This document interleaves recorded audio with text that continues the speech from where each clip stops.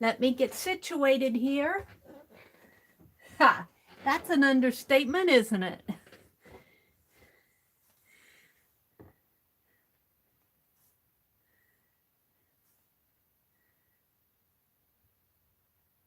Oh, I got an ad. Hi, Arlene. Good morning. Good morning, Arlene.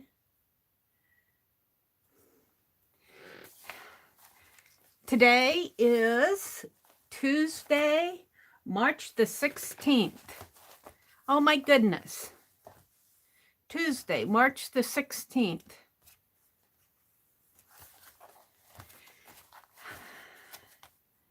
I was thinking this was my brother's ex-wife's. She had a birthday either yesterday or tomorrow. I can't remember which. But she's passed away, but just thinking of her. Welcome to my desk. Welcome to my desk. Good morning, good morning. This month is flying by. Yes, it is, Arlene. I feel a little bit more put together this morning. I have my things out where I can put my hands on them. I found my super tip markers. A little bit frantic. Couldn't find my journal the other day. Couldn't find my super tip markers. However, I'm going to work in my art journal this morning, and I got my new art journaling magazine. This is interesting. We might go through and I don't know if I'll have time to do a yummy page, but look, it has a bird on it. Very pretty. Art journaling, 200 plus art journal pages. Hi, Allison. Good morning, Allison. Welcome, welcome. A mini planner becomes a bright and cheerful journal, page 32. Let's look at page 32. These, I just had to finally break down. I got this for myself for my birthday last year. Oh. Do you carry certain elements throughout a journal to tie the pages together? This says page 32, but I don't think that that's a mini journal becomes a planner. I think that may be I don't know, a misprint.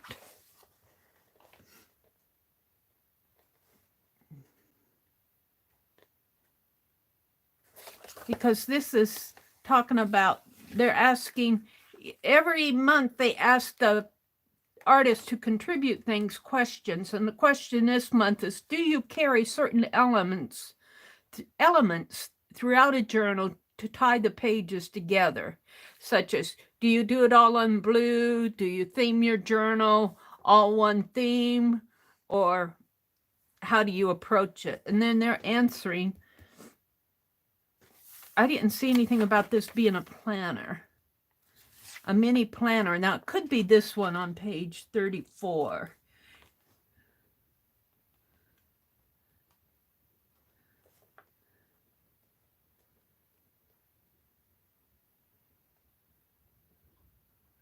Because it's talking, this looks more like a mini planner here.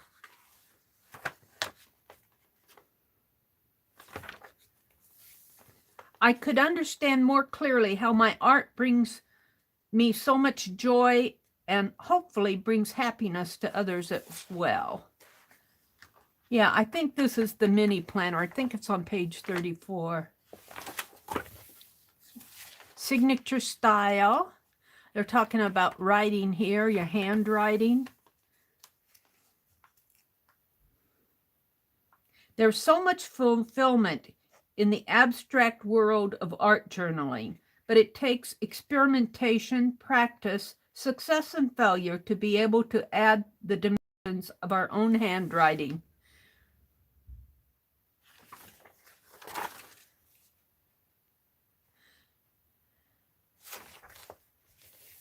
Very cool. Part of the story. Three sisters once. Oh, this was talking about a lady who lost her sister before she was born. Lost her sister passed away before she was born. Her sister died before she was born. Not before she, well, spill the tea. Go ahead, spill the tea.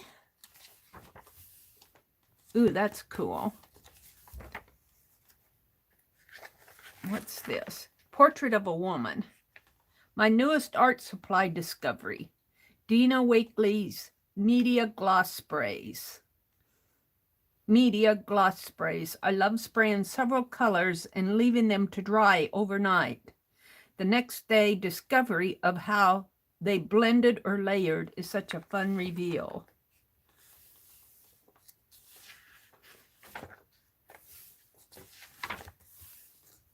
Oh, wow. Inspiration and collaboration. Learn to let go. Nothing is perfect in life or art. If you can let go, you will grow as an artist. I love reading the tips. Always carry something to write your ideas down in. This is Dee Dee Willingham all over the place. Write it down. That's her Society of Idea Collector. Write it down. Always carry something to write your ideas down. You never know when inspiration is going to hit. I've learned that no matter how hard you try, you won't remember it later. So, have a book or a piece of paper at hand. Reach for something. If you don't have anything available, reach for an envelope, a paper sack.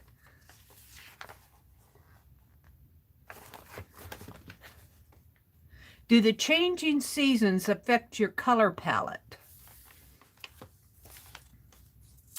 And then these are all the answers. A journey of discovery. I love getting magazines. I'll enjoy this for the next couple months. All right, art journaling.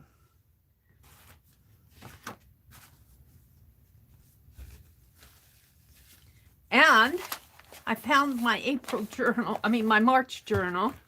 I was frantically looking around for, so I'm going to be doing some art journaling. And then, let's see. Hi, Deborah Brown. Good morning. Hi, Lala. Good morning. They're saying good morning to everybody out there. Mary, which issue is that? That is the current issue. I just got it in the mail yesterday. It is the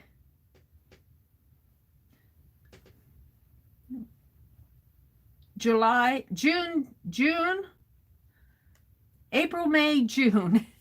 They do them by quarters now. They publish every quarter, 4 times a year. This is April, May, and June. So I got this as a birthday present to myself last year. So I think I'll get one more issue. I only got a year, so I'm going to have to renew my subscription. They'll be hitting me up to renew it.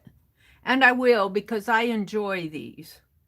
What interested me most was that I could do anything in an art journal and try everything. Sometimes when staring at a blank journal page, we need a little help moving past square one. Whether a question, a quote, or a simple list, these prompts should have you journaling in no time. And then it lists a whole bunch of prompts. 5 colors that make you smile. Gold, gold, gold, gold, and gold. 5 colors that make me smile. What I miss about being a kid. Aww, what do you miss about being a kid? That's a good question. You know what I think I miss about it? I miss my mom and dad. I miss my mom and dad. That's what I miss about being a kid and being taken care of as a kid. Now, art-wise, I think I'm more of a kid now than when I was a kid. I have a lot more freedom art-wise than I think I did as a kid because, you know, I've got this room full of stuff. I didn't have that when I was a kid. Aw. Hi, Lori. Oh, she's saying hello to Lala. Lala is Lori, and I think of the other two Loris. I always call Lala Lala. Good morning, Rhonda. Good morning, good morning. Allison says, you have great magazines in the U.S. Where are you from, Allison? Are you in the UK or Australia? What country are you from? Yeah, we do have great magazines, and that's a good point, because that takes me to my next thing I was going to share with you. When I went to that little quilt shop the other day to get those needles, I got needles so that I can make this bag. I'm going to get out my sewing machine soon. I bought the needles. I bought needles to sew that heavier project bag, the painter's drop cloth. They were telling me I need a size 16 needle. So I went to the quilt store and I picked up this magazine, and it's the fall 2020 issue. So this is about a year old. But what attracted me to this was mend and make do. So all the articles on here, the theme of this magazine is how people use specifically needlework or fabric in ways to conserve and save and upcycle and recycle. But what caught my interest in here, what I wanted to share with you guys, was this article on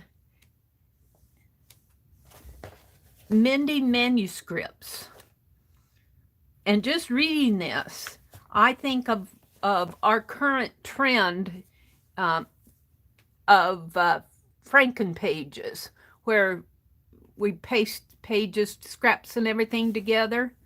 But on here, and if you look at their example here, they have a piece of an illustration in a book where they have sewn the pages together.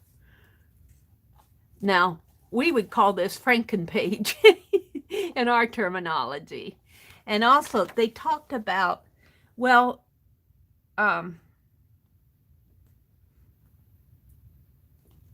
the degree to which medieval manuscript was a unique, precious creation.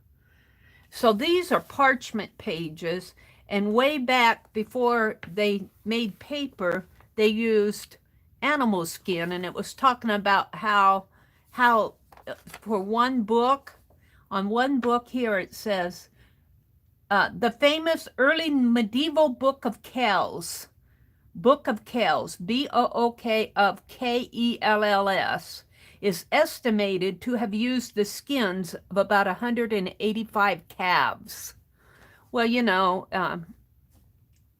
that's interesting. That's really interesting. And then when the pages got worn and everything, because it was parchment, it was the skin of calves, or it was animal skin, they could sew those together. And this, I go, man, nothing is new. Nothing's new. This was, Franken pages was done way back in the 1400s before we had books. And books were precious to them. Books were precious to them way back then. Of course, only a few people had access to them because they weren't printed. They weren't mass produced. They were handwritten. But look at what they did here with silk threads. They mended the page right here. And that must have taken them a really long time to do. because each one of these little pieces in here is silk thread. They did a silk thread stitchery across. Must have taken them a long time to do that. Frankenpage. And I didn't read the whole article, but they talked about the various type of stitches they used, like this one. And then over here they used what they called the Cretan stitch, Creatan, and I went and looked that up, and they did some couching, and then they did what they called, well, I call it needle netting here, a densely filled repair using insertion stitches. Multicolored rows of needle lace. And they mended a hole in that page with silk threads. I would think that silk threads were pretty precious back then too. So that caught my eye in this. I thought it might be fun just to sew some pages together. Here it's talking about make do. It's talking about in the 30s and 40s here in the United States during World War II, where they had the flour sack dresses, clothes. And over here they're talking about a woman displays a dress that she made from flour sacks.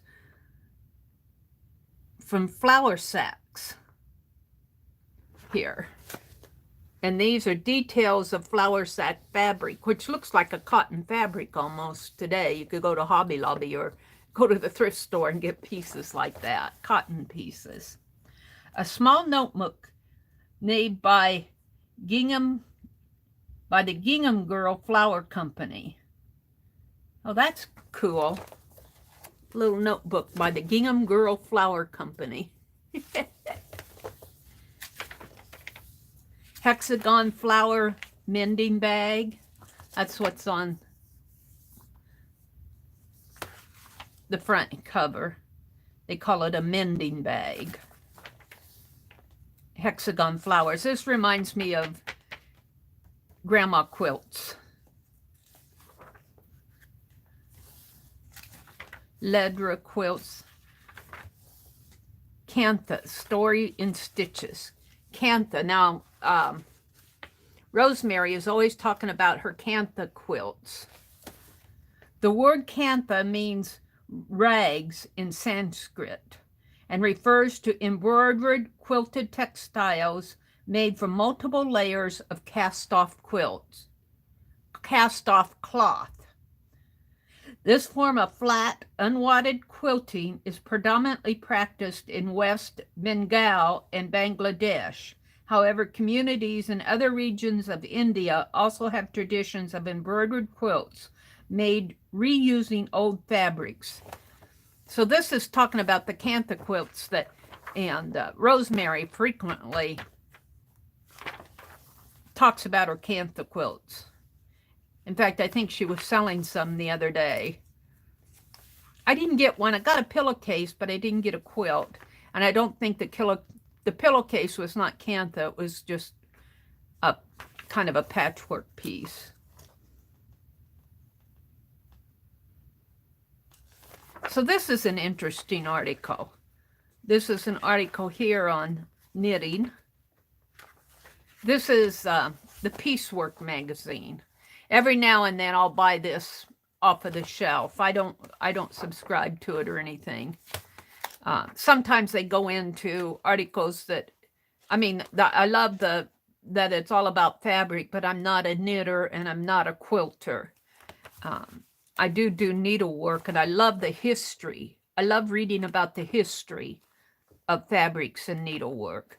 But this issue was interesting because it was all about how they used upcycled and recycled fabrics and quilts. Mended manuscripts. They have an article on darning eggs.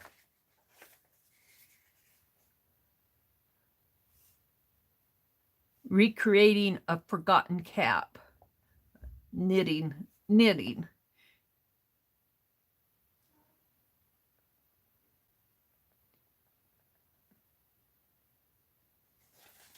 interesting articles.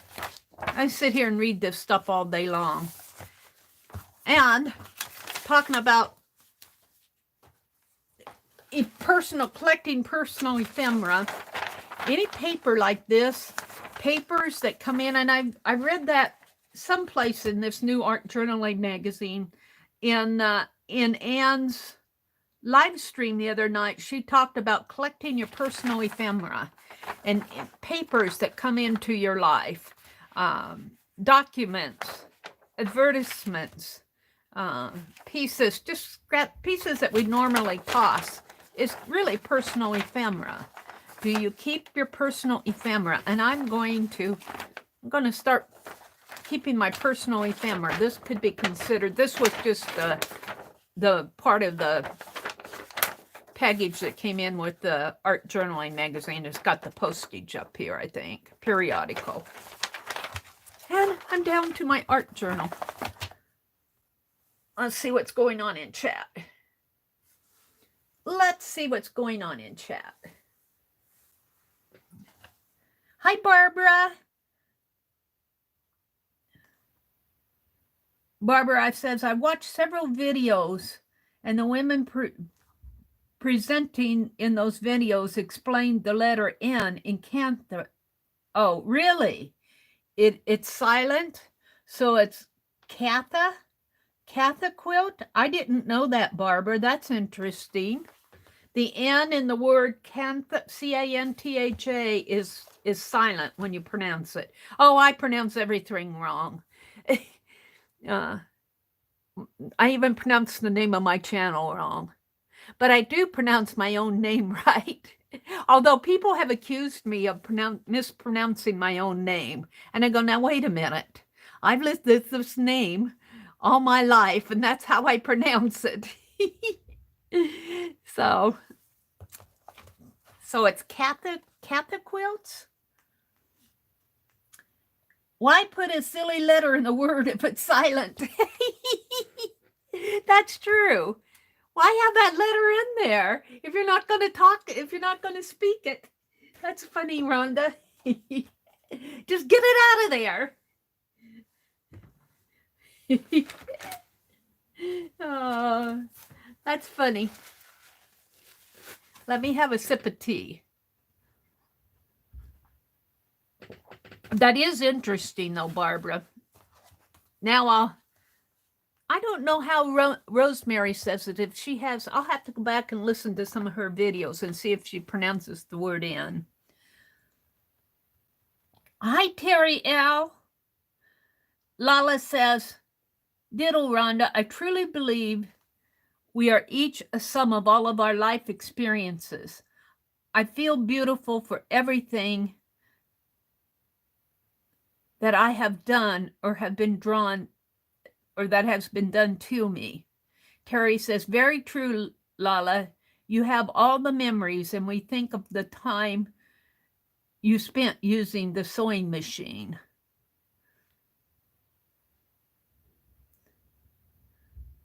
Silent letters make no sense. It's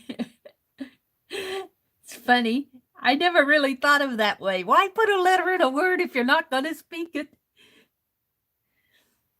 It's like knife and those other rather odd spelled words. Yes, it is.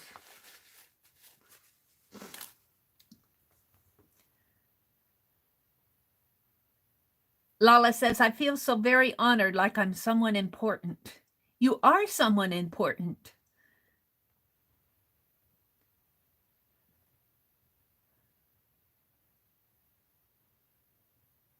Oh, is there another Lori in here? Because she says, interesting, Beth, and I'm not sure Lori. There's Lori, Paint Girly. So Lala is a Lori and Paint Girly is a Lori. Lori says, I missed the name of the magazine she subs to. The magazine that I subscribed to that I had earlier was just the Art Journaling magazine by Somerset Studio. I bought me a subscription to it for my birthday last year, and I've been enjoying the issues. I look forward to it's printed every 3 months, And this is the April, May, June issue. It just came yesterday. And then this magazine I got when I bought those needles the other day, and I just bought it off of the shelf at the quilt store. This is the Piecework magazine. This is more of a needlework magazine. They do a lot of spinning articles and weaving, needlework, but they also concentrate on the history of different areas of needlework, history of fabrics. Creative scrimping. In 1921, Celia Wiggins was born in the village of Shafton, South Yorkshire, as England recovered from World War I. She grew up in a time of economic depression and unemployment in her village. The make, do, and mend generation. It's talking about scrimping. Let's see if I can find the definition of it.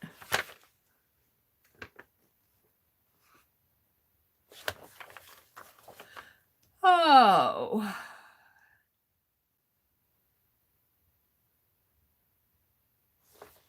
Talking about her history.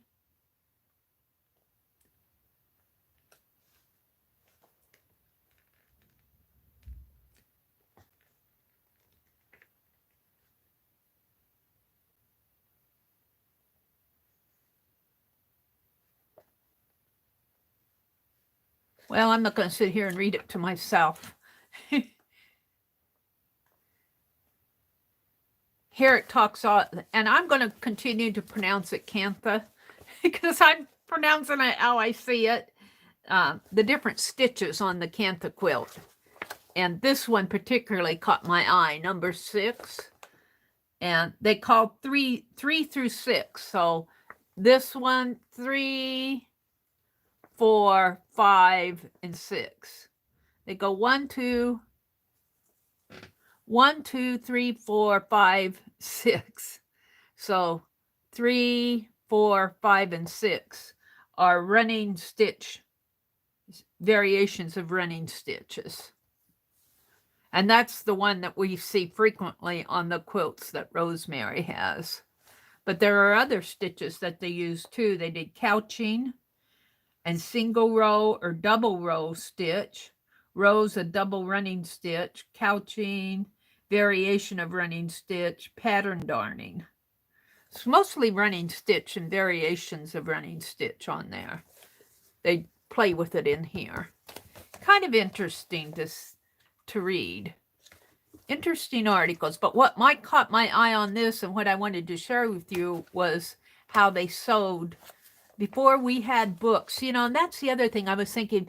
The people that treasured those books way back then, if they could see what we do to books today, they would probably disown us. But here they sewed their book pages. Of course, now their book pages back then were made out of, they weren't made out of paper. They were made out of animal skin. They were called parchment. And they had scraped and dried animal skins to write on. And the writing was even not done by you and me. It was done by a scribe, or most likely a monk in a monastery. And it was most likely a Bible. But the Book of Kells, I don't think is a Bible. And they were talking about here where they used the skins of 185 calves to do the Book of Kells.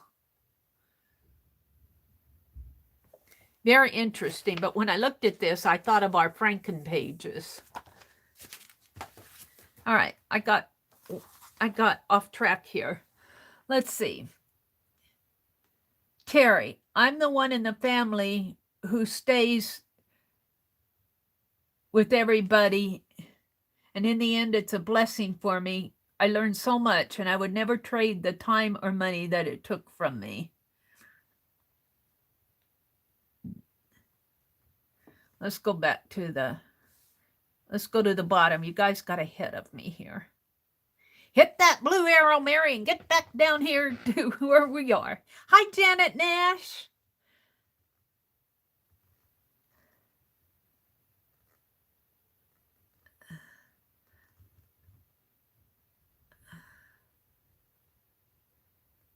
Arlene says, I just ordered one issue of the Art Journaling magazine. If I love it, I'll get a subscription. It can be quite expensive, but it's, to me, those magazines are not anything I personally tear up. Some people will tear them up and recycle them and everything, but I treasure those journaling magazines and those Somerset Studio magazines. I used to get the cloth paper scissors. I don't think they're publishing anymore, but to me, those magazines are my books. I treat them like books. I don't cut into them. So one issue here, if you order just one issue, you pay like almost $15 in the United States, $17 in Canada. So you're actually buying a book. But if you subscribe to it, you'll get like, I think, what did I pay for mine? Usually they have the prices here in the back. You get a little bit of a discount when you buy a subscription. That was same way with all magazines. They didn't put any flyers in this magazine. I don't know how much it cost me. I'm thinking it cost me between $45 and $50 for 4 of them. $60 would be, a $60 subscription would be $15 a piece for 4 of them. But I don't think I paid $60. I think I paid around between $45 and $50 for. Well, if you buy a subscription, you're always going to get it cheaper. I can't remember what I paid for it. I shut my eyes.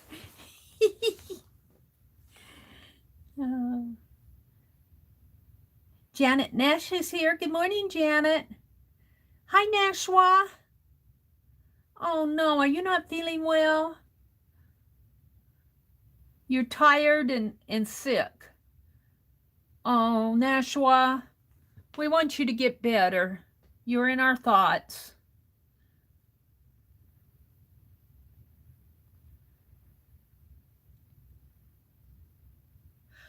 Barbara said she had a restless night, so instead of tossing and turning, I decided to be productive and come to Mary's wonderful stream. Oh, Barbara, thank you for coming.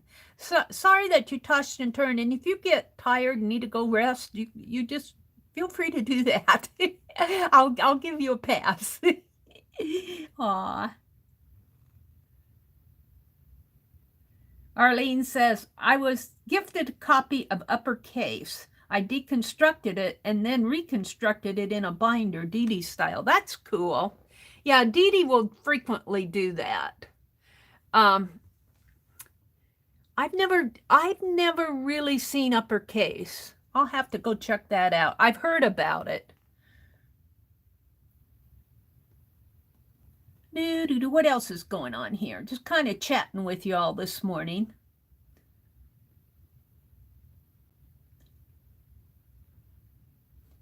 Oh, Barbara said she went to school with Lala way back then. Her legal name was, with a Lala, not with our Lala, but with a Lala. Her legal name was Helena, Helena, but all these years she continued to call herself Lala.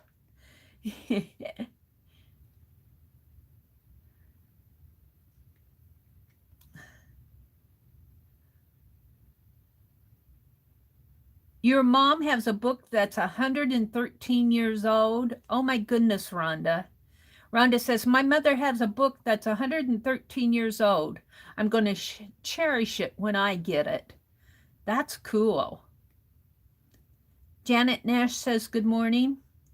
Allison says, I think scrimping means use everything. That makes sense because that article where I was just glancing through it, it was about a lady that was born during the World War over in England, and it was talking about how she had to mend and make new. Scrimping means using everything. You're scrimping. Thank you, Allison. And I know, Allison, you told me I asked you where you were from, and I probably missed it, and it's probably Barbara says Rosemary pronounces it with the letter N. Yeah. I guess I'm pronouncing it with the letter N because that's how it looks to me. But like I say, I mispronounce the word atelier too. And I can say, well, I'm not Latin and I'm not French, so it's my channel and I'll call it what I want. And we're back talking about our memories. And what else are we talking about in here?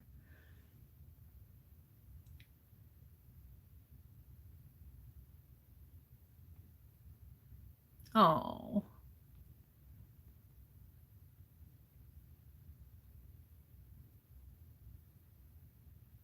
Talking about taking care of family. Lala's telling us about taking care of family.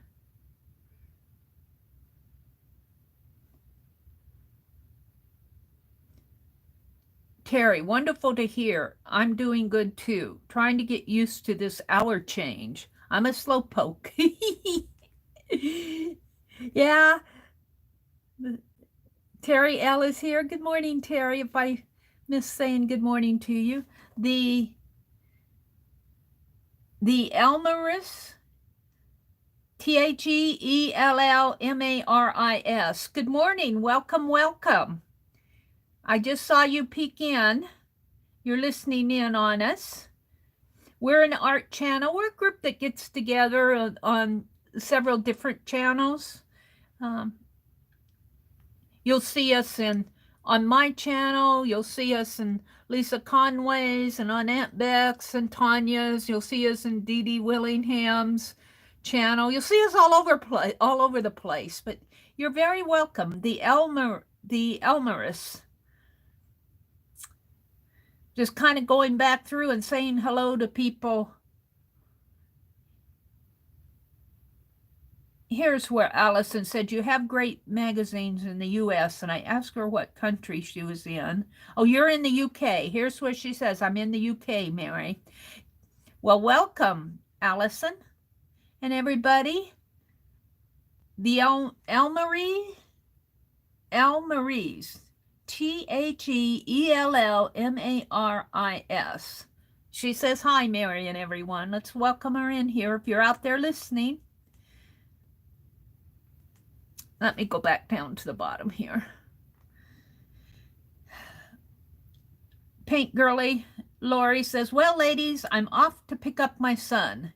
He's having major dental work. Oh, owie. I hate going to the dentist. Not my favorite thing to do. Bye, Lori. Have a really good day. Have a good day. I hope it goes well for your son.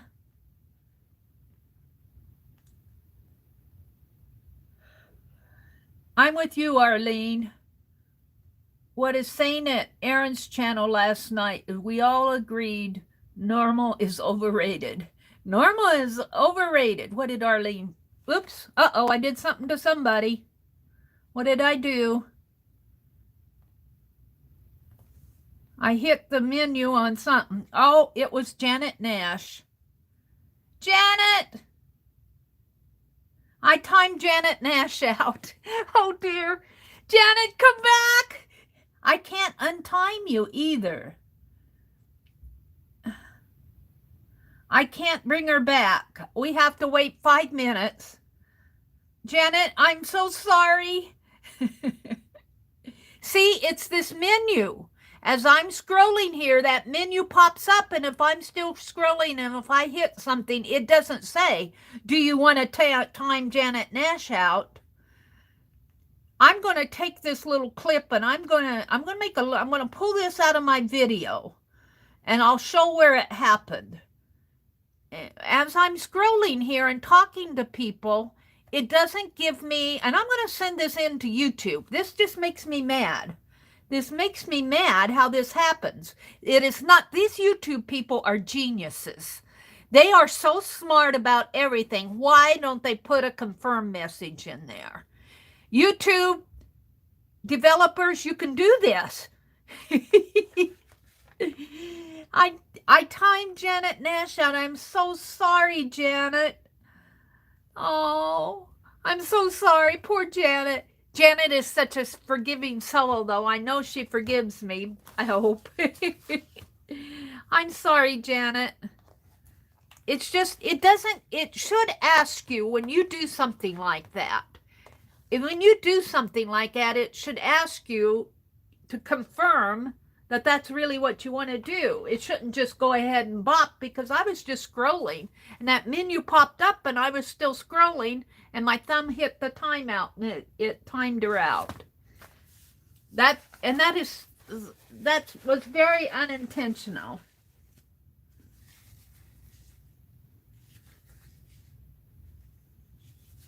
I can only click on her name, and I don't think I can unlock it. No, I don't think I can. I can view the deleted message, but after I at least not on my tablet, I can't. I can't unlock it. I can't bring her back. These YouTube developers are not dumb people. They can put in something like that. You guys, you're out there geniuses. You make it hard on us. Yeah, she was not blocked, but you can block her in the same way. She was just timed out for 5 minutes.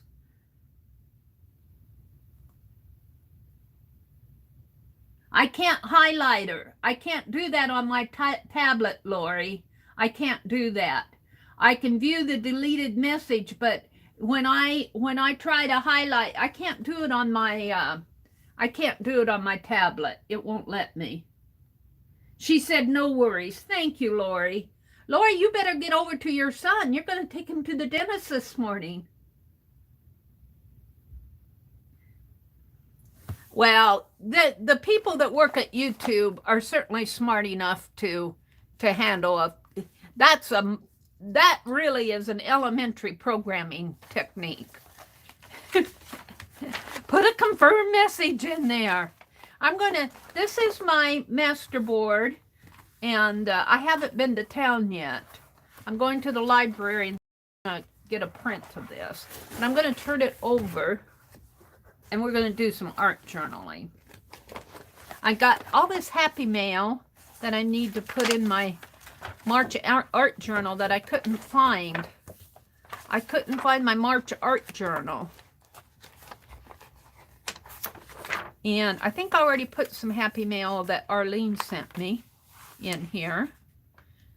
Arlene and Janet Nash, and Sharon Lombard. I guess I put my Arlene's. I thought I put some Arlene email, happy mail. Must have been my other journal. But Arlene sent me happy mail, so we're going to look at my journal needs to be worked in.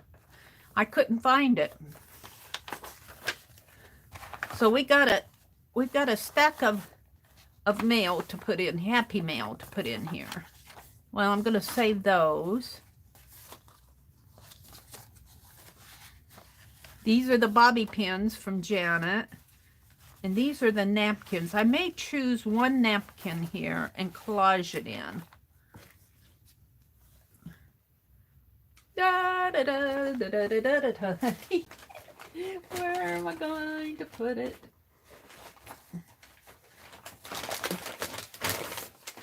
Yeah. There. Let's collage a napkin. This is a Christmas. Oh, maybe this bird one, because this is nice and springy.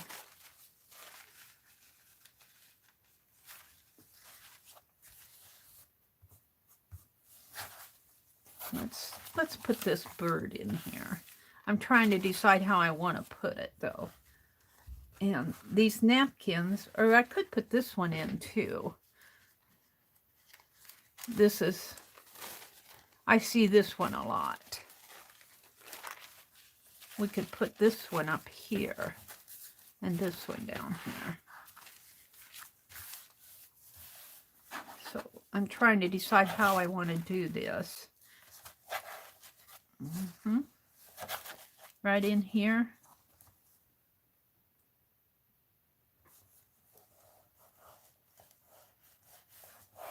Poor Janet Nash. I'm going to clip that out and show them how just something so simple like that can be fixed. They can do all this other stuff. They can put in a confirm message if you accidentally delete somebody.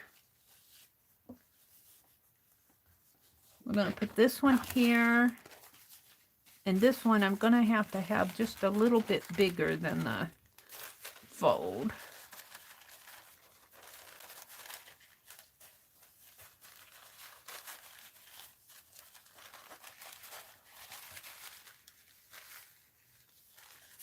Right about in here.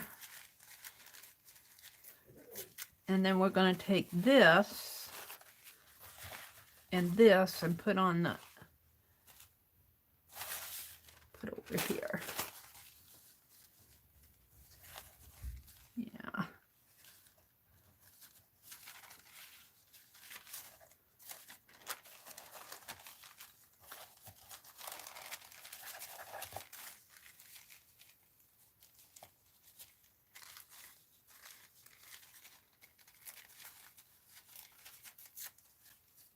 And I'll need a sheet of waxed paper.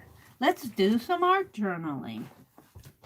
Now, where did my wax paper fly off to? It's here. I know it's here because I had it this morning. Paper towels.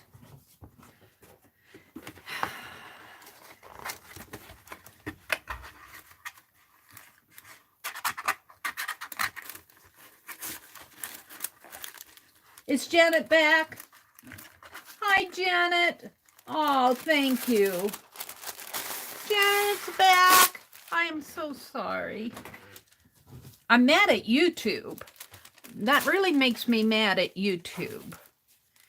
Because these are smart people. They aren't dumb people. I mean, it isn't like they don't know that they can't handle something like that. They could make our life much easier by just putting in a little confirm message. Let's get out some. This is my glue pot. It's just Elmer School glue. It's what I use. Elmer School glue with a little bit of water.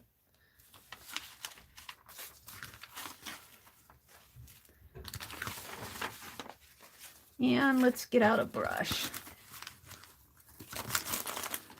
Shall I use this larger brush? I'll use my Sue's brush. Sue's sent me 3 packages, and each package has 2 in a package. And I've only opened 1 package. And I got another one floating over on my cart over there someplace. And I just use and use and use and use them.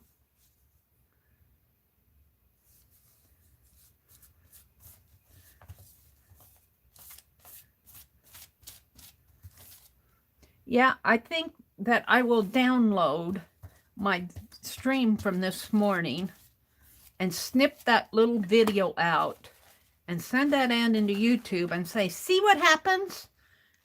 Fix it, please.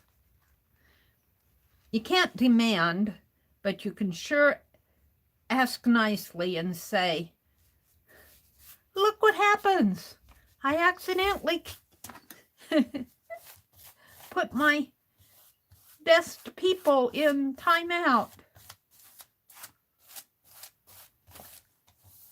because you don't put in a confirm message.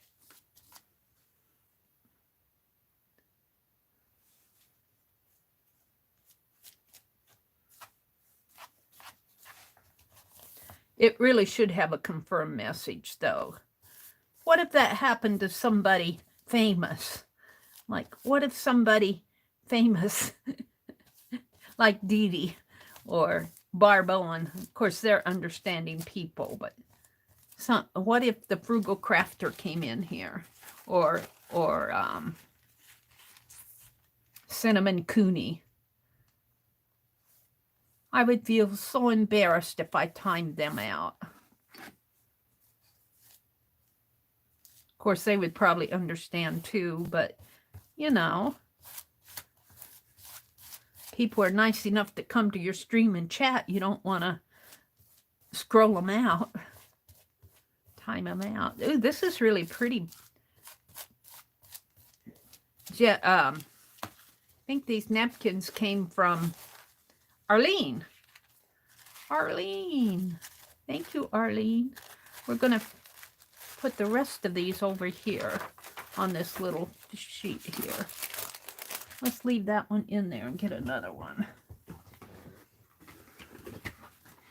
Hi, Tina.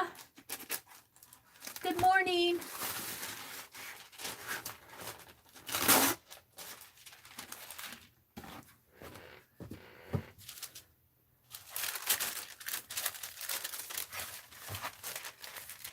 Let's put this here.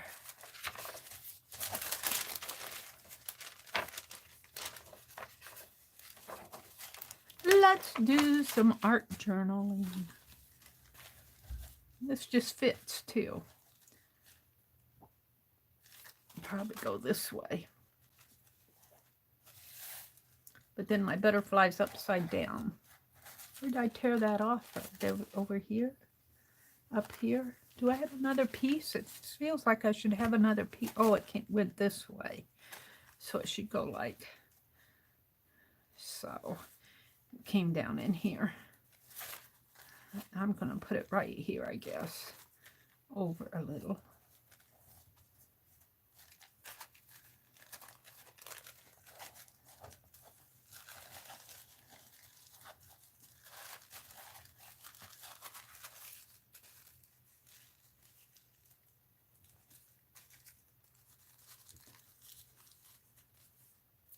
And so I have this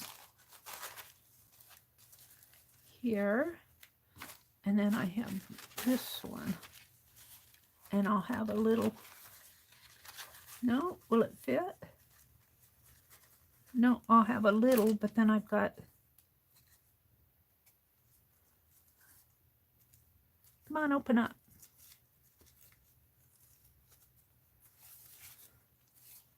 I've got that. Not quite wide enough. I got this over here.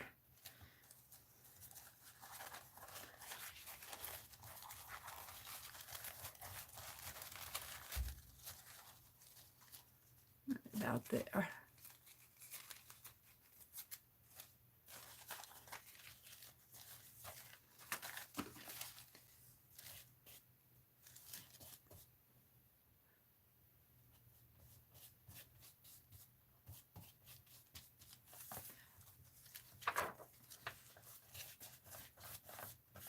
So scrimping is using, Allison said it was like using everything.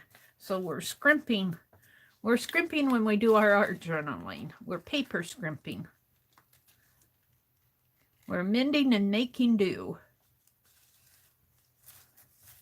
That was really an interesting magazine. I don't subscribe to it. I can't subscribe to everything. I do subscribe to the art journaling magazine because, well, I like to art journal.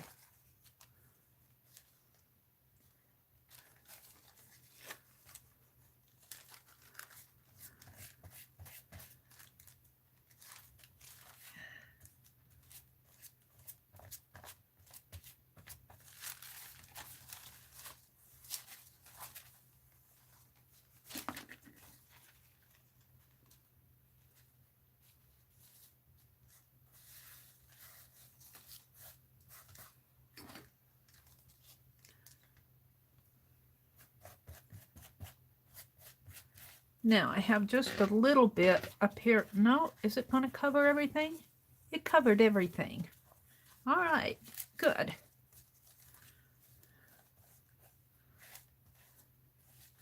So I have some little pieces left though. We'll use these on something. Should get my calendar out. I was going to get it out this morning and it's buried yet. Heat gun alert. Let's dry this off a little. This glue does not take long to dry.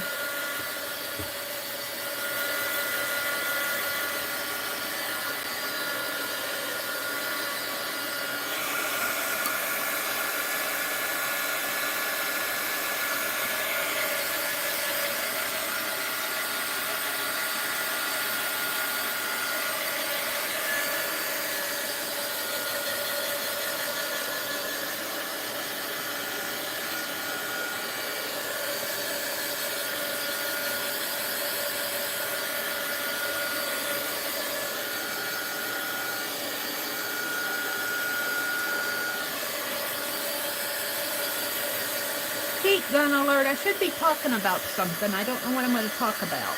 We've had a lot of rain here lately. I got this one didn't get glued down on the corner. We have a lot of rain here lately, so I haven't been wanting to go out. I don't like to go out in wet, rainy, and I don't mind the summer rain, but the cold spring rains, I stay inside. So I haven't gone out yet. I need to go to town.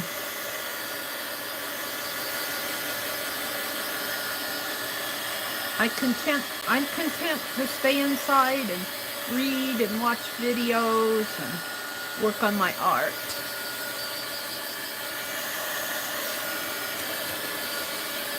Yeah, it's pretty good here.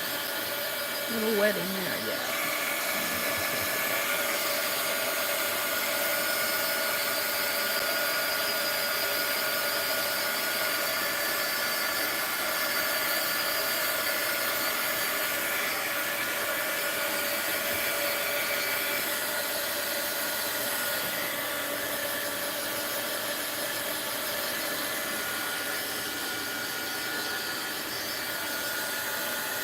Is Carla here? Hi, Carla. Good morning, Carla. Hi, Kimberly. Deborah Brown is in the house. Janet Nash forgave me and came back. I accidentally timed her out this morning.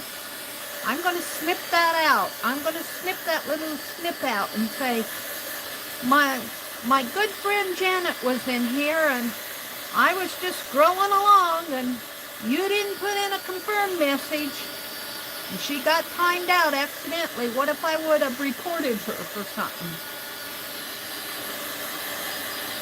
Don't you think that you geniuses could put in a confirm message when we do something dumb like that?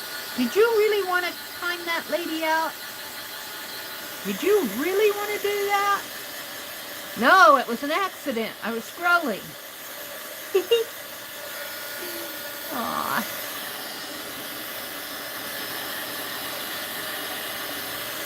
She came back and forgave me, but still, it shouldn't happen. They should have a confirmation message on that stuff. Now here's what I'm talking about. Here's what I'm talking about. This is wax paper. Now it kind of stuck, but wax paper, I think that when you heat wax paper, you're actually, we were talking about it not sticking in on our journal pages, gluing it in and not having it stick. I should put some, but I really do think that when you heat this stuff, the waxy gets a little melty on here. And if you put glue and heat it and put glue on it, I don't think you'll have a problem with this coming up. Especially if it's got a lot of wax on it. Reynolds, I can't really scrape the wax off of this. But when I heat it, let's heat this.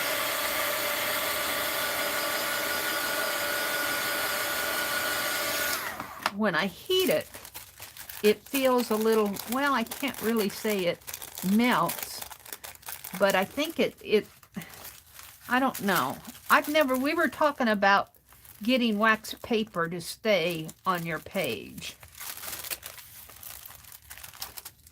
It's just my thought that if you do it right, you won't have an issue with it. I could be wrong, though. Now, this sticks because I got glue on it. But if you want it to stick, see how this is sticking? Look how this is sticking down here at the bottom. And this is glue and wax paper. I have to pull that off. So I really do think that if you do it right, you can use wax paper as a part of your art journaling.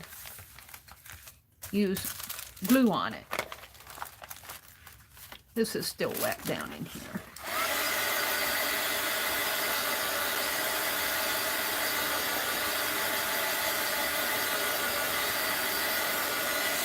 All right.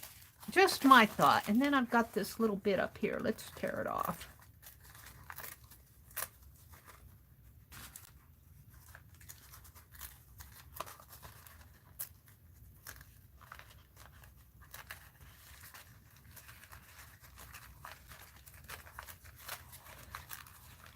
Now that was in Tanya's chat on her stream that we were talking about that.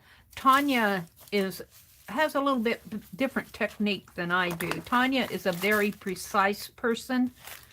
Not that she won't do other, scrappy art, but she tends to be a lot neater about things than I am. I'm kind of a slap it down person. All right, let's talk about slapping down. Let's see what I'm going to put on here. I feel like I take some white paint to this. Let's take a little bit of white paint and scrape across there.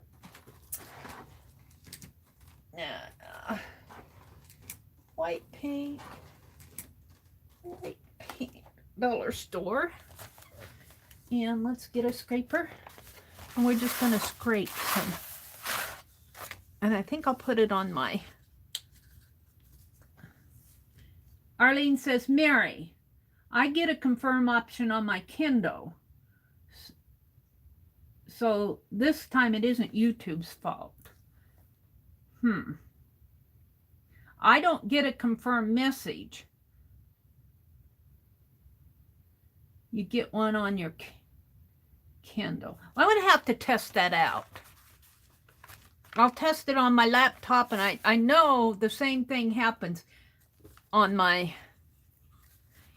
If they're going to put something in like that, they need it to work every place, not just on a Kindle. What host uses a Kindle to stream with? It needs to work on the laptop. It needs to work on your mobile devices. Are you sure that it's well, you are a moderator, so are you using a Kindle now to stream with? I don't have a Kindle.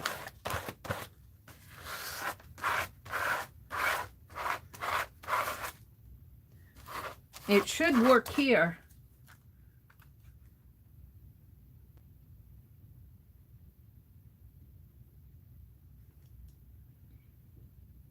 Barbara and Kimberly talk too much in class.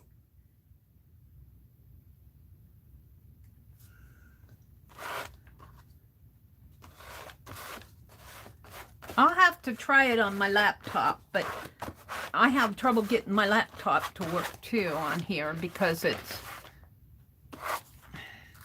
the webcam. I think that's about all I want to. I just want to push it back a little. All right, Arlene, I'll hold my breath. I'll hold my complaining to them for a bit, since it may work on other platforms, but it should work across the. It should work across the board. You can see, if you go back and look at my stream where I timed her out, it did not give me a timeout message. It just went ahead and did it. It gives me the message. It says, do you want to time her out? It gives me that. But, you know, that little menu pops up and gives you all those options. That happens. But if you accidentally bump it while you're scrolling, it thinks you want to do it.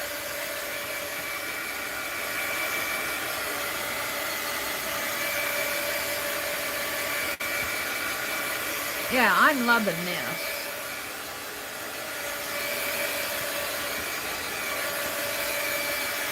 All right, what else am I going to do here? Let's put the lid on my glue in case I accidentally knock it over. And put my brush in the water so I don't glue the bristles closed. Put my heat gun over here. Let's get out my Happy Mail. Let's put some Happy Mail on this page.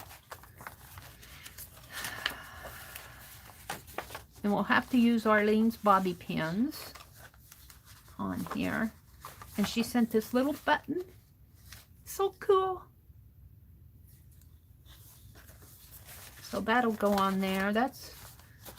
This is from Arlene. Ooh, stained glass page. And these are from Arlene.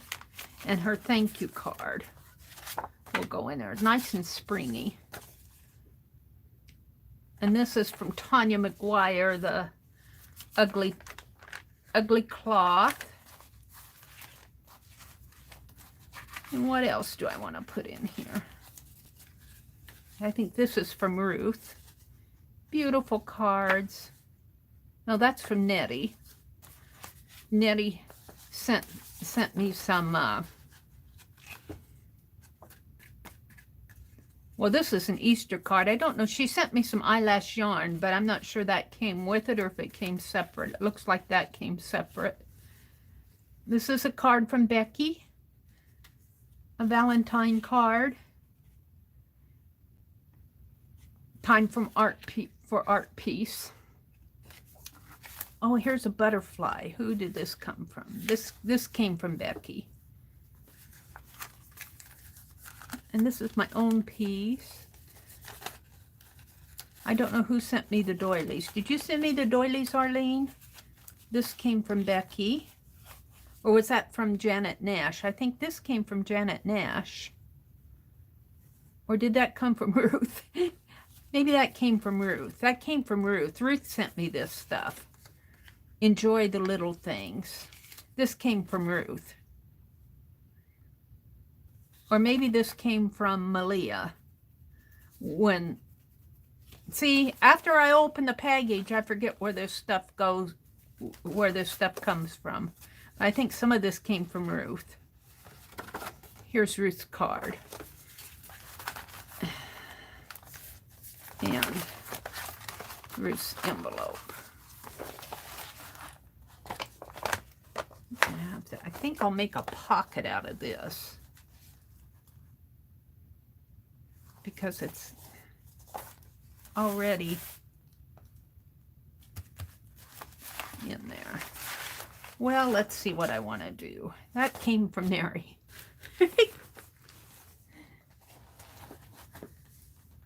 Let's see.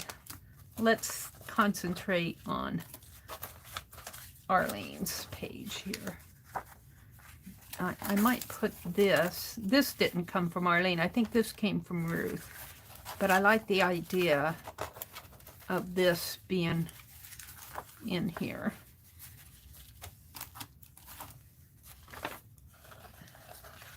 And maybe I'll put it over. Here's our bobby pins. Ooh, and she has pretty eyelash yarn on it too. Pretty little pieces on there. This really should go over here and this one here. She sent me bits and pieces. Mary's talking to herself. There's no address on the back of this, so I can put it there. And she sent me bits and pieces to use. These slides, piece of embossed stained glass piece.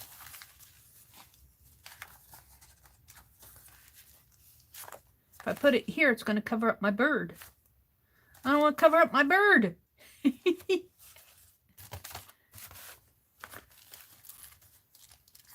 don't want to cover up my bird. Uh-oh. There's trouble in River City. I could make a flip out of it. That's what I'll do. There's trouble in River City. We'll glue it down here. Not glue it, tape it down, and we'll make a flip. Of course, I folded it crooked.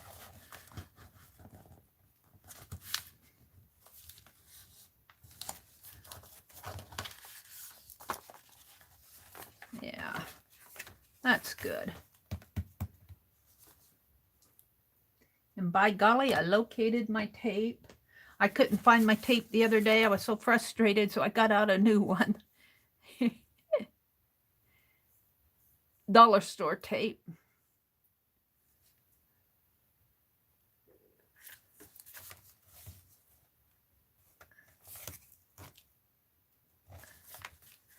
I like this dollar store double-sided tape.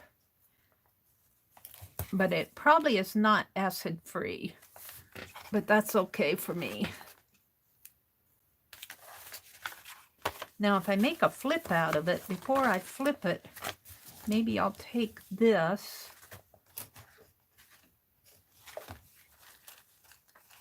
Yes. And this. And this. Let's do that. Where's my wax paper?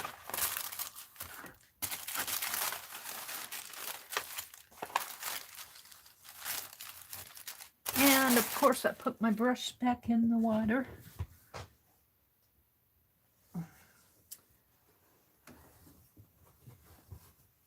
Yeah.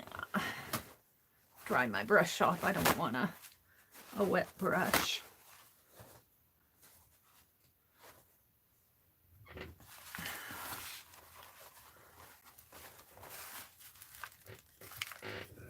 And I got clean water. 4 o'clock in the morning. I was dumping my water out in the... I throw it out in the backyard.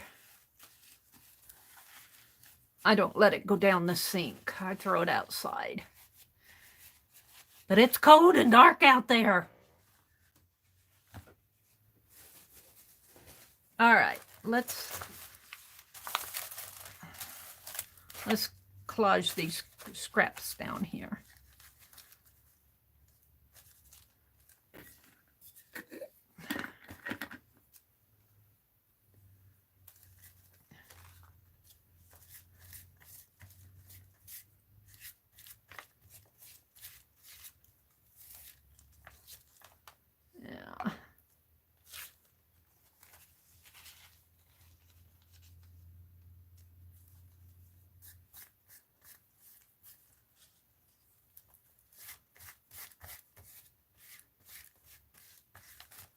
Yeah. And this one will go right here.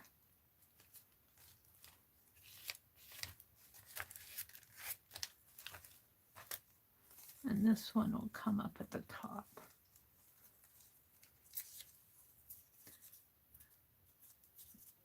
Oh, it's on my thumb.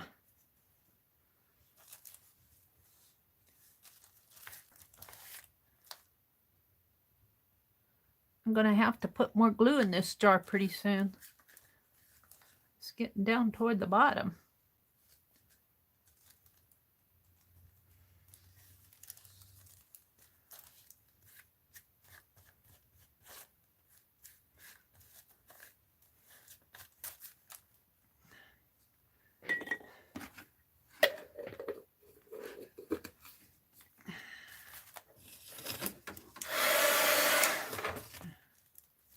Did that not get down there after I...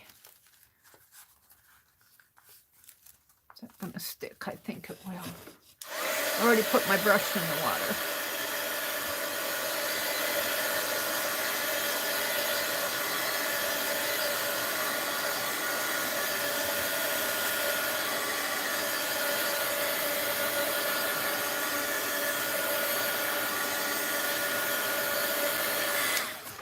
Let's grab my scraper deeper. Oops. I got a stack of product tags over there to use. Is this the one I used?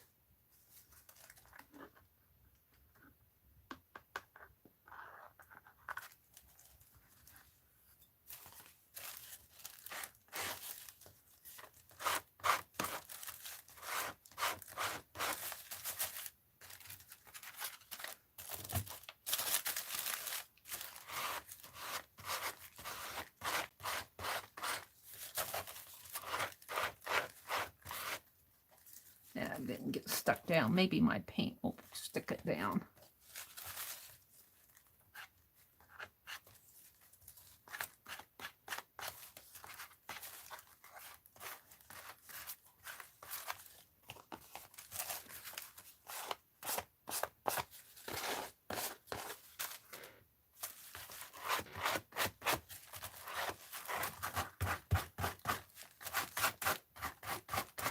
Well, that got a lot of white paint on it, but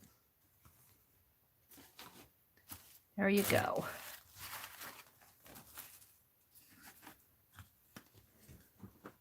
Let's give it a quick dry.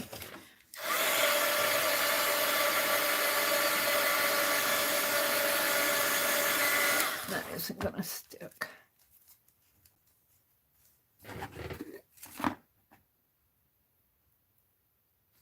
Use my finger.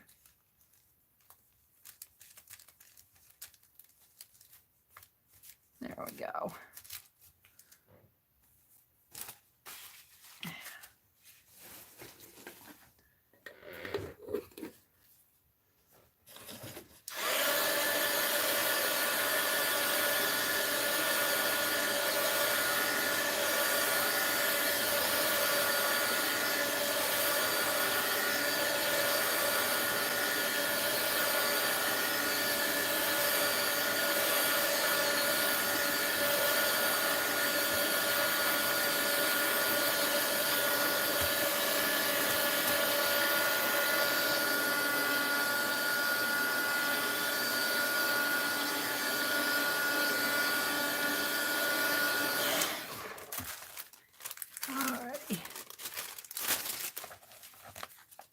So this will open up here and it will be taped down in here. I could tape it down up further. Do I like it down here? No, I think I'll put it up further. Right in there.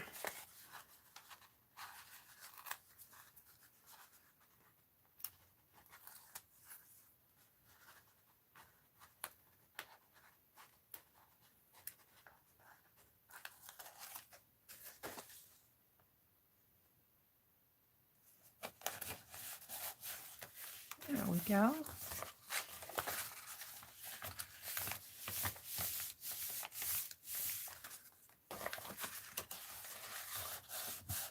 And then inside of here, we're going to put Arlene's card. I don't want to cover up my bird. That's why I did this. I'm going to put Arlene's card. Let's put the ephemera. Let's see, I might use her bobby pins on this. Let's put her ephemera. She sent me ephemera, except I'm not going to put the slides. The slides I'm going to hold out. I have to see what they are.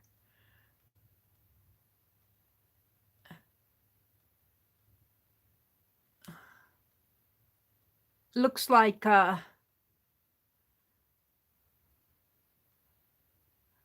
some people meeting here. There looks like two people, and then there's some people in the background. Look like they're at a meeting or something. And this one, this is of a man and a woman.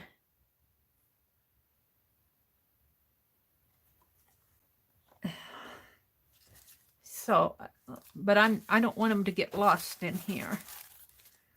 So we're going to put, and I don't really want these things to get lost either. Let's put this in here. Like that. And these. This is from Tanya. Let's put this in here. And I could take the bobby pins. Let's see. These are just ephemeras. We could take the bobby pins here on this one, like that, and on these two. There's my other bobby pin. And she sent me those little buttons. What did I do with those?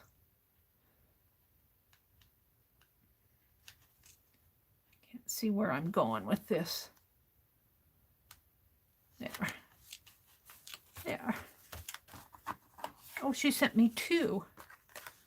She sent me two of these stained glass. Oh, but it covers up my...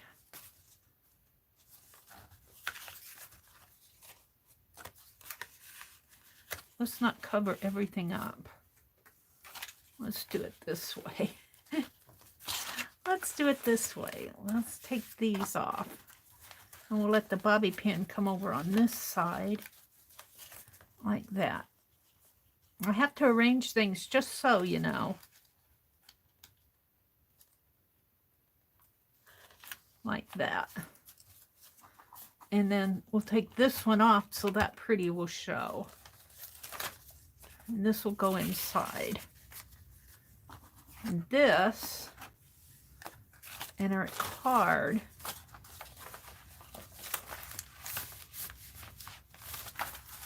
I think it'll be okay.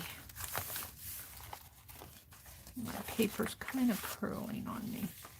I could put the bobby pin. Let's put this over here. I think this came from Ruth. The doily, I think, came from Ruth or Malia. I'm not sure exactly where the doily came from.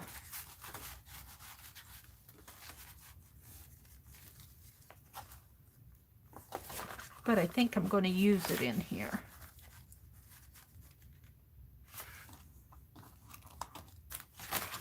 And I don't want to, you know, I could just put the thank you in here. That might work better.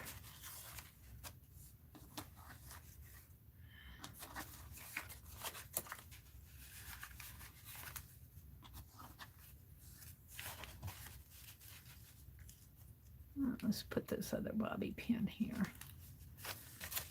Now, I don't know if this was such a good idea to put this on this side. So having trouble closing.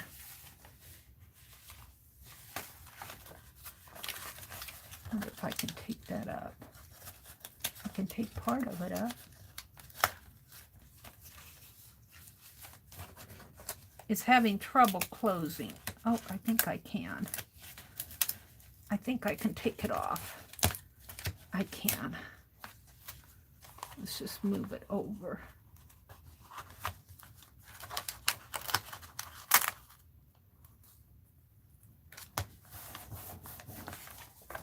That's much better. And my page is going to kind of curl. I like that better. So after my journal gets closed and everything. Mary's talking to herself. I think that's good. I like that. Well, this isn't staying though. But I bopped it around. Not sure I had it in there. Yeah. All right. So I still have some more Happy Mail to do. I'm not sure what I'm going to do with these slides. I'm tempted just to kind of staple them onto the... I could just use a bobby pin on them, but I'm not sure the bobby pin will hold them.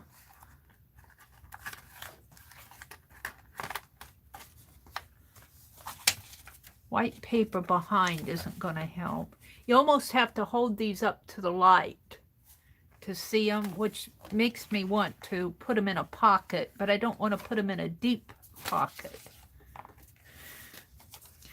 They need to be in a little envelope. They need to be in a little envelope.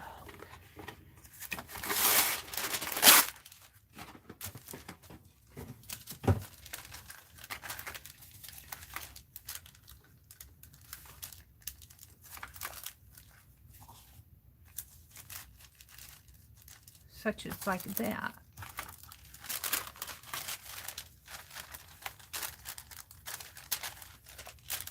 Okay. Well,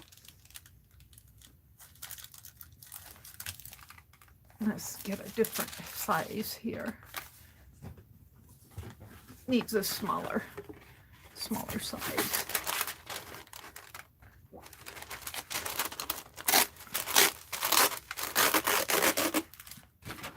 We'll use that for something.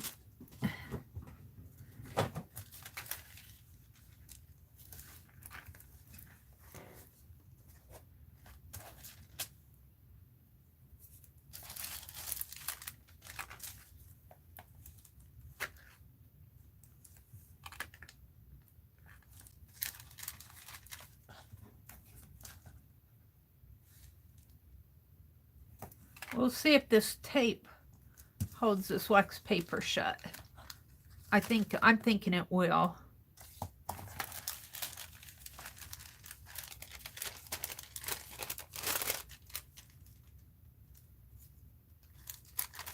Get it off.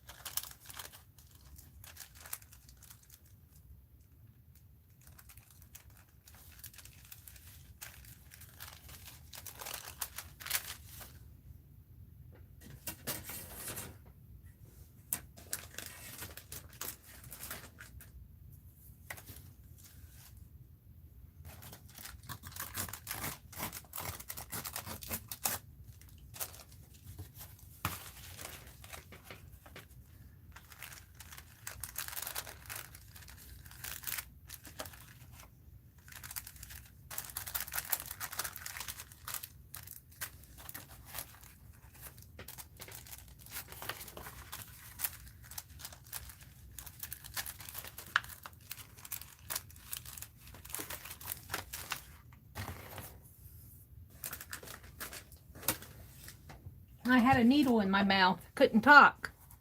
Had a pen in my mouth and between my lips. Can't talk with a pen in between your lips. I'm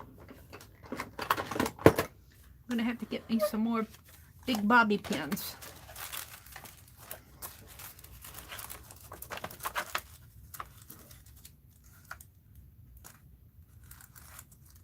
I'm gonna hold it.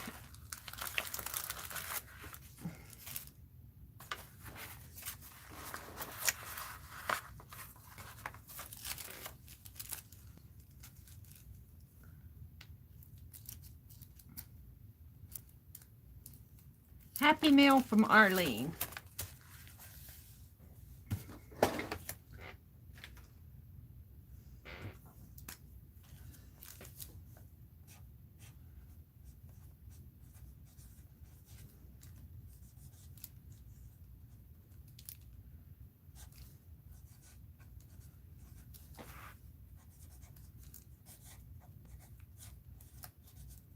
And I'm going to date this 3.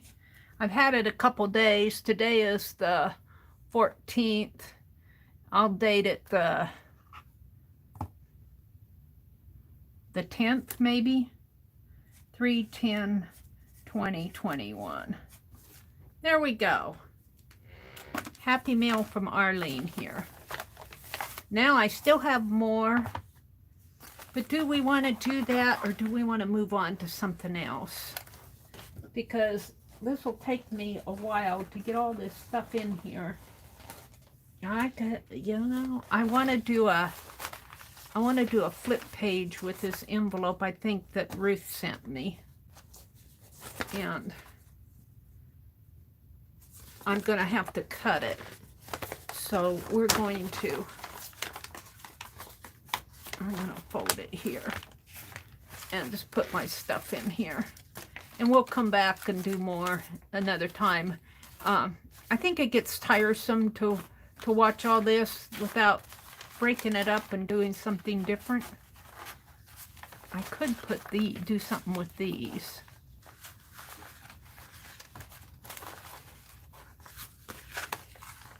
They need to be decorated. we'll come back and do something with this stuff. I'll just keep it in my journal here.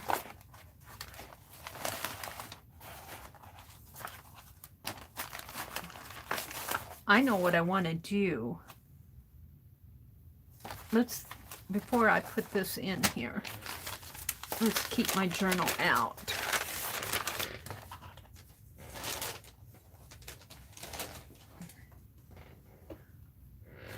Welcome to folks who've come in.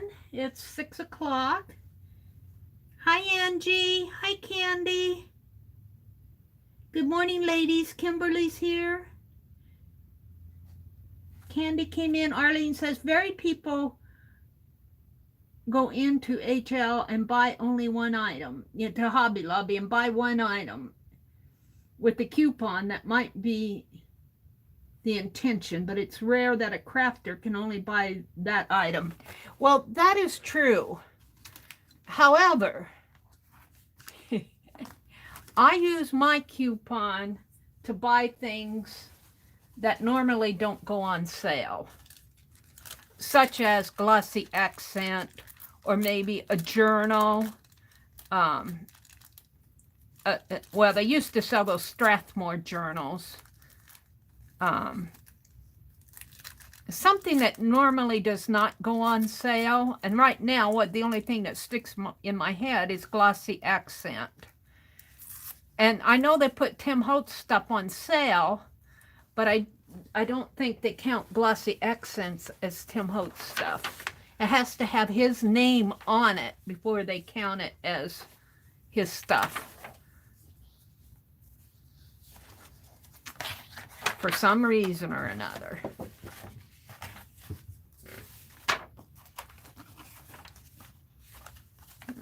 I'll put this with that other stuff. I'm not ready to do something.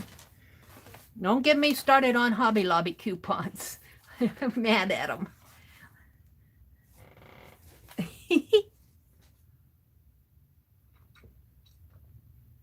I think that they're trying to probably save a bit, but I think they're losing a lot of goodwill by doing that. I think we got so used to using our coupons and feel like we got a bargain, you know? If that's it, they're taking away that feeling that we get a little something extra when we do that. And when they take that away, it isn't like they're robbing the goodwill, but they're taking away that fun. They're removing that fun of almost of going shopping and saying, you have to pay full price. What I want to do is, speaking of Hobby Lobby, I think I got these at Hobby Lobby. Or I might have gotten them at Walmart. They're the Pioneer. I guess I got these at Walmart. But what I want to do is use those as inspiration. And I don't know how my carving tools wound up in here, but they did. I was hunting through stuff. Here they all are. I got some erasers here that I want to do a little rabbit eraser. So I'm going to sketch out. These are are these my more recent ones? No, these are just ones I've had around. What was this one? Not sure. That looks like one that is a trial. Christmas stuff. Christmas candy canes. And these were coffee cups. These were my dangle ones.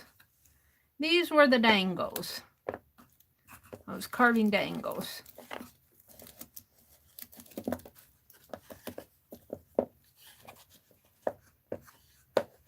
There we go. They'll get all messed up anyway, but at least they're straightened out now.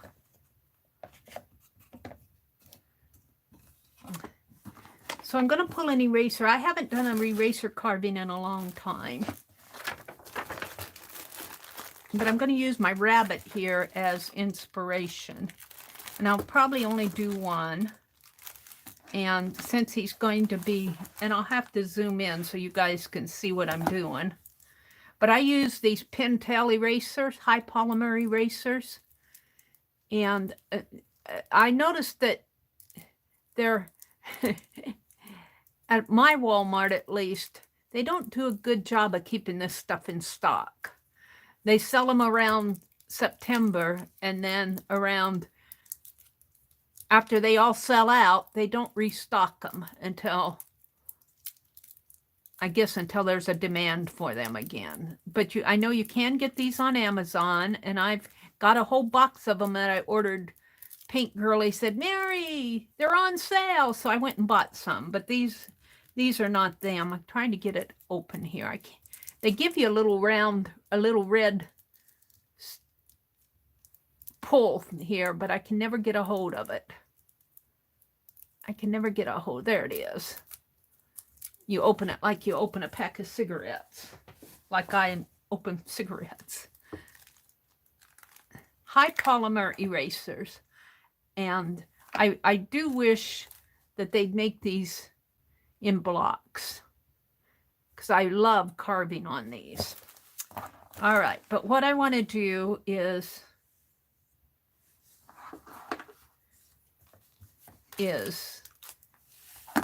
do some sketches here, and I'm going to zoom in so you guys can see better. I'm going to do a little carving this morning. I haven't carved an eraser for a while. All year, I don't think I've carved those dangles, and that's been it. Deborah says, after an entire day and night with a fever and sinus headache, I'm doing well today. So I've got to do a little painting while I'm still able. You mean art painting or painting walls and stuff? What kind of painting are you doing? Are you doing artsy painting, like a picture?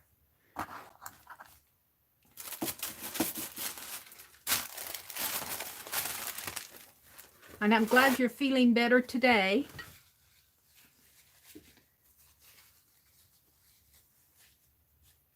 Hi, Chris. Welcome, welcome. I think I got these at Walmart, Kimberly. I think these were a Walmart thing. They're Pioneer Woman. There's a recipe inside of the napkin. Special recipe inside of the napkin. I'm just going to leave it like that for now, because I'm just going to do a little sketch here, but I'm going to sketch it out on my paper first to get a sense of what I want to do. So I usually just trace around my eraser like that.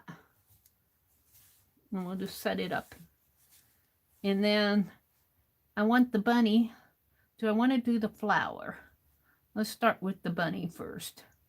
The bunny head comes out like so, and he's got a little nose. Can you guys see? Yeah, I think you can see. Now I'm going to have to decide, do I want to carve out and leave a line, or do I want to carve in and make it all black? I would rather carve out, but that's a lot of carving.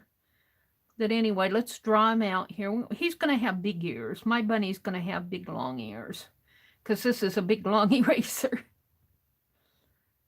The ears on my bunny are probably bigger.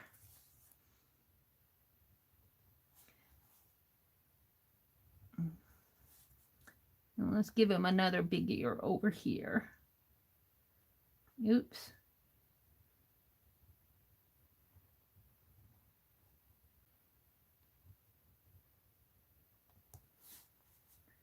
And he's got cute eyes.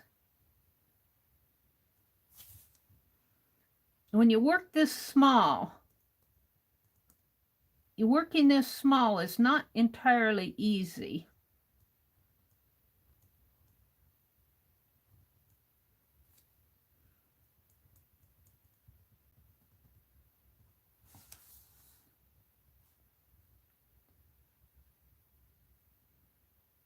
I'm not sure I like that eye.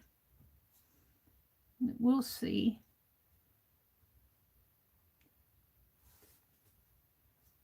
This eye needs to come over a little more.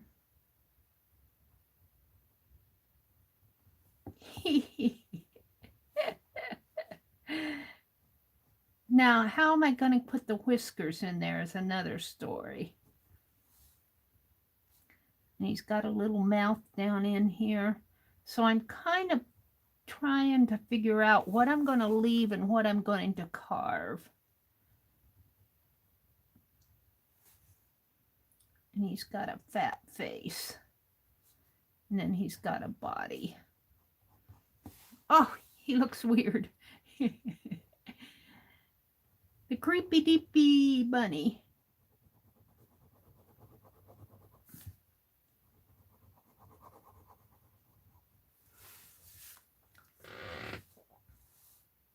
Now I could leave this as a line and carve out all of this. And I guess I would have to carve out his face, but if I left that and carved out his eyes, he's got fur coming down in here.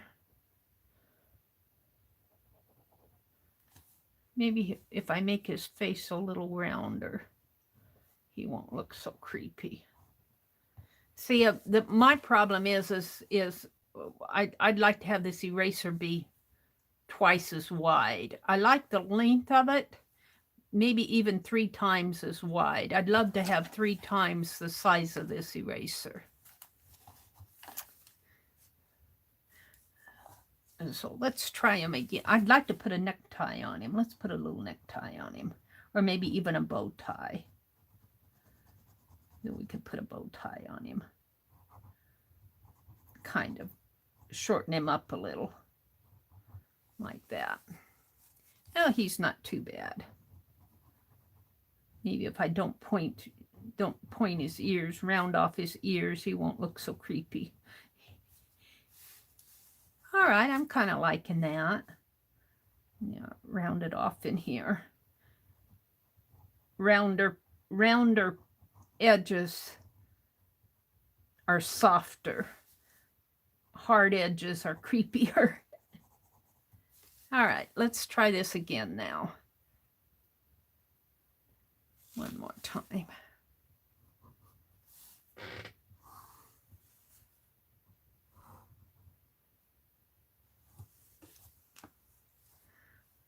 So let's make his face round. Like that. And put his little nose up there. And give him his eyes in here. Make him a little bigger.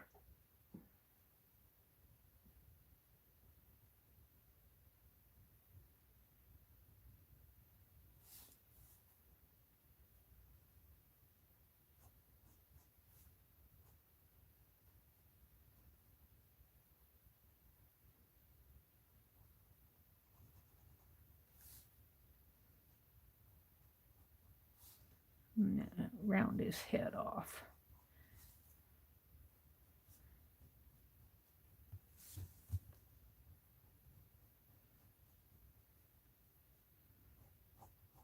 Now his ears are a little shorter,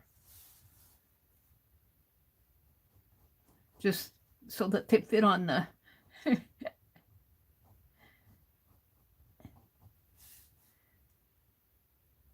so that they fit on the page. And he's going to have a little cheeky in there.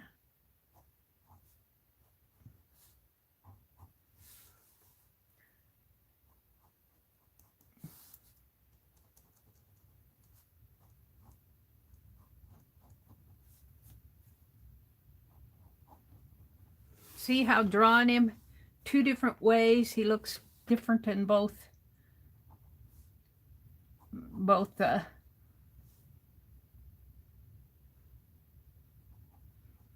pictures. He looks different. And then he's got sort of a little And we're going to give him a bow tie. Let's give him a bow tie here.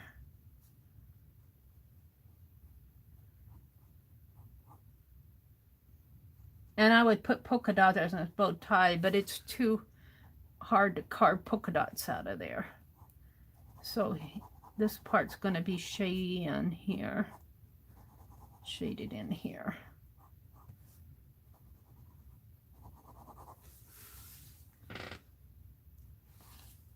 Now, I'm not sure I like him. I'm liking the shape of his head there.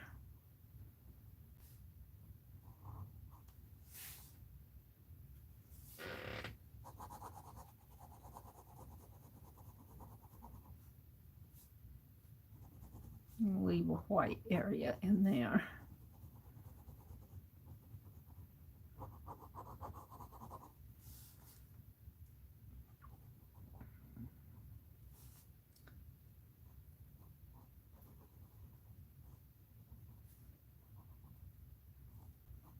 Now, I kind of like this one. Yeah, his eyes. Maybe put a few little lines in there if I can. And his nose. But then I don't have the whiskers on him. I can draw whiskers like that, but carving that out is another story.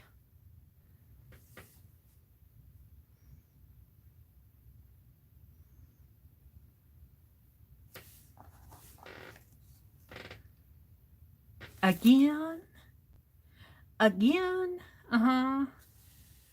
Third time will be a charm. I kind of like this one because he's bigger. Here he's just, you know, this looks like Mickey Mouse #1 and Mickey Mouse #10. The more you do them, if you look at Walt Disney's first Mickey Mouses, they're sketchy like this, you know, and the more Mickey Mouse grew and developed, the more artistic he became. And he developed into the Mickey Mouse that we know from the... So this is Mickey Mouse #1. We'll call our bunny Mickey. Mickey the Bunny. It's a funny name for a bunny. Whoops.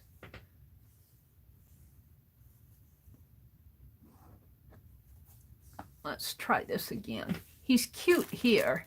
He's a lot cuter on here. Here he looks more mature. He looks like a... He looks like an older rabbit here. Here he's cuter because his head is rounder. I lost the roundness of his head, of his cheeks here.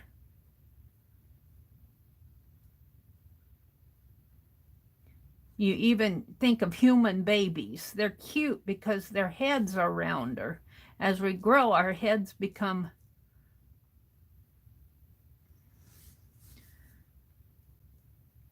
more oval. If I can't bring this, I want it to be round.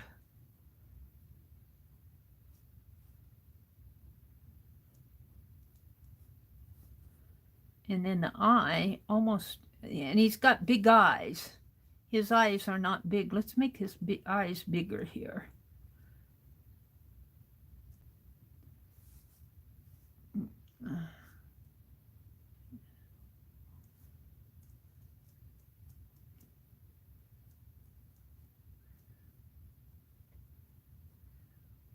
Come down a little bit more. All right. And of course his ears on here, I'm having put the ears more straight up than on here. You know, they come out at an angle. I can't do that on here. I can sort of angle them like that, but I lose the...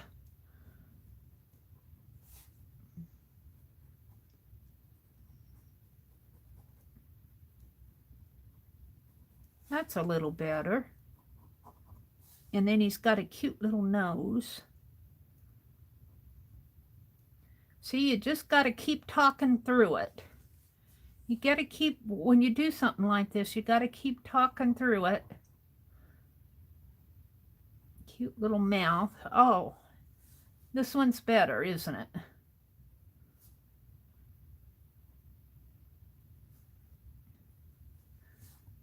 And maybe curve it if I can here. I need the ears to be kind of curvy.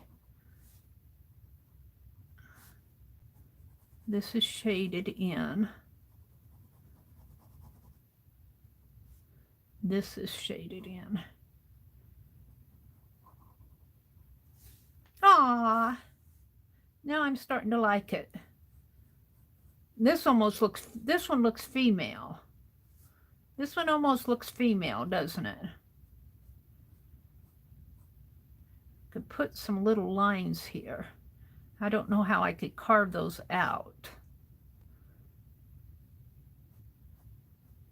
We would want them carved out.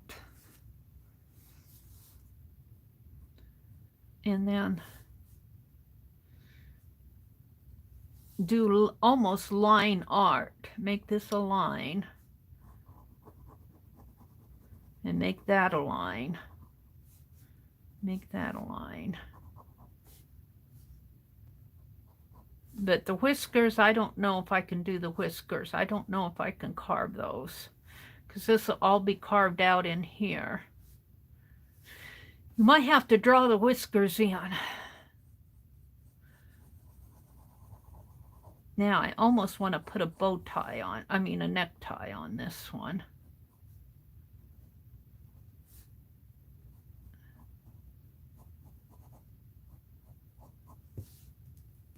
I think I'm liking this one.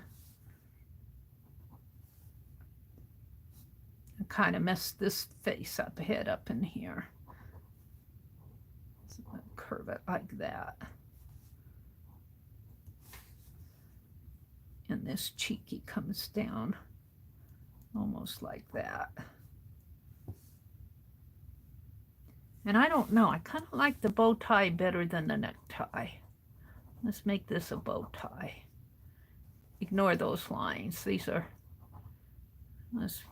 I kind of like the bow tie better. And make this, shade this in.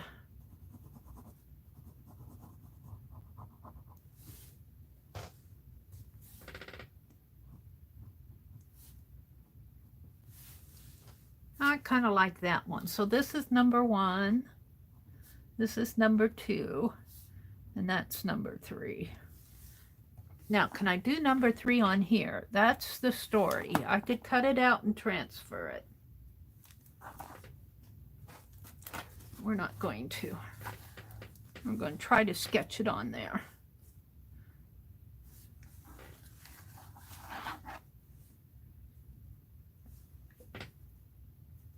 And if I mess it up, I mess it up.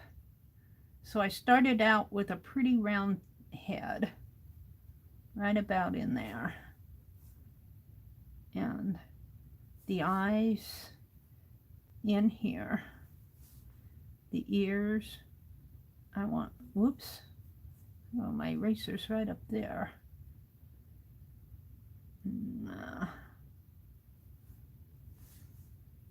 I could bring that head down a little more. Bring that ear down a little more.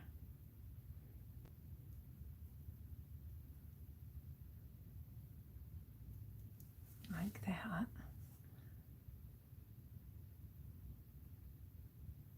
Big eyes. Now the head. Head is round.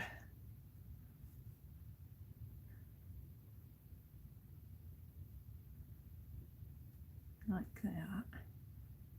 That little nose up in here.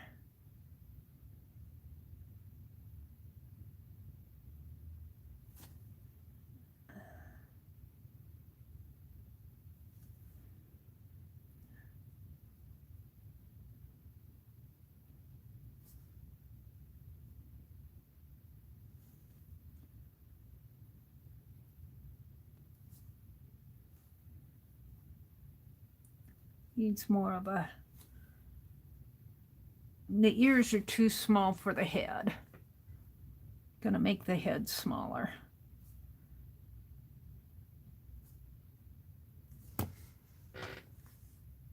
Yeah.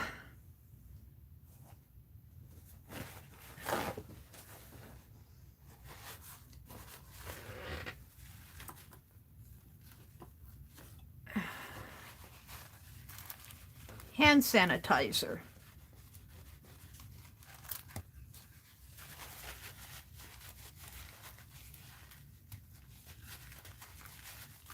Of course, I got it on my paper when I do this. Just kind of cleans it off a little. I'm going to turn it over, but I wanted to get that cleaned off. Let's turn this around that way. Yeah.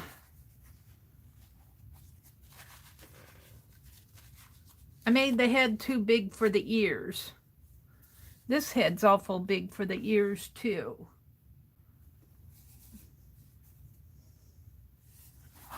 Yeah. Let's get a sheet of paper. I got to cover up those other ones. Head's too big for the ears. Let's do the ears first. This is how my eraser gets all dirty while I'm working. My hands are inky. Let me wipe off my hands a little.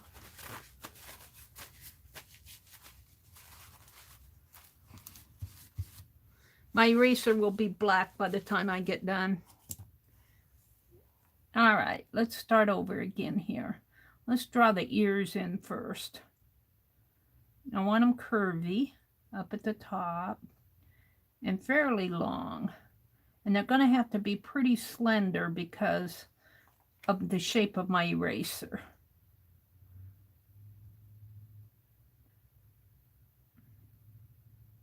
Maybe something like that.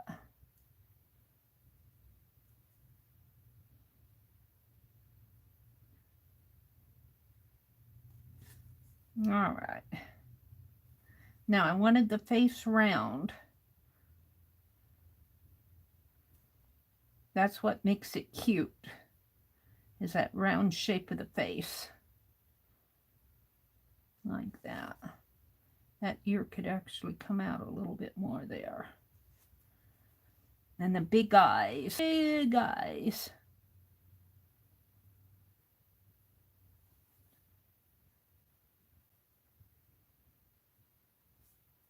It could be a little larger.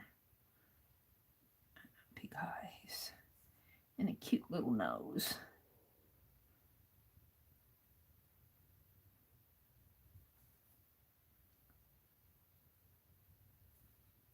There we go. And this ear comes down. This will be shaded in. And there'll be a line there.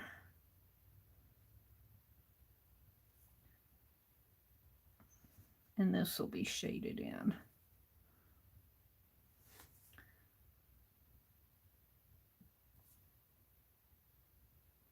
The trick on doing this is keeping the lines simple, but yet making them define what you want them to define. Well, let's see. The mouth kind of comes this way and this way, and a little shady in there. All right, now I got more eraser over here than what I intended. That head could come over a little, but I've already sketched her in there. Yeah.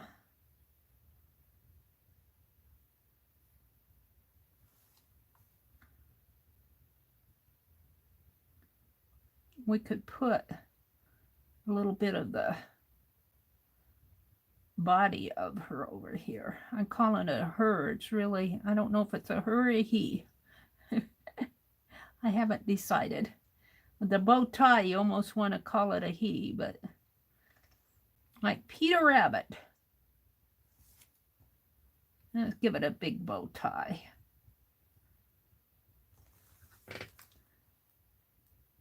Yeah.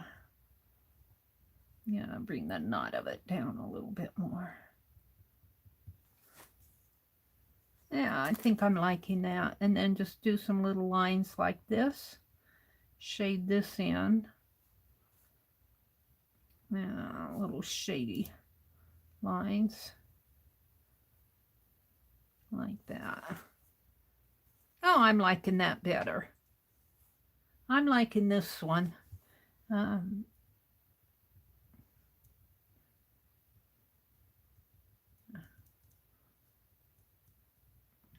For the getting him onto my eraser is the trick. Getting the shape of the rabbit onto this narrow space of the eraser. That is the trick. And now carving it is going to be another story. Because do I want to carve all of this out? And what am I going to carve and what am I going to leave? Well, we know I'm going to carve out this negative space in here. But am I going to carve out all of this in his face? That makes it pretty difficult carving, to carve out all that negative space and leave the eyes and the nose and the mouth and make it look nice. But let's give it a try. If it doesn't work, it doesn't work.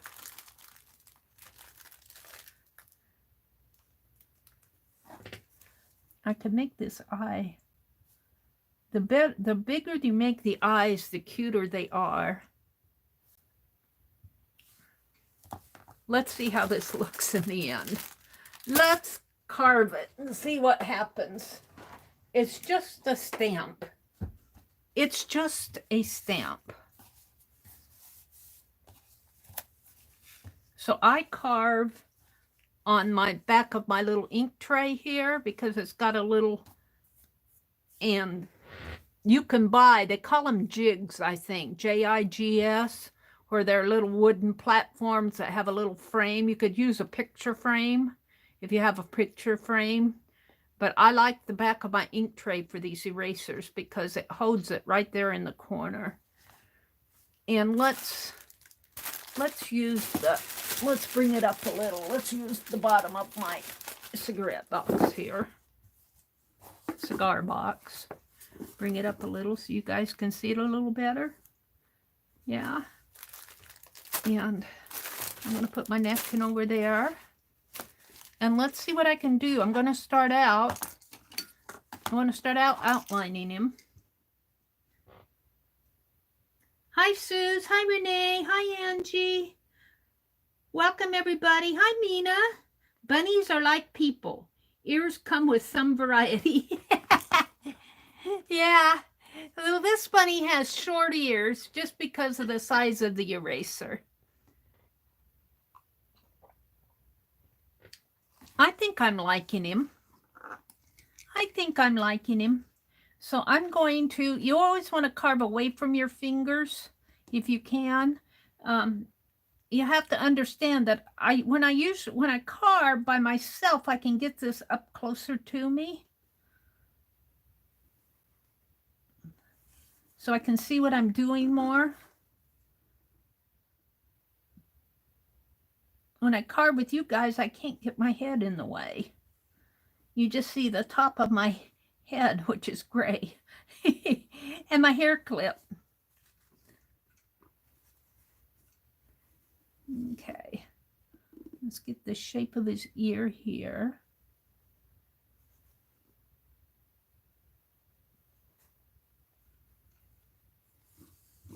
And see if I can't shape his ear in here a little bit.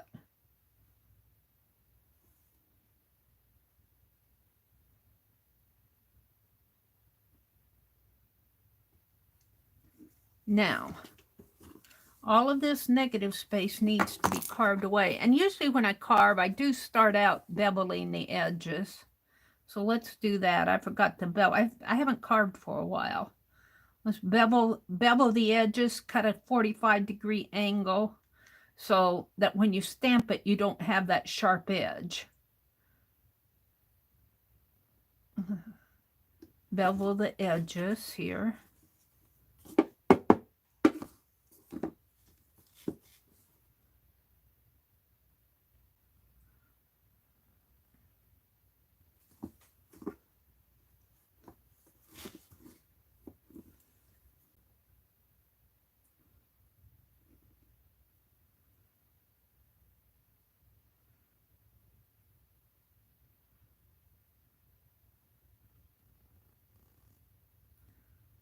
Yeah.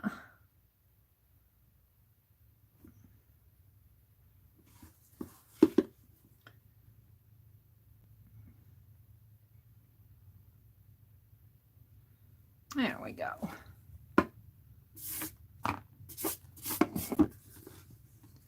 Now let's cut out the negative space in here.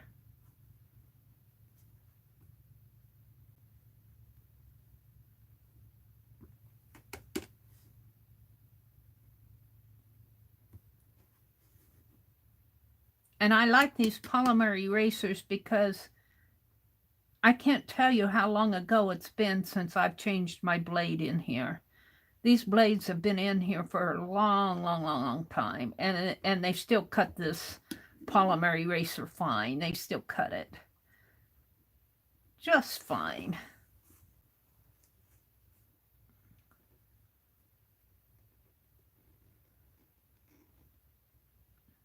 It's very easy to carve this. The only drawback on using an eraser like this is the size of the eraser.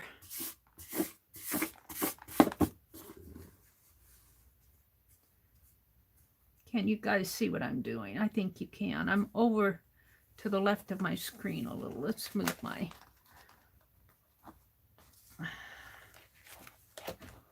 Let's come a little more center for you.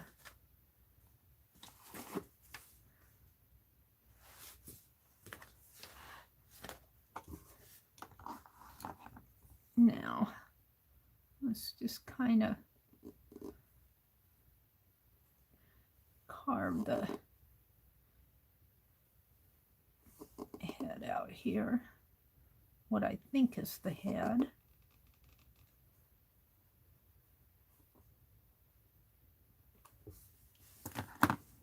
I think the hardest part for me is going to be carving all this out in here. And I'm not going to carve in the whiskers because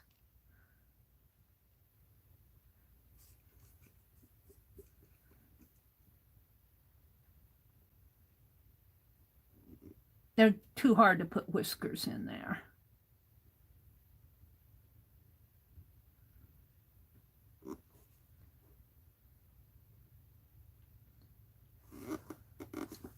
Let's carve the head something like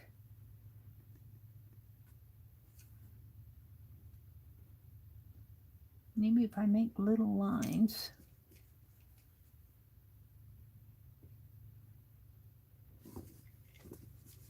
Little Bernie fur. I don't know how this is going to look.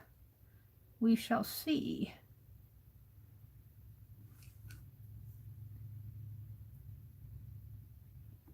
And then this needs to be carved here. And then it needs a line.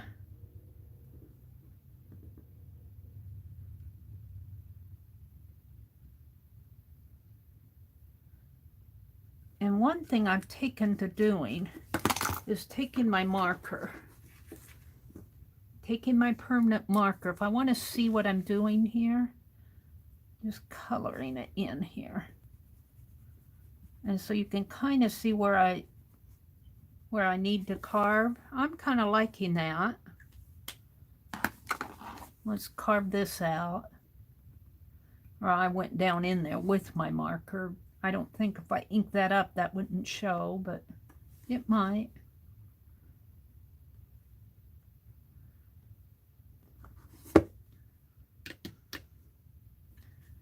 But now, how is the head going to look? That's the other story.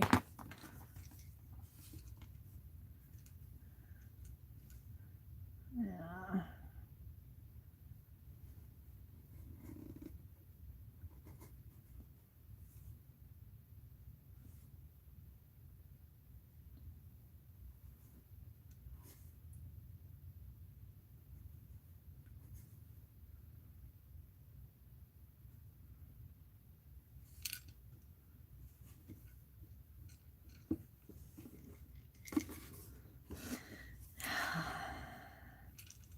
I'm losing his eye.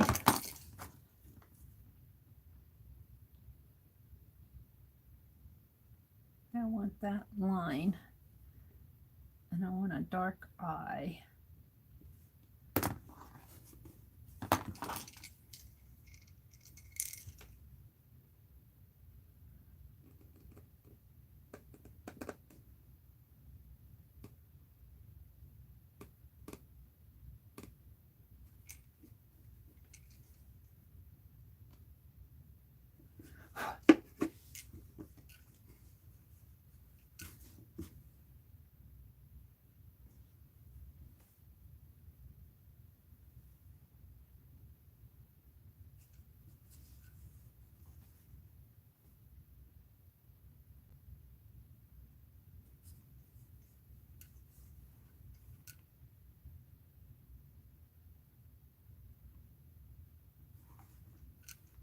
And I want a line coming that way.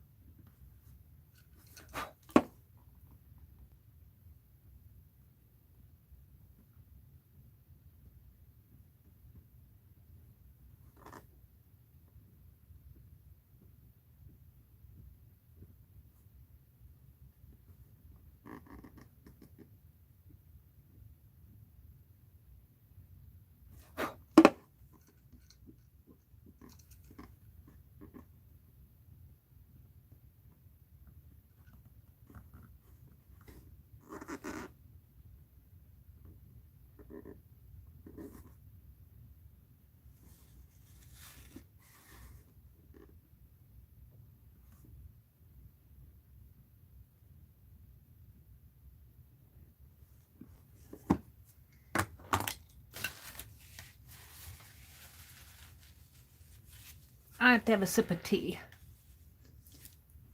We shall see how this prints off. I'm going to have to print it off and then work it, and then print it off and then work it.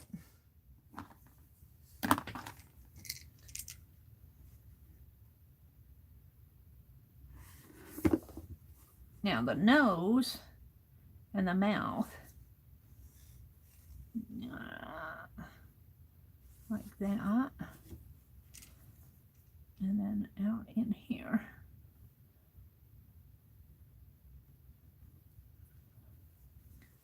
And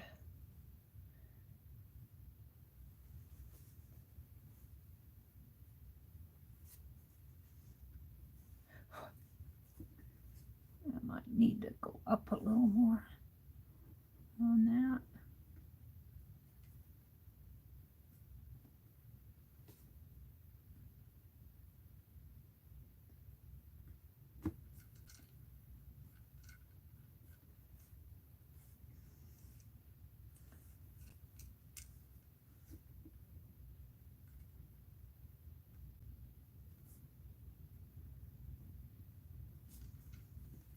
All right, I could make his bow striped. I could try to do that.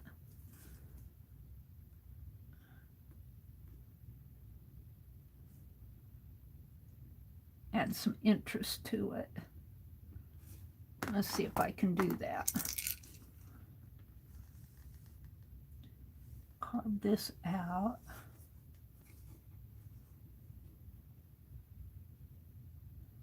There.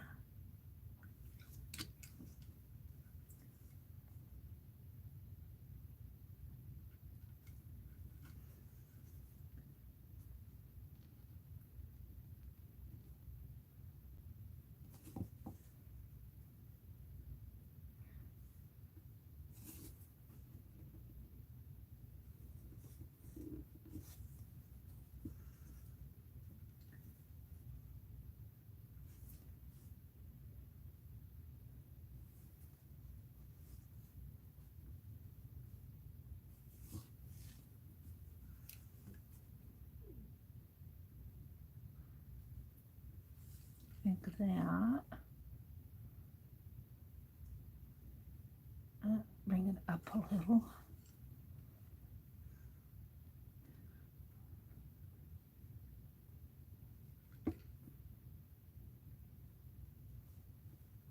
Down that way.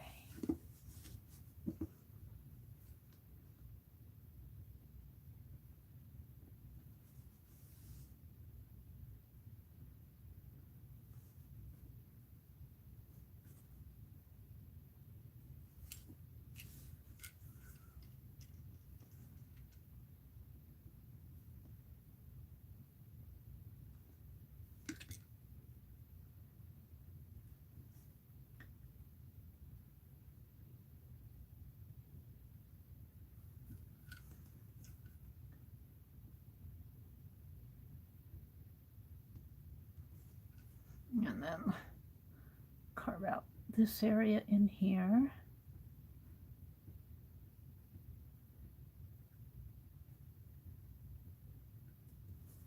And make little nicks in here for fur.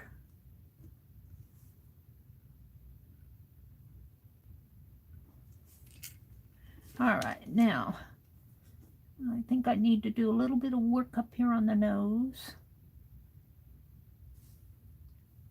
Round in there.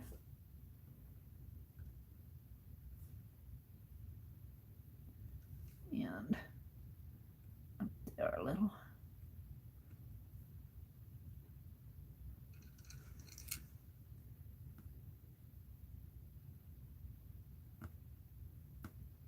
Round in here.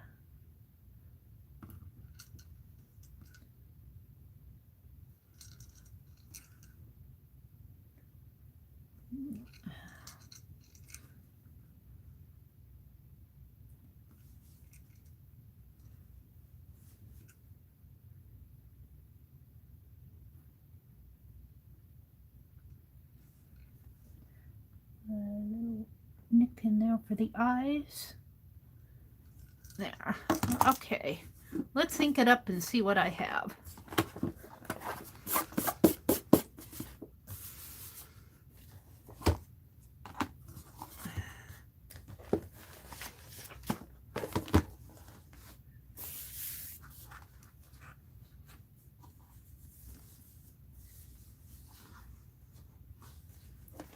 We'll start over here for now. Maybe we should start up at the top of the page. Can you guys see?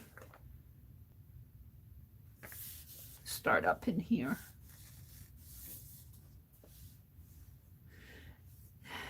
And I will invariably have some work to do on it.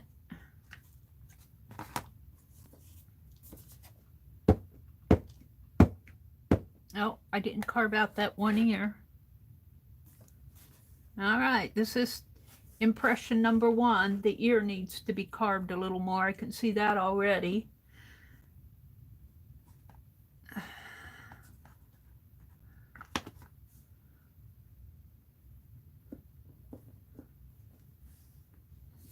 Oh, and it didn't get a very good,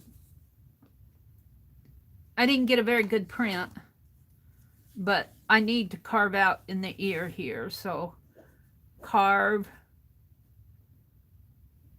out, and I don't know what's going on in here. I'll have to do a better print and maybe carve out some more in here. Carve. So this is number one. I think I'm liking the eyes. I might need to re-ink my ink pad. I haven't re-inked it. I don't know where is my oh, of course I knocked it on the floor, but lucky me, I got another one. Let's stop and re-ink my ink pad and do a little carving in here. See, this did not get inked at all. That was this area in here. Did not get inked up very good. I might have to thin out these lines a little. But I kind of like where I'm going with it. I just shape the head a little bit more in there. It's not bad for a start. I like it better on here than I do with the print. I like the eraser. Oh dear. Let's re-ink my ink pad. Let's get my... I have 2 bottles of this re-inker. I knocked one off over the cliff. I get a card here. AARP for us retired folks. Archival ink, Ranger's Archival black ink. And you just take and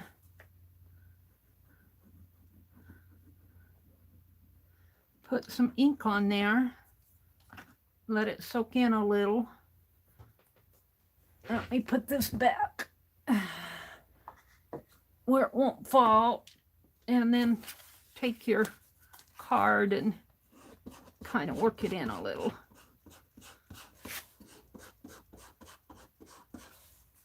Of course, your card will get a little inky, but that's what they're there for. And your hands will get a little inky, and that's what they're there for. Now, I'm just going to let that set while I clean up my carving a little here. Oh, we'll let it set upside down. Now, let's put some alcohol on my hands and clean them. I like my eraser. The print, not so much, but I like the eraser itself.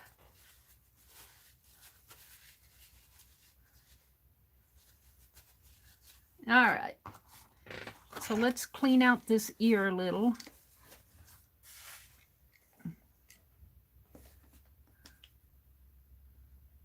Let's put some lines in there. This one.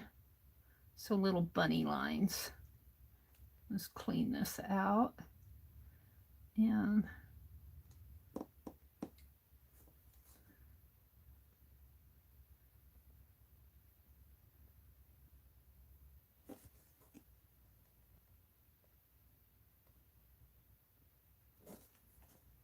put some little lines there. And let's clean this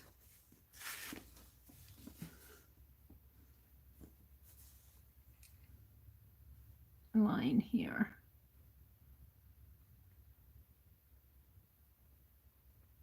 If I can get at it.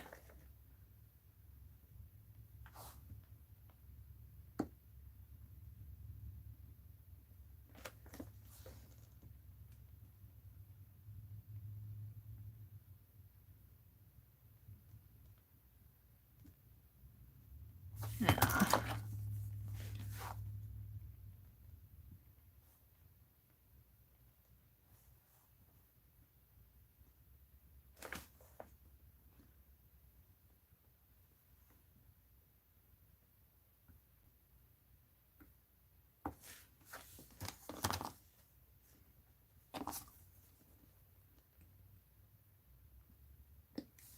All right.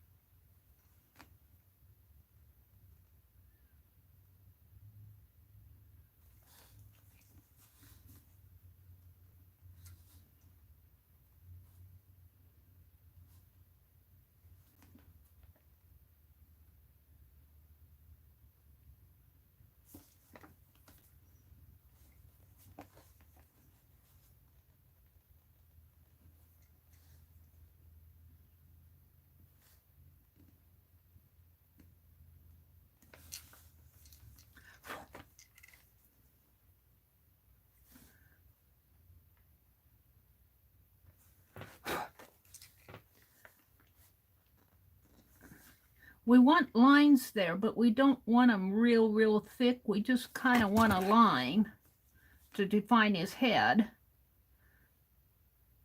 And when you hand carve this, it's not the easiest thing to do to make a really thin, pretty line.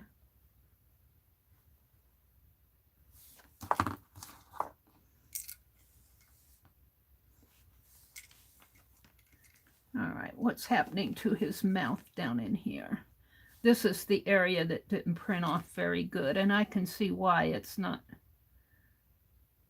I'm kind of hesitating on the carving. I think I'll carve this area here away in there. That might have been a mistake. And let's define his mouth a little bit more here.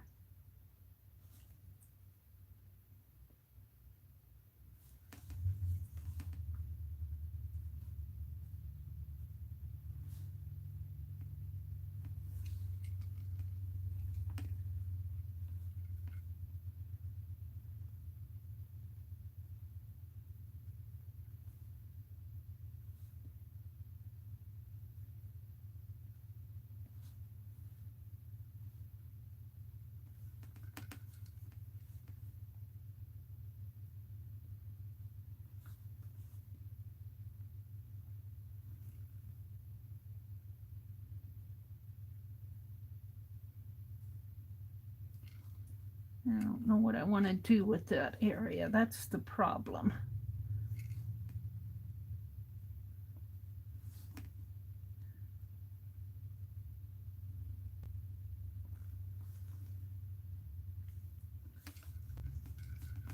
It doesn't know what it wants to be.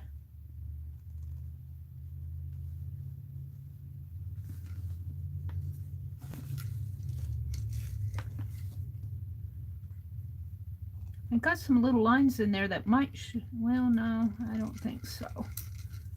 I'm going to leave those. Get this one out. Make it a little thinner line in here.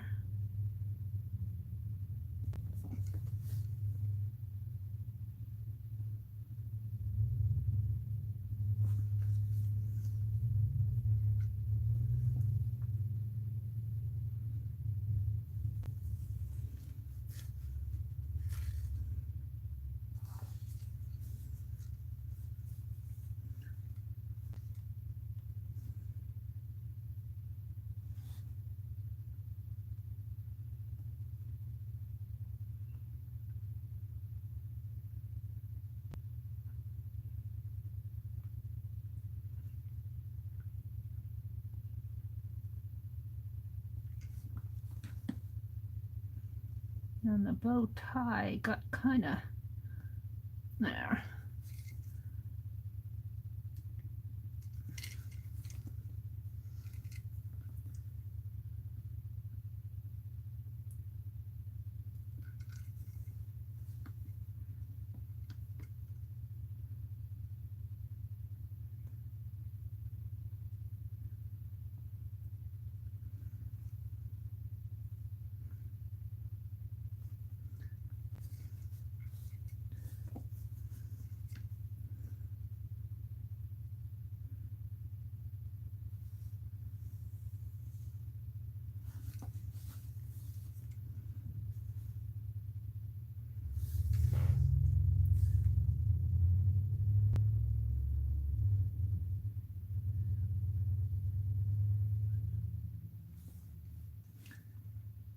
I think if I soften this area in here a little.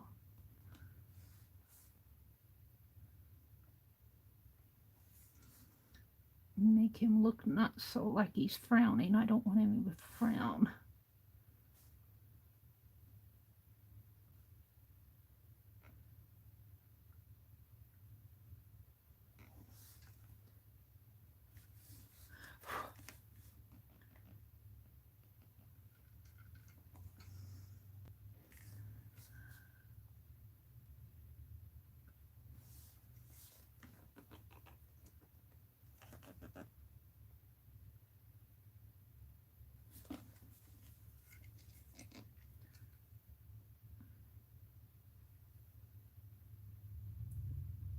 want it so long.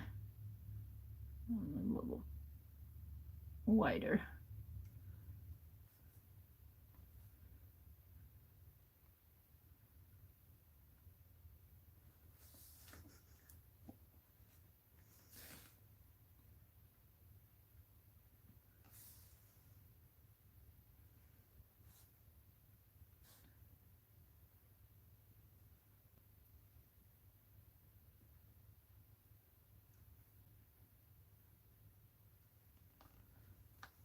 All right. Let's see how he looks. Let's see how my ink pad. Let's see if my ink pad. I don't know. I'm not quite happy with him. But you know what? This is my first attempt. I could carve him again. I think his eye needs to be a little rounder. A little softer.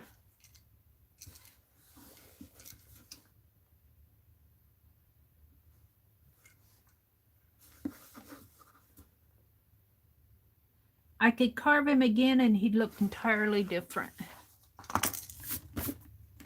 All right, let's ink him up. See, I'm not sure. I'm not sure with all this black up in here. Let's soften this area in here. Let's soften it.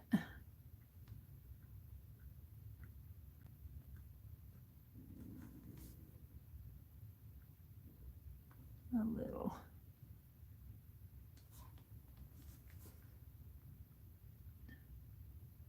I have to have some black in there because it has to define the shape of his head. All right, let's see what I have here. I'm definitely not happy with this in here. What am I doing there? Nothing.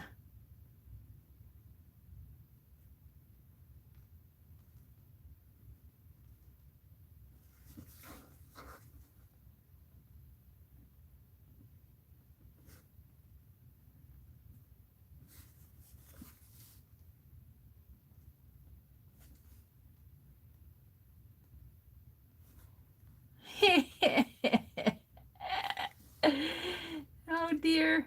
I don't know if he's getting better or worse.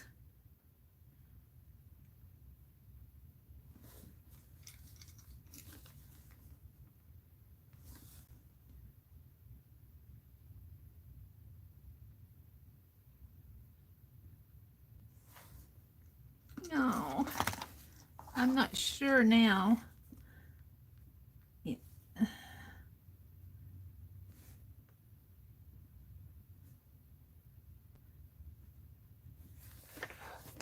Well, let's stamp him off. I might resketch him and do him again.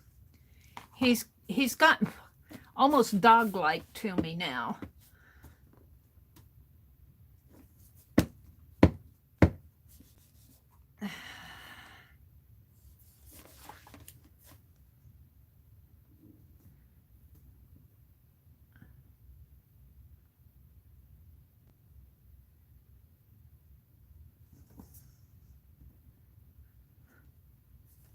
Yeah, see, his face is almost like a dog rather than a bunny. It's too square.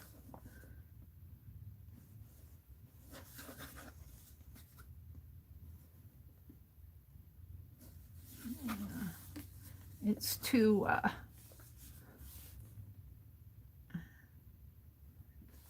let's just get rid of this line here. I don't like it. It almost looks like a dog than a bunny. A dog would, it doesn't look like a bunny. I'm not happy with him at all. I'm going to start all over again. Let's do the other side.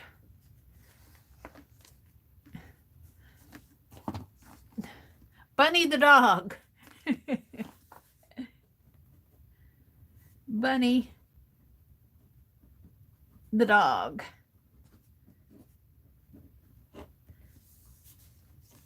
I don't know. I had him and then I messed him up. I messed him up trying to keep those big eyes He looks angry. Angry Bunny the dog. Trying to keep those big eyes to make him cute, and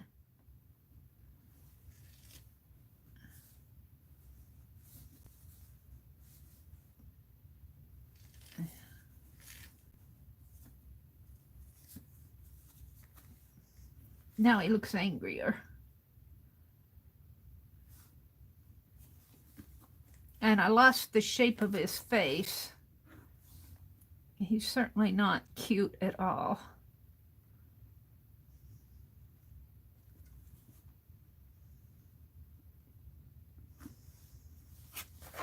Maybe this area in here.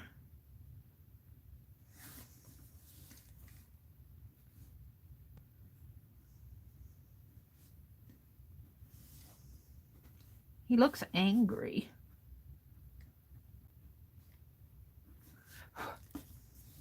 He looks angry. I don't like it at all.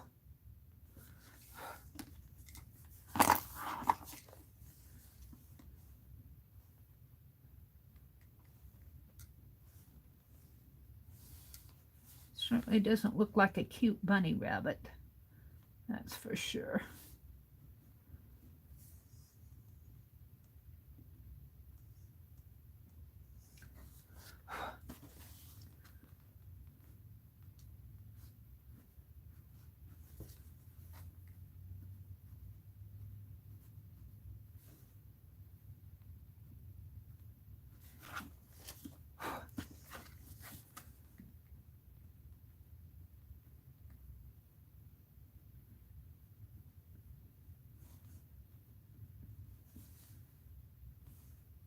I'll just keep carving it away till there's nothing left of him.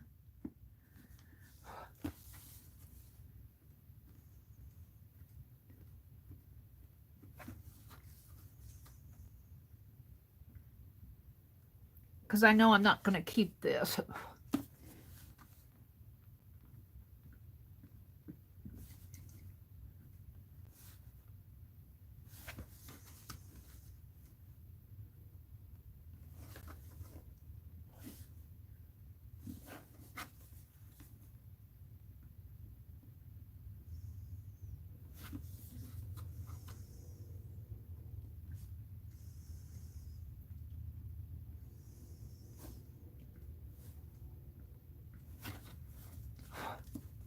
He's starting to look more like a rabbit to me now.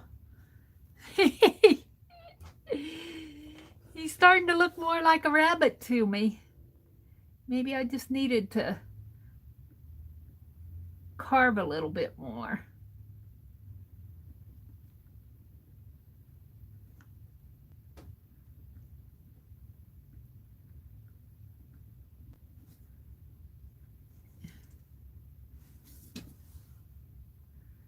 Now make his nose a little twitchier. Now this area in here.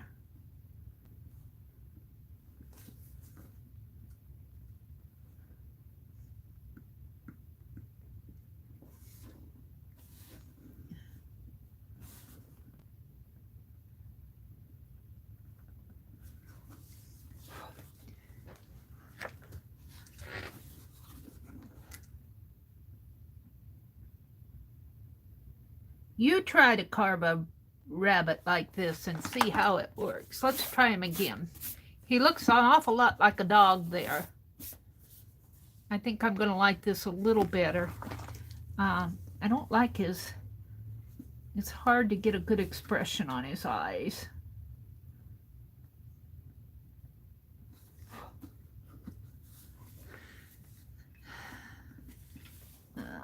Let's soften this a little more.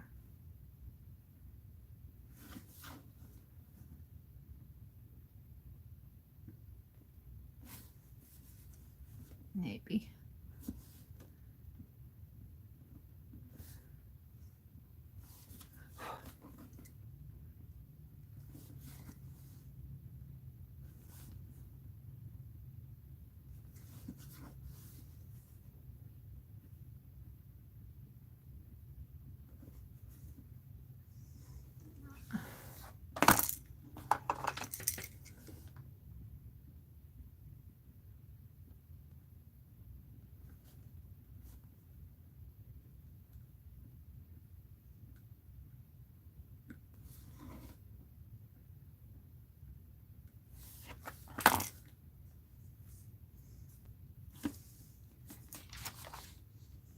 All right, let's see what I have.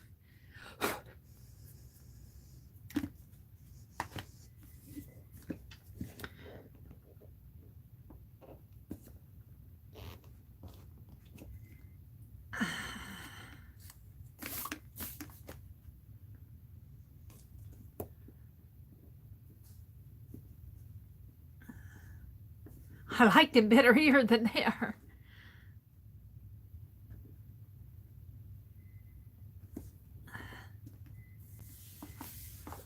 Well, I'm not sure.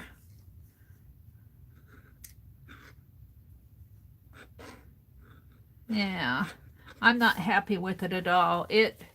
I lost the shape of the head here by trying to put in those big eyes. I lost the shape of the head. I lost the cuteness. Still looks like a weird bunny to me. I'm going to carve him again. I'm going to carve him again. I'm not happy with him. He's okay. He's okay this way, but it's not where I was going. I lost the cuteness. He's a more mature, he looks like a gangster bunny. I lost the cuteness. I'm going to try it again. Let's sketch him out again. Now, where am I going to put these?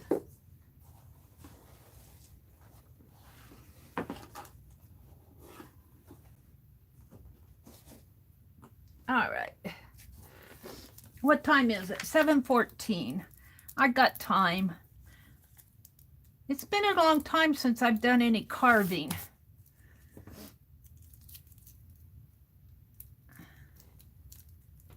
He looks good. Just looks mad.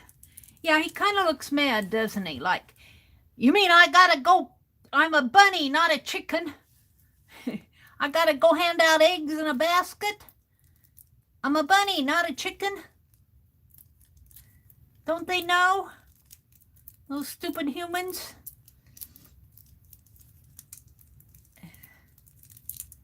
Yeah. It's hard to find that little red wrapper thing. Is it here? Yeah, there. I lost the cute. This one's a lot cuter. And part of it is that it's not easy. It's not easy to carve all out that detail in there. I tried to get big eyes, and the eyes took up so much space that, you know, I lost the shape of the head. I lost it all together in there. But you know what? These erasers, if you get them at Walmart, you get at Walmart, a retail, they sell them 3 for $1.46 now, which I think is very reasonable. Very reasonable. Where's my paper that I was using? Here, we'll use this one. Let's cover up this other one too so it doesn't disturb me while I'm sketching.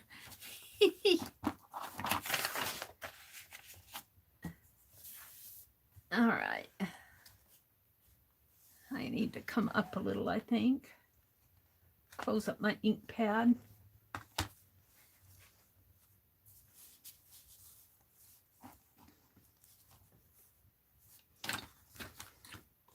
It's fun. It's fun to do this. And this is the way you learn, let me tell you. He's not a bad bunny. I like him better. I like the carved eraser better than I do the actual print.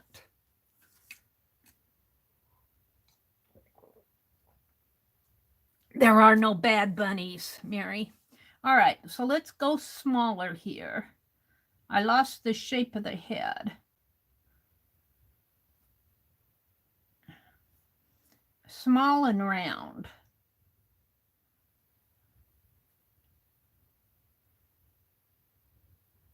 Round. They got fat cheeks. Bunnies have fat cheeks. And that's sort of a round head like that. All right, now I can make her ears a little bit longer because I made the head smaller.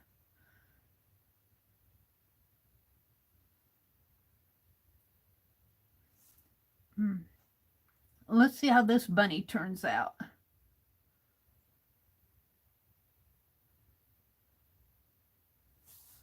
All right, so the nose is going to come in here. And the eyes are going to come here. Oh, this is cute. If I can just keep it now. If I can just keep it. The mouth comes down here. This is the nose. The mouth comes this way. That can be a little bit wider in there too.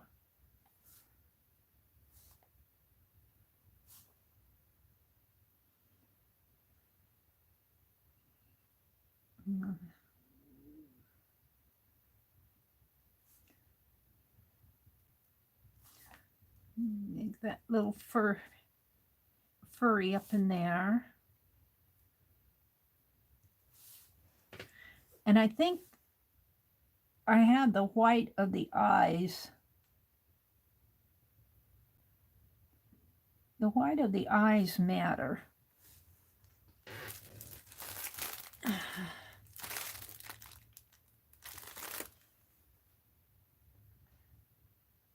The white of the eyes matter.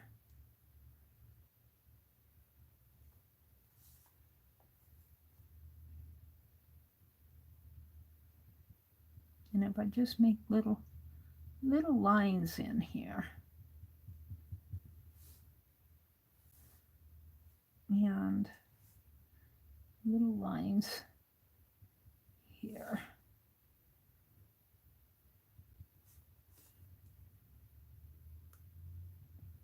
Now, I think I'll go with the bow tie again, but I'm going to bring it down further.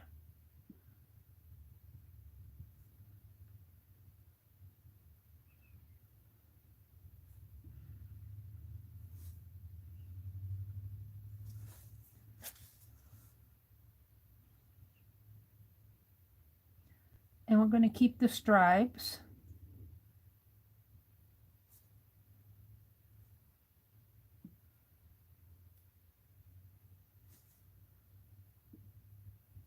Oh, a little bit better, isn't it? If I can just carve it out better now.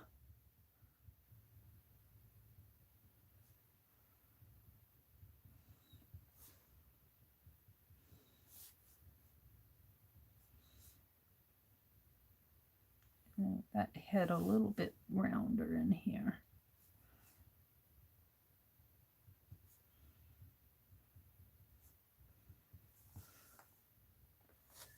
Yeah, and I can't put whiskers on that. That's too much for me to do, to carve whiskers on them. You can draw whiskers in. Maybe he needs some whiskers. Oh, he looks horrible.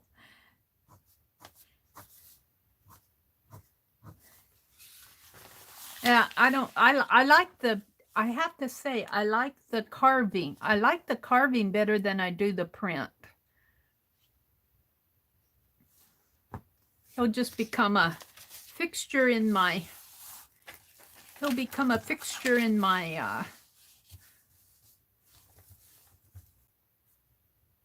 eraser box. And then I'm just going to put little lines like this on there. So this will be carved out here.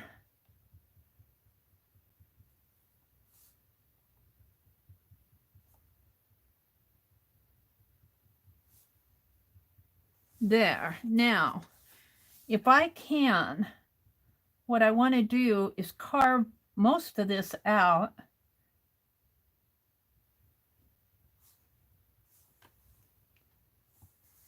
I think I'm pretty happy with this. We'll see how this one works. I think this is a better bunny. A better bunny. Let's carve it out and see how it looks.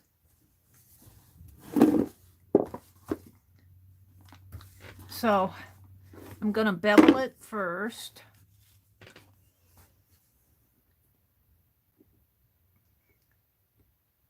And when I say bevel, I mean cut a 45-degree angle along the edges so that when it prints, it doesn't have that hard line.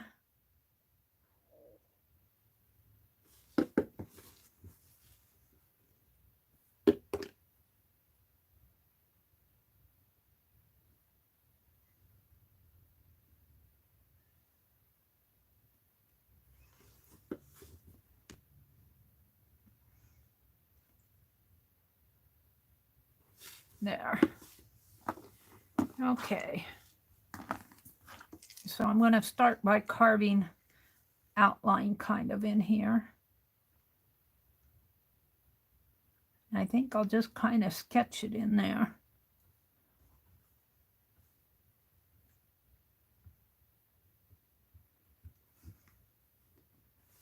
And the outline of the head. I'm down on the lower right here. Let me move my... Is that better?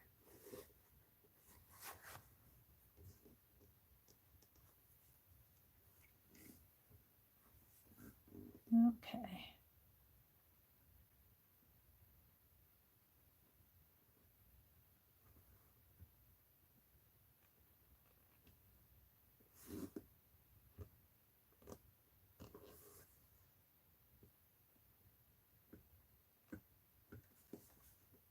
Yeah.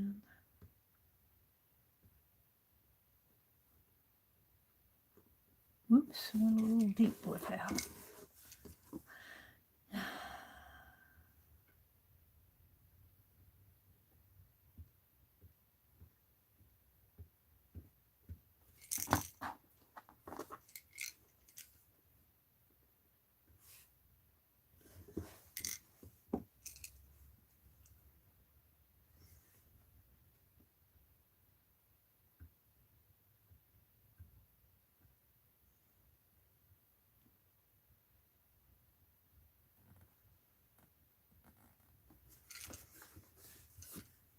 Try to carve away from your fingers. I tend to want to get my finger in there.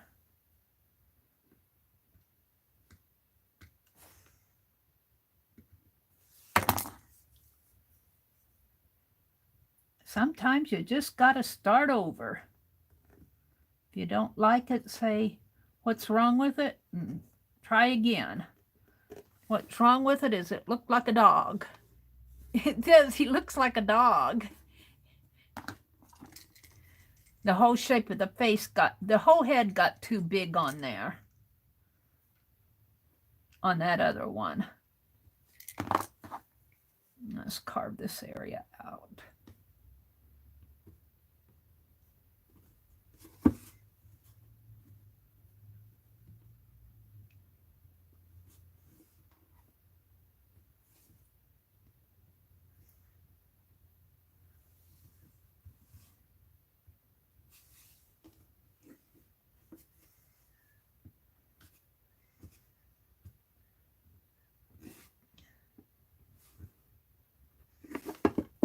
There's nothing wrong with starting all over again.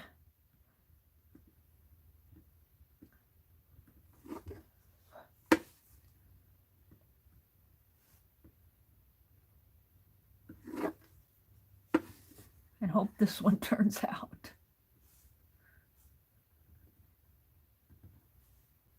Got a little deep in there.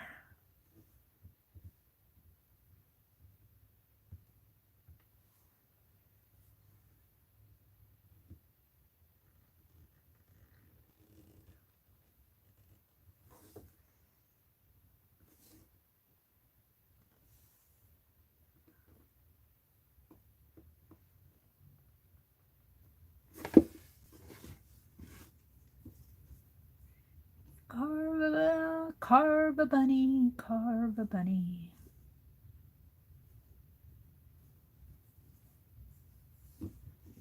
Alrighty. Now, for the ears.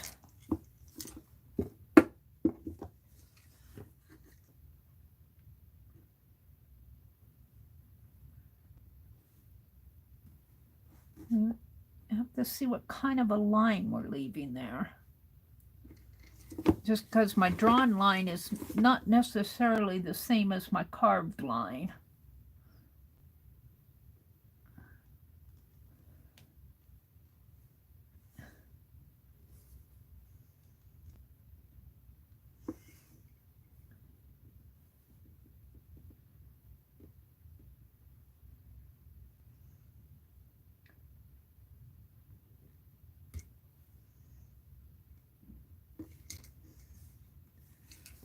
All right.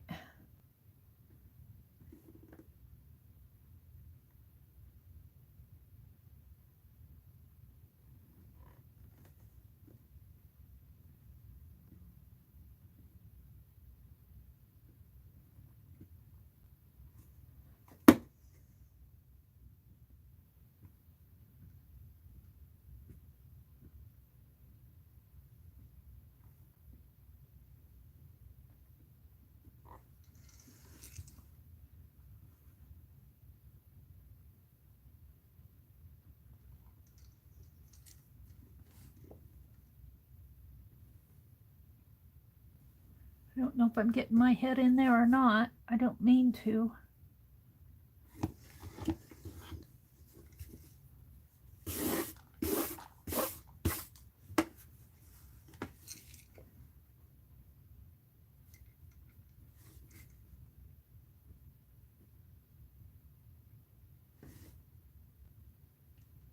So where does the shading come on this one? On the other side now? It kind of comes in there. All right.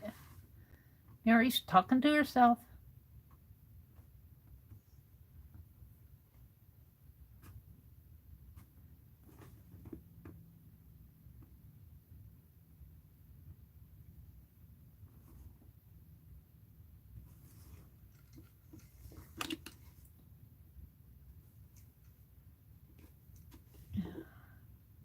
All right, here we go with the eyes and the fur. I want to just kind of carve.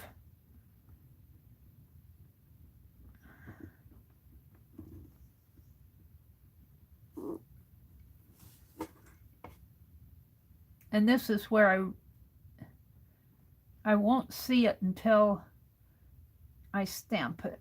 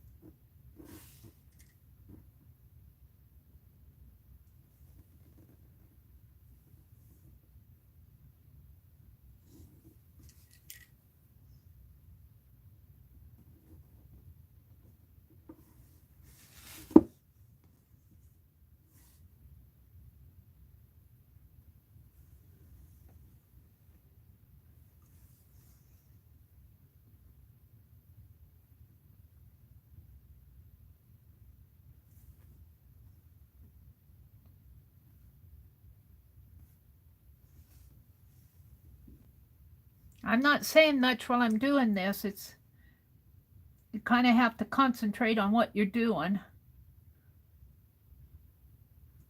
I'm halfway hoping this comes out.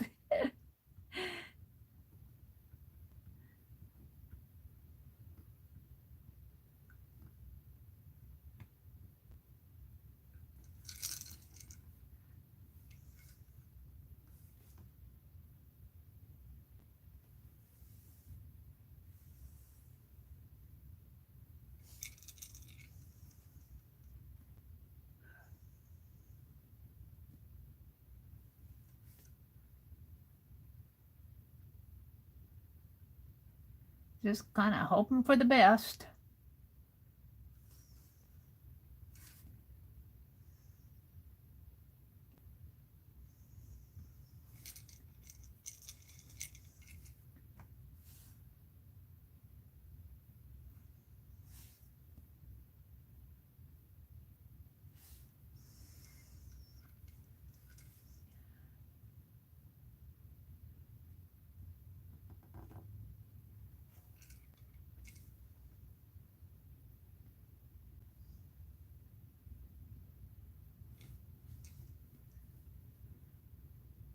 Hard to get a cute round eye in here. That's what I'm going for, is a cute round eye.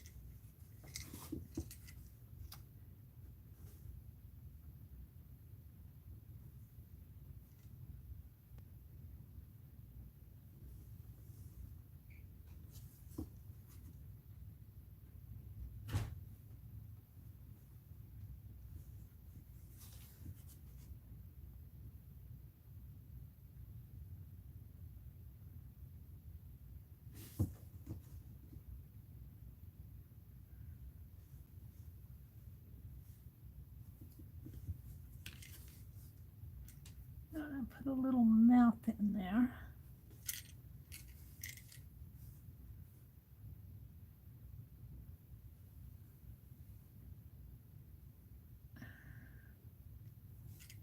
Yeah, I need to turn my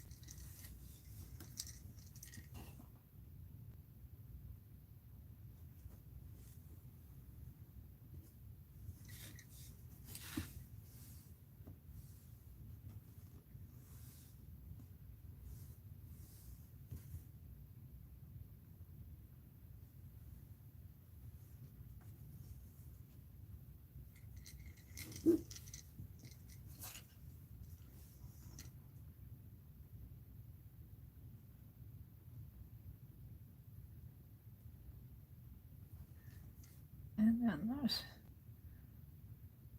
this bunny fur down in here.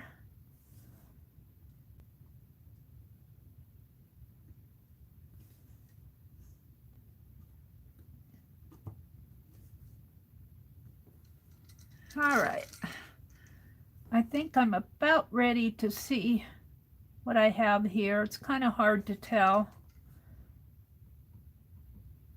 So don't expect the first one to be anything cool. The sketch always looks better than the actual print.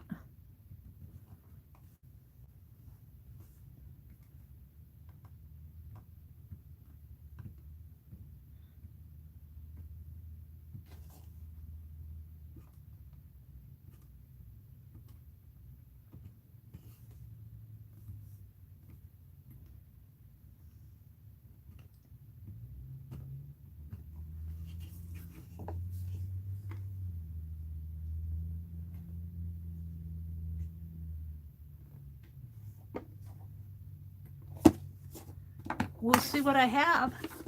I like it as far as the print goes, but it's awful. It's until you see where you carved and where you need to carve.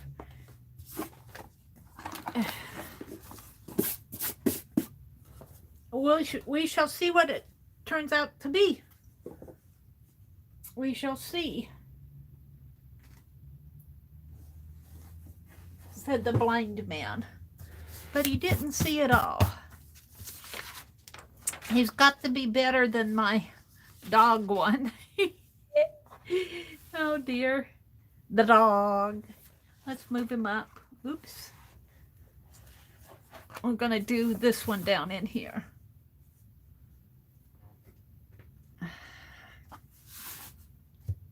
I'm almost afraid to do it. I have to say, I do like the stamp. He still kind of looks like a dog, but I like the stamp a lot better than I like the print.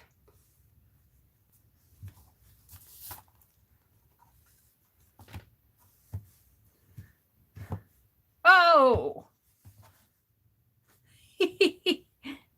I guess I need to work on the eyes and the head a little. All right, this is print number 1. You can see I need to carve out a lot more. This is not exactly easy stuff, I'll tell you.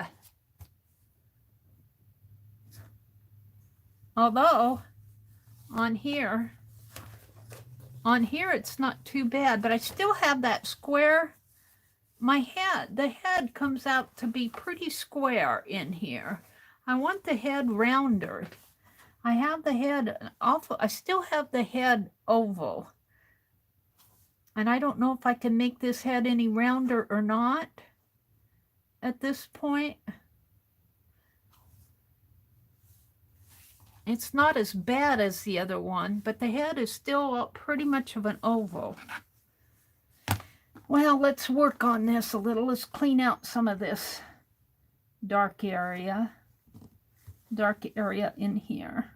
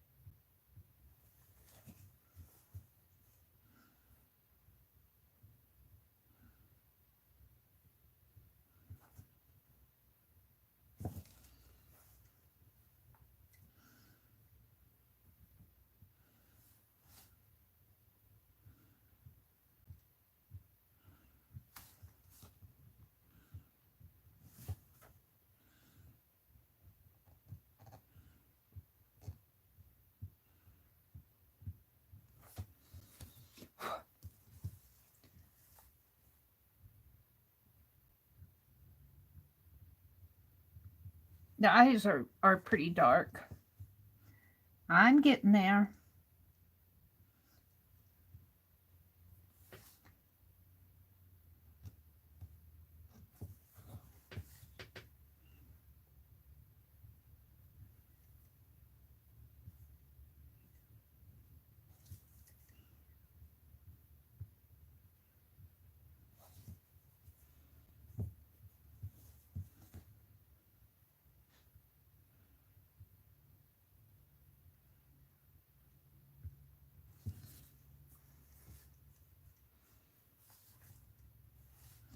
I have to decide where I want to put the white of the eyes.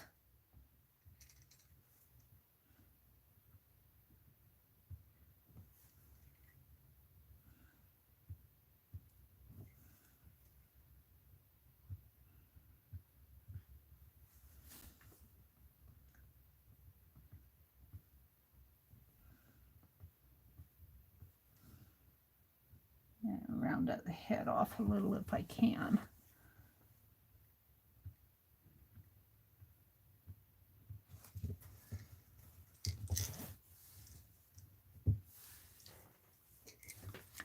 The white of the eyes matter.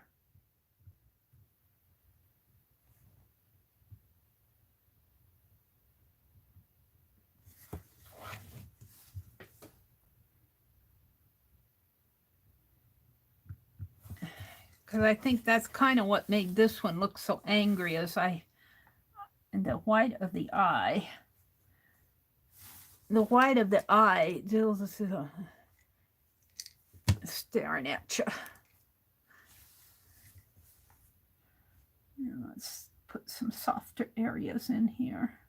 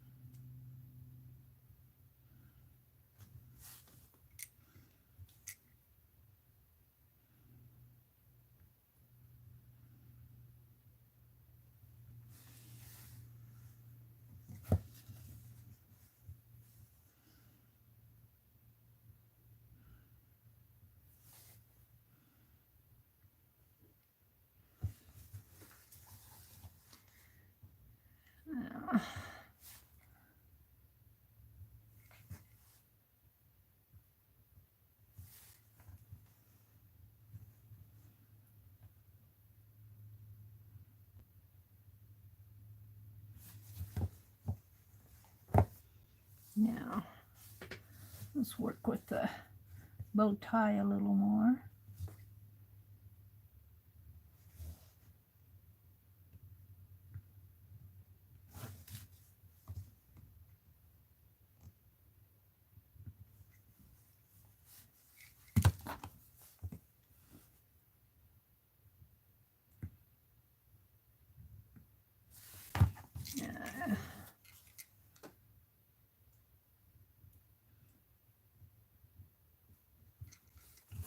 I don't know if that did it.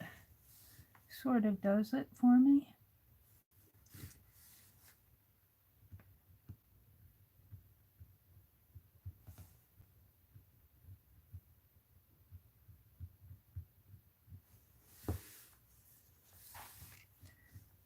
have to decide what I want to do with the white of the eyes. They're just little specky specks. There.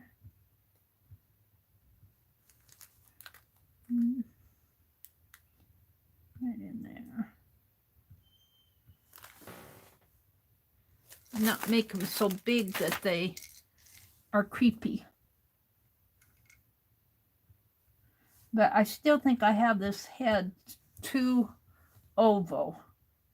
The head is not that oval. It's a little more round.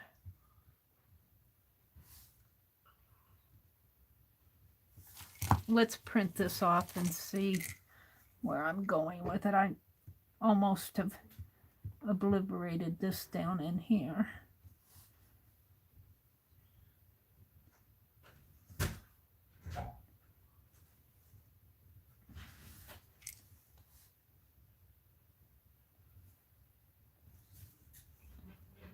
A little bit better.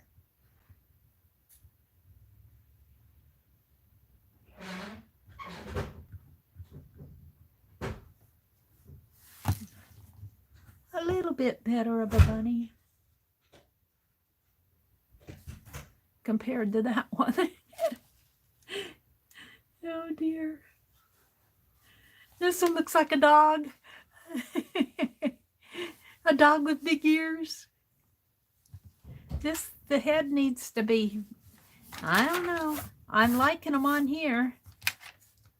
On here, I've got the head much rounder even than I do on there.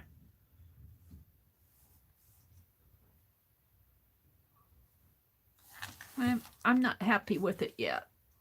Let's stamp it off. A little better though.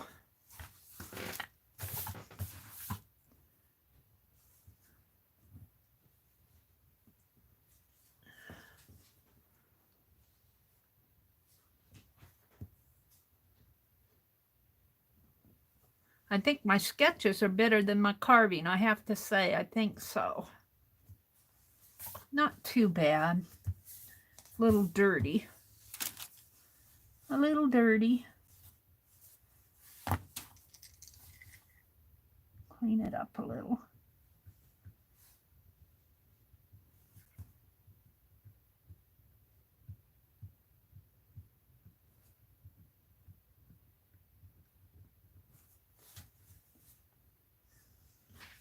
Of course, a bunny has fur.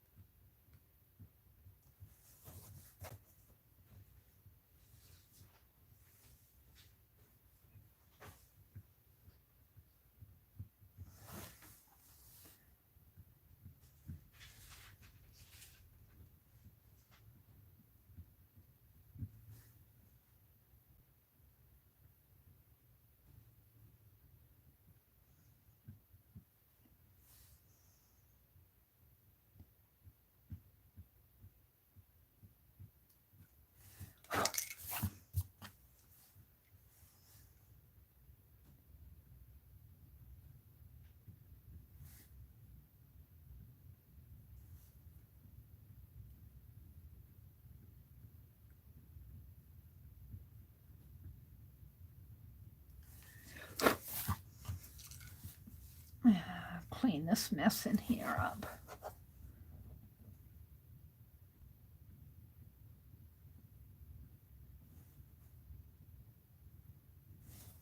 It's hard to carve out the negative area of any head and still leave a line in there.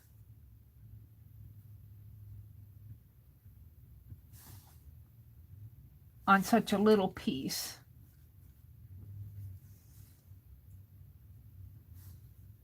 Not easy carving.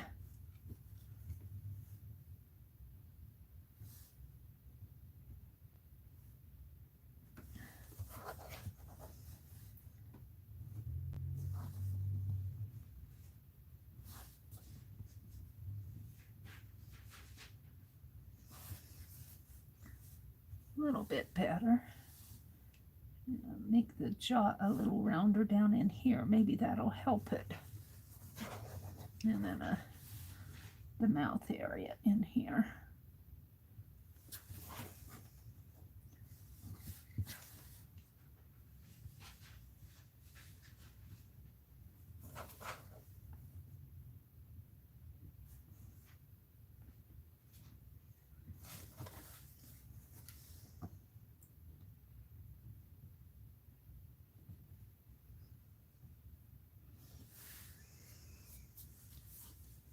And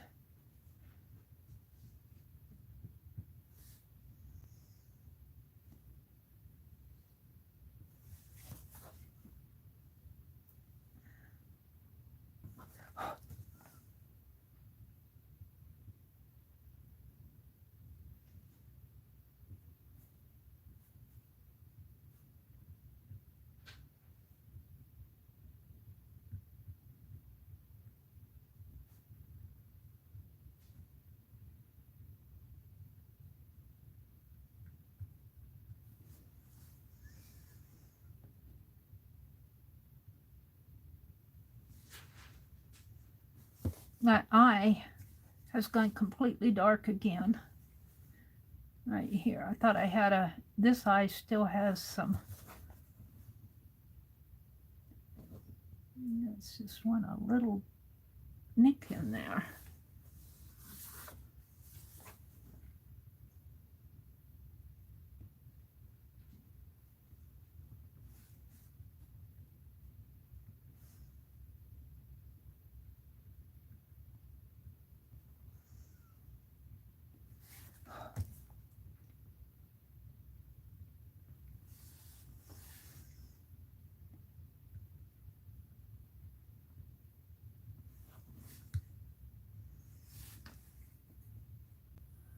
Bunny rabbit.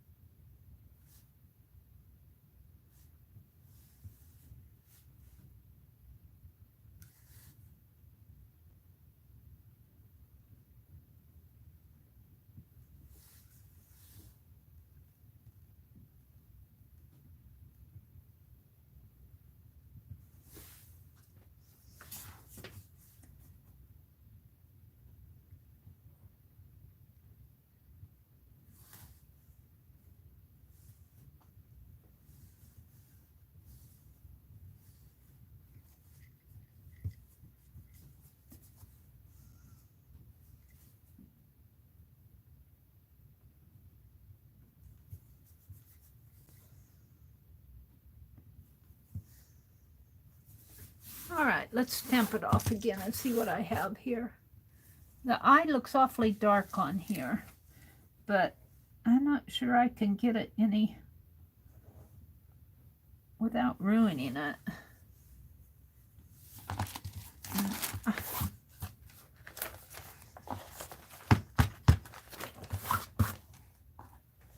I'll try it one more time here.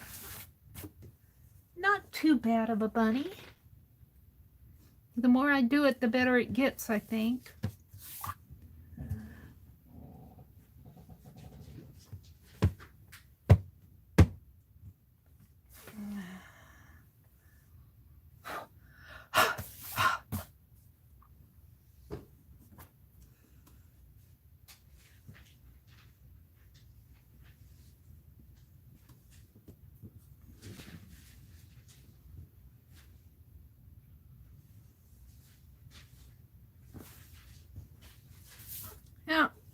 See, I got that awful square face.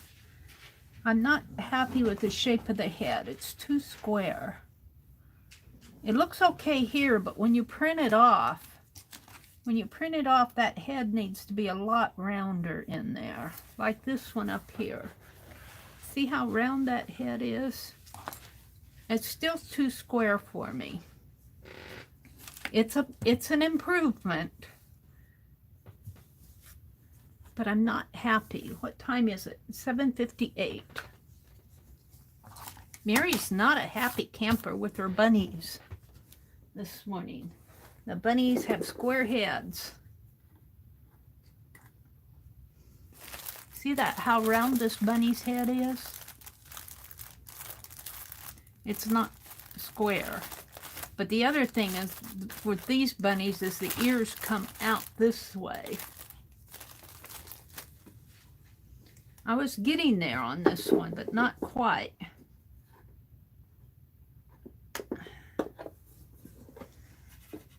I've got plenty of erasers. I turn it over and do it on the other side, but they tend to get really inky and dirty. And these erasers used to be more expensive than they are now, so I don't mind just doing one. I used to carve on both sides, but the eraser tends to get really dirty when you do that.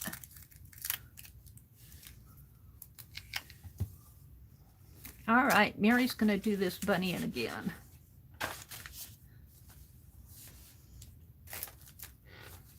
So I want to cover up both. I want to cover up my other ones so that I don't, so that I'm not influenced by them.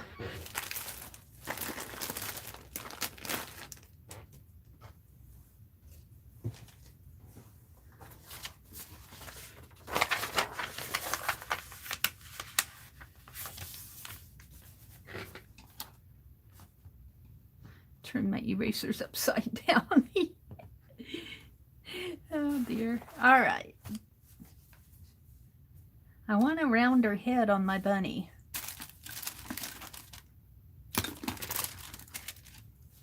So let's start with the shape of the head again. Round.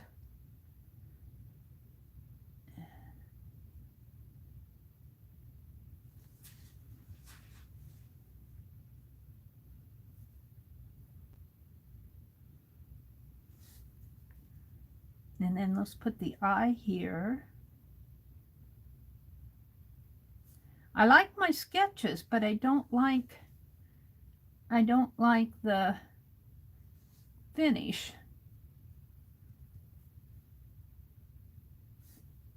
Now that seems like it's not.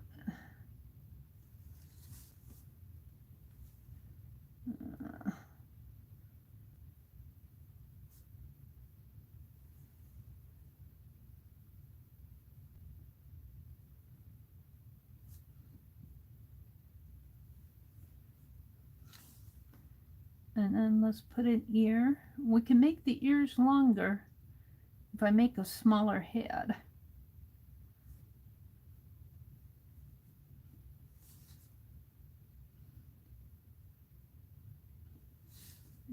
Not carve that apart out. And it's got a little, then the nose, let's put the nose way up here. And the eye in here.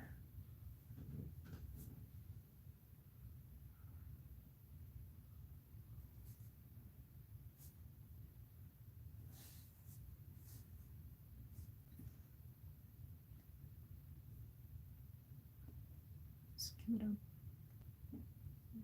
bigger bow tie.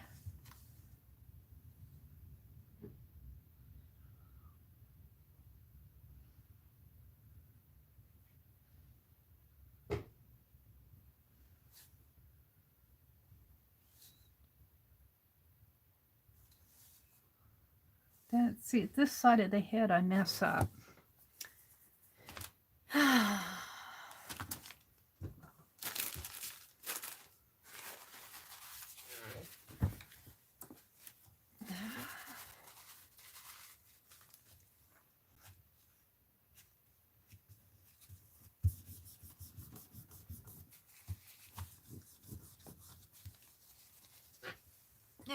I don't like it.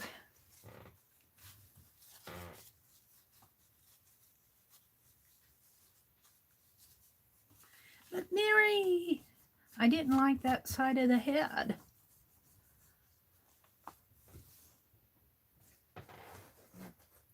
I tend to make that jaw bigger, and even on this one, this jaw kind of larger and it slants down.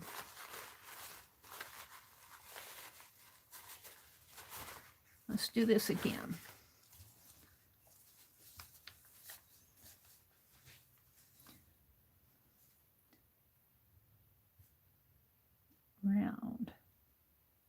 Round head.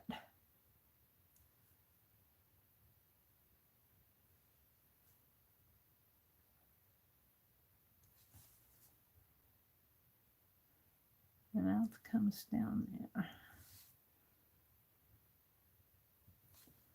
And then it kind of comes up that way and that way. See, I'm tending to want to make my heads, I think, too big.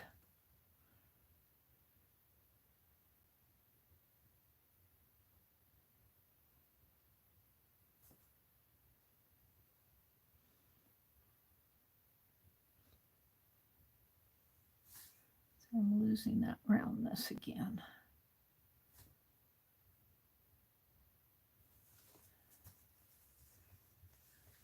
And the eye comes in here and here. This comes in that maybe. Little nose up here.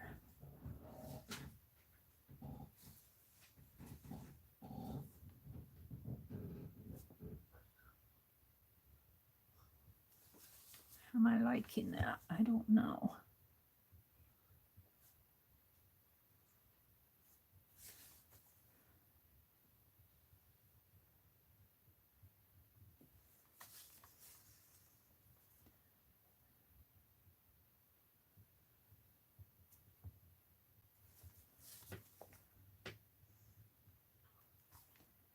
How many times have you sketched your Easter Bunny, Mary? Well, I've sketched it about 10 times. 1, 2, 3, no, 1, 2, 3, 4. 1, 2, 3, and then I sketched it 3 times here, and I sketched it on my eraser 3 times. So 6 times.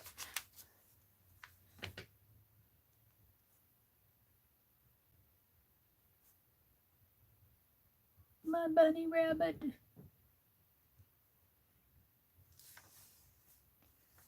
All right. We're just going to make a couple lines there. Like that. Just little lines. Like that. And then the nose comes this. Hard to carve out a little mouth like this. It's hard to carve that area out. And the eye.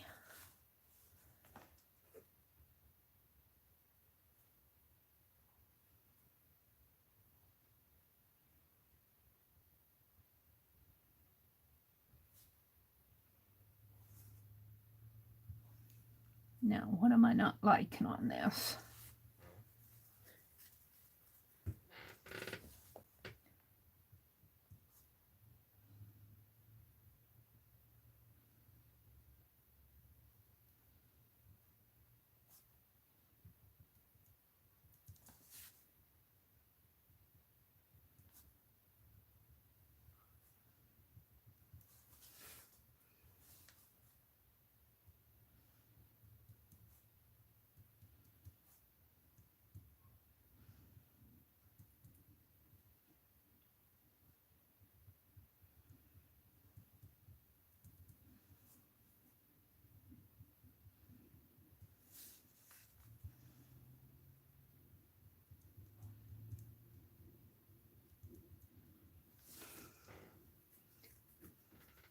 Is he any cuter? Is he getting cuter? Oh, look at that. This is a dog. This is definitely a dog. This one got a little better. I don't know if this one looks like a rabbit yet or not. They're fun to do. They're fun to do, but they are a challenge. Maybe that eye needs to be a bigger in here. They got big eyes. And I don't want to lose the roundness of the head. Cheeky. Cheeky. Maybe it needs to be cheekier down in here.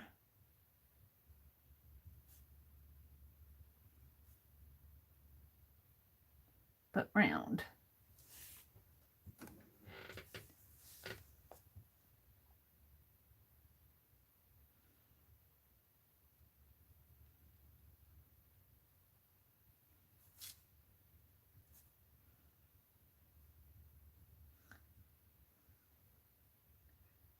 All right. We're going to try this one more time, and I promise this will be my last time because I'll have to get off of here. All right. So, let's see how fast I can do this without making a major goof up. We're just going to carve out the bevel edges. And I'm not watching chat. Hi, Jersey. Thank you all for coming, listening to me talk through my rabbit trails here. Mary's gone down a rabbit trail. Just wait till April comes.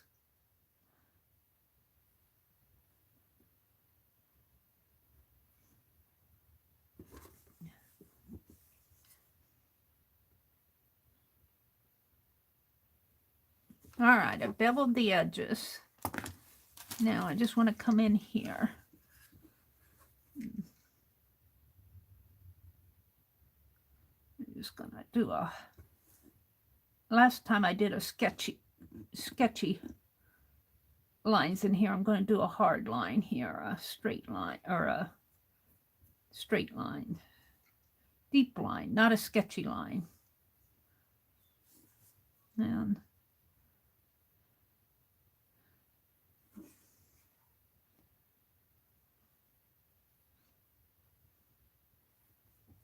yeah, I'm not happy with this head yet.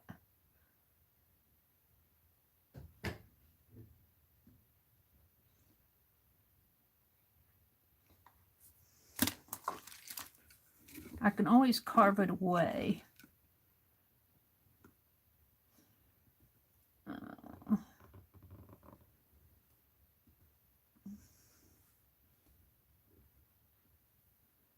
I can't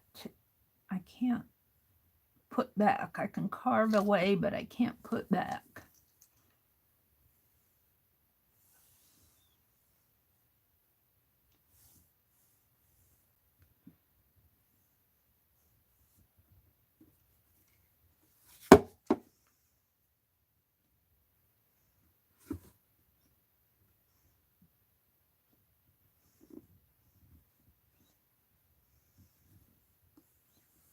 Alrighty. So we're going to carve all of this out.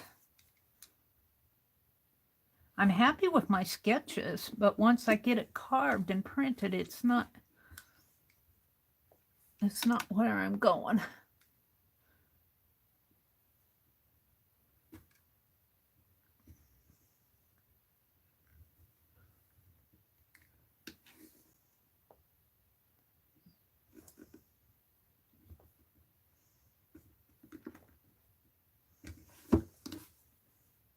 Carve all of this out.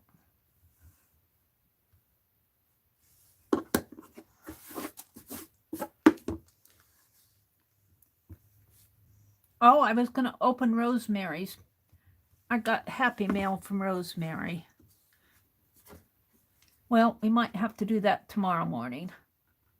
It's always there. I did an order from Rosemary Morris.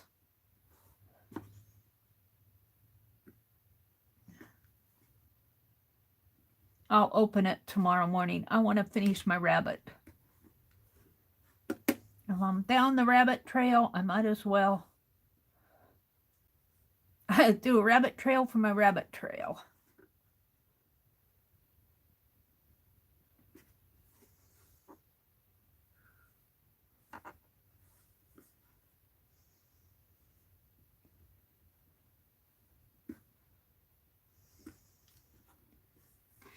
Alrighty.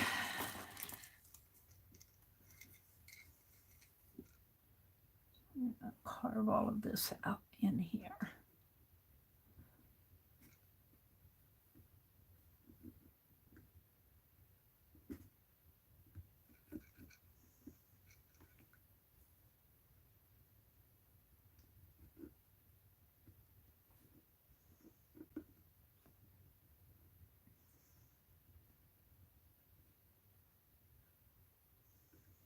Yeah.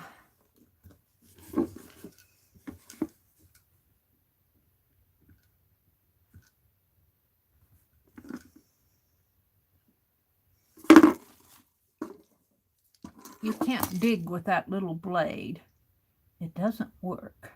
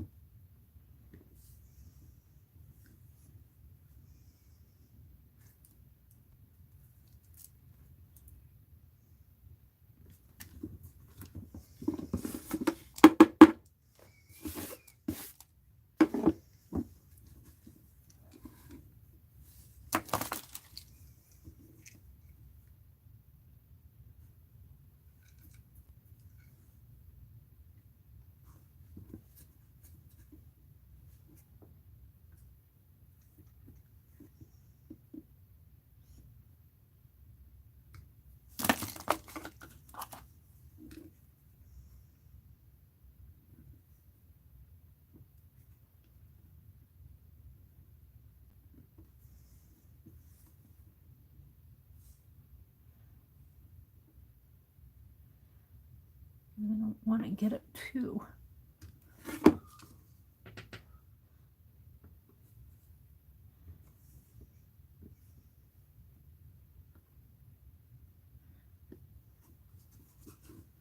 All right. Let's do the bow tie.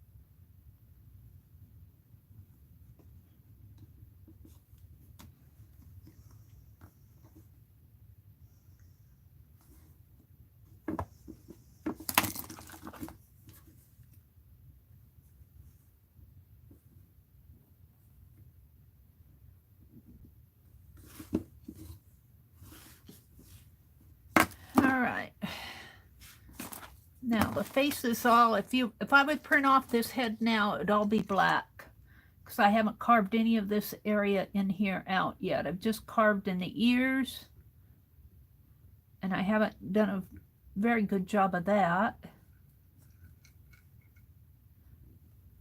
I've just carved the center space of the ears out. I haven't made any. So let's start on the head area here.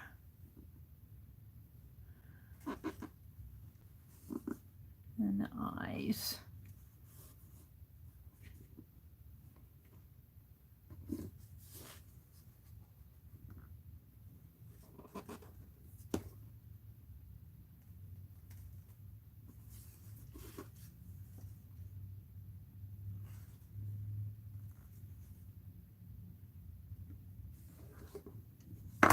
Let's shade in that nose a little.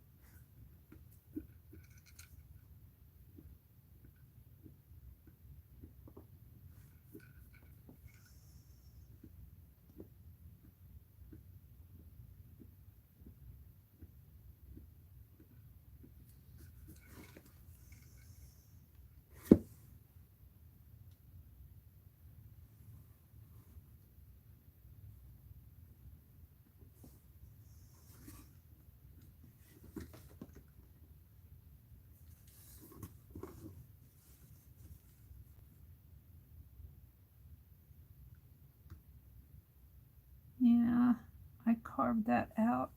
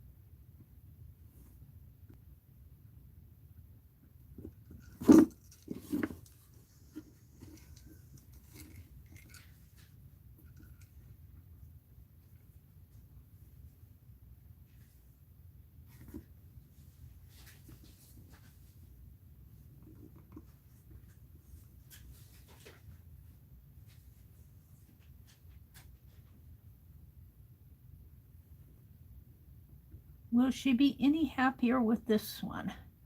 I have no idea.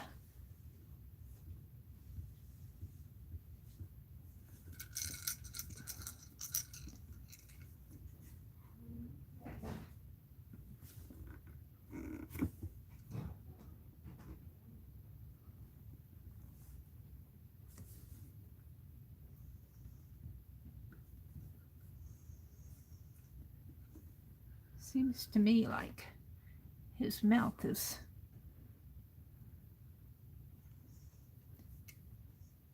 needs to be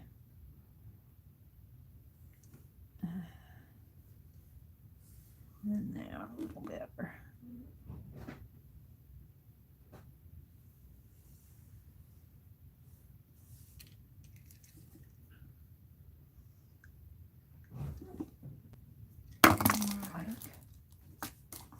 Hope I didn't mess that up. I think I'm okay.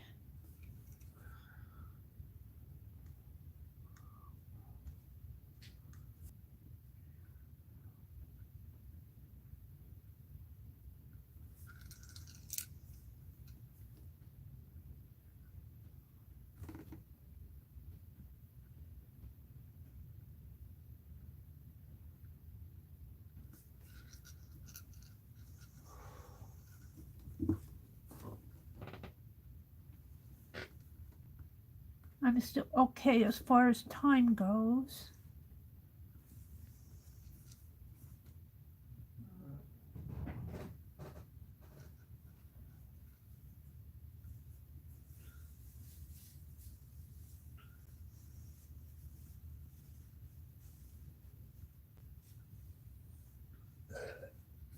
Yeah.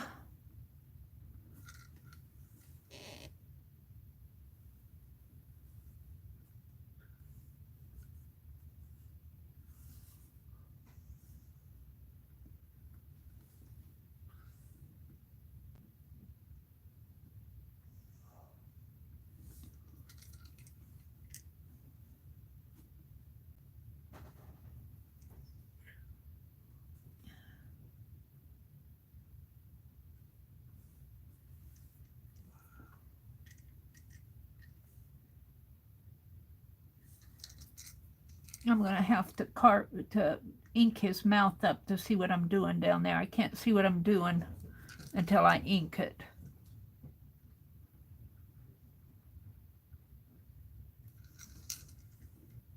And let's put some fur in here.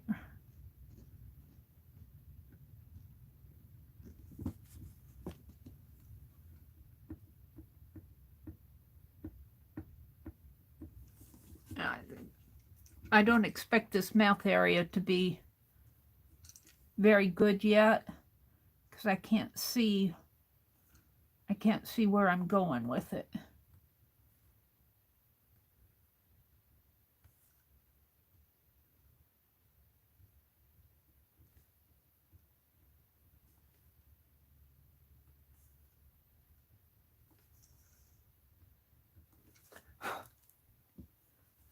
Now, let's make the eye a little shapier here.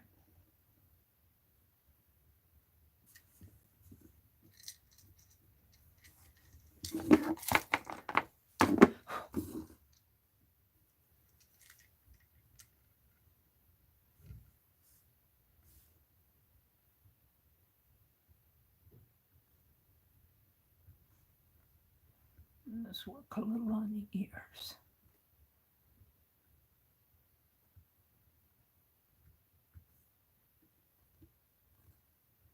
All right, I'm going to ink it up. I know it's not perfect yet. Well, it's never perfect, but I know I need work to do on the face. But I can't see where I'm going until I put some ink on it. Oh my goodness, these poor rabbits. All right, I'm going to do this one down in here. Still the head. I'm not happy with how I'm doing that head. It tends to get too big, too oval. I want to bring that. Well, I'm not happy. I can tell right now that that head is just as long and narrow as this one. It must be when I get the carving it. Yeah, see, the mouth area looks like it's got a beard and the eyes are dark. I know that I need work on it.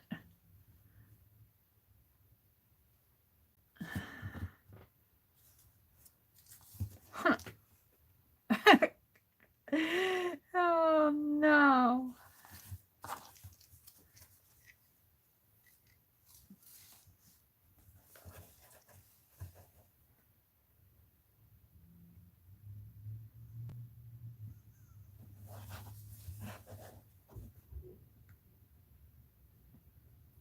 Well, I knew that the mouth wasn't. I couldn't see where I was going here on the mouth. Looks like he's smoking a cigarette or something.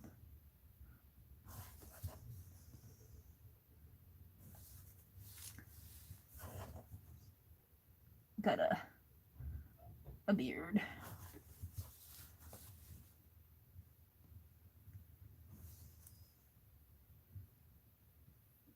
Not happy with it even yet.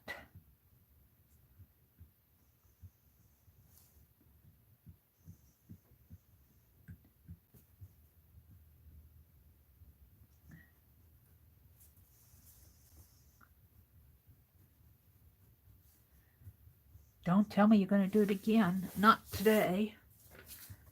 Then I might carve it again. I might carve it until I get it how my head is seeing it.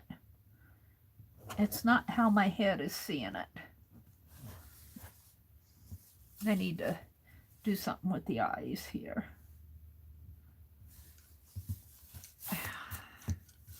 That cheek.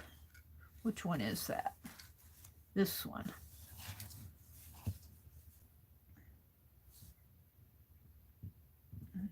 Narrow that line down a little.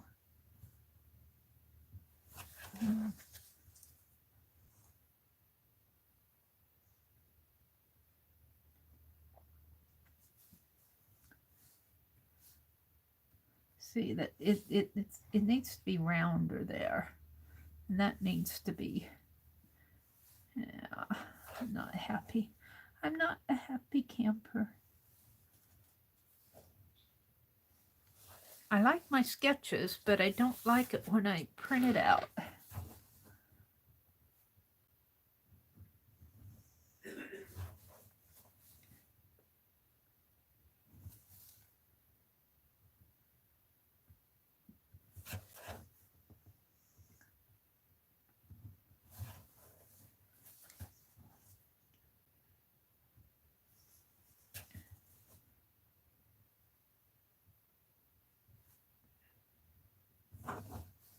Yes.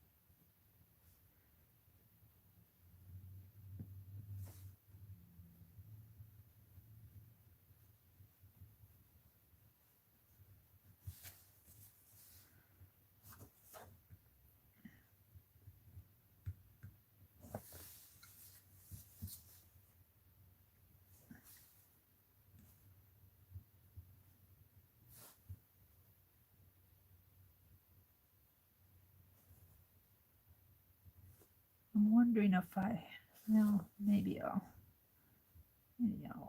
change this line a little. Let's try it again. See how this prints.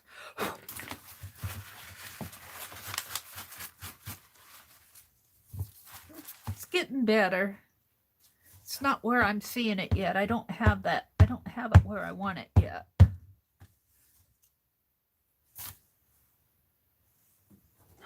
Oh, you guys can't see it, can you? I keep floating down. I swear my camera keeps floating up.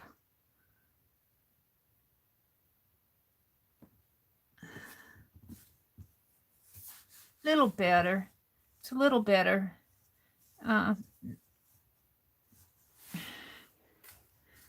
It's not quite how I want this line to be yet.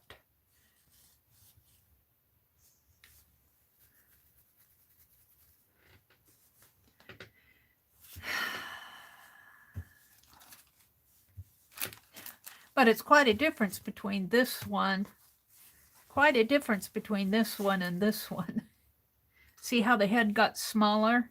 See how big I had that head? And I was trying to concentrate on big eyes, and the ear just looks horrible.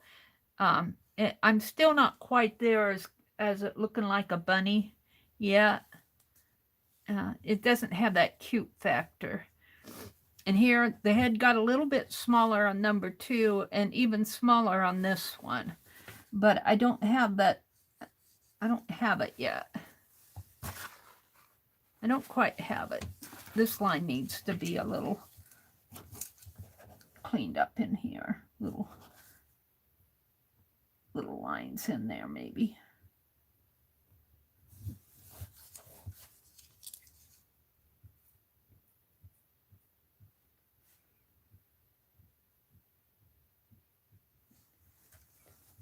Yeah, cleaning that up down in here.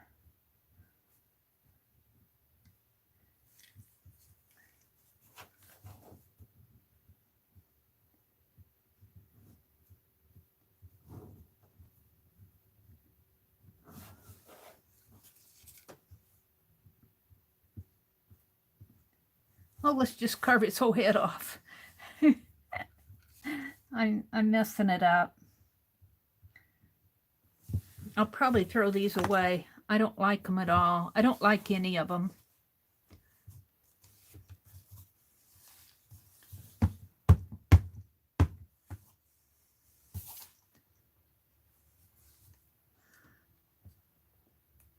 You just have days like that where nothing you do, yeah, see, I messed it all up.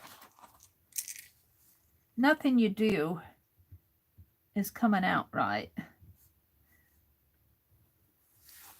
I still don't have that head like I want it. What time is it? 8:30.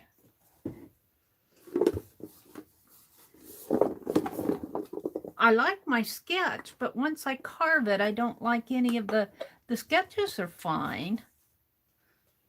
But once I carve it, it's not easy to carve that rabbit, let me tell you. Or I'm just not with it this morning. Harry, what are you doing? Getting out another eraser.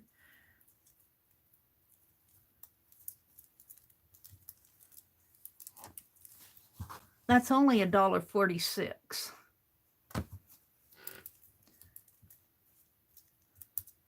It isn't like it's $28 or $80 or $90. It's $1.46.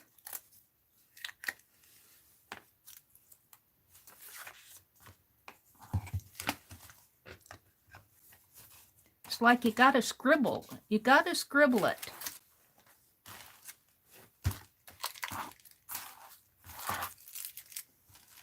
You gotta work with it is what I'm saying. All righty.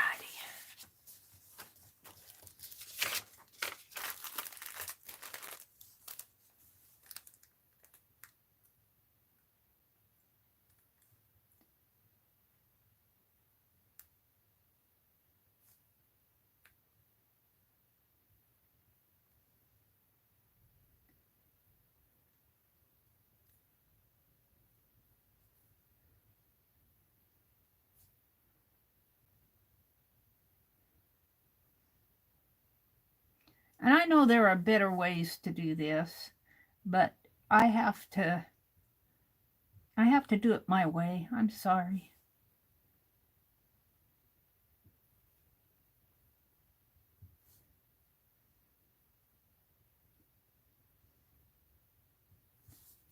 Now I need that head to still be round.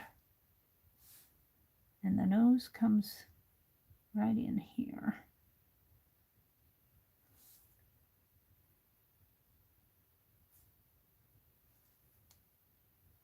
And look, I have room for all those big ears now.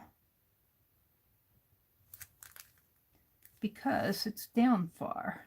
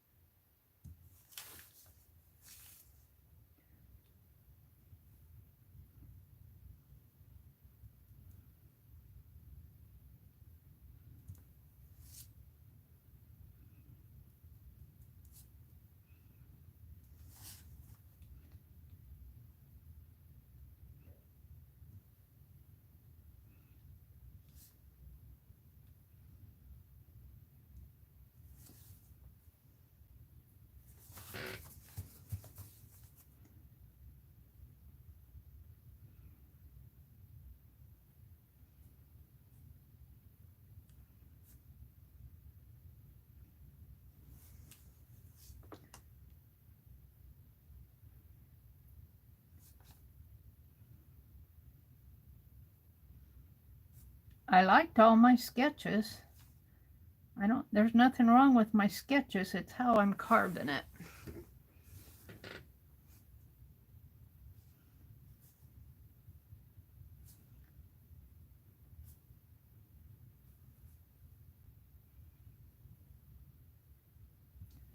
Maybe if I just do a little line like that and a little line like that, keep it kind of clean here.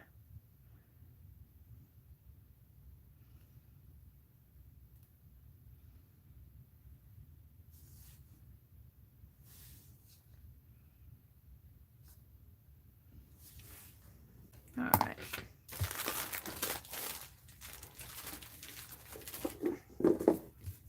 Take a look at it. We'll see what it looks like in the end. I'm going to carve it out real fast here. What's underneath of this? It's got something under here. Oh, that's just the... Okay.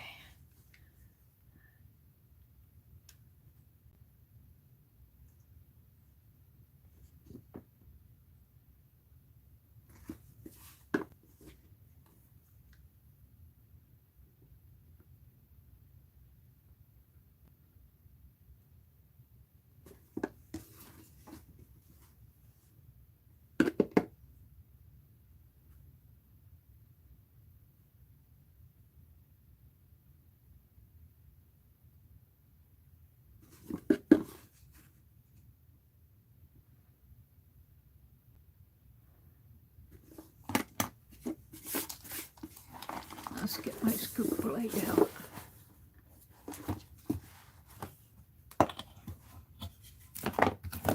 Oh, I had it out. Sorry. It's already out. My scoop blade.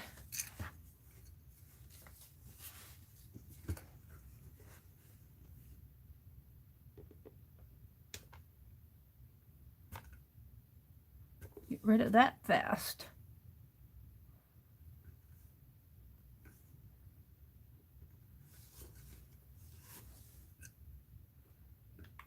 That part of the eraser could come completely off, but we won't do that now. We'll just scoop it out.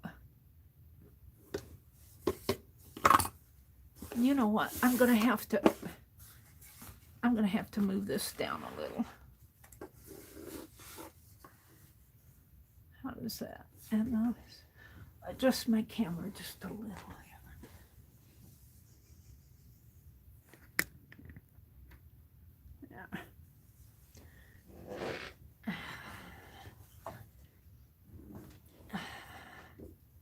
Now see, I still don't have that face like I want it. It's fuller over here than it is over there. Let's bring this out just a, but then I start getting oval with it. So let's not bring it out too much more.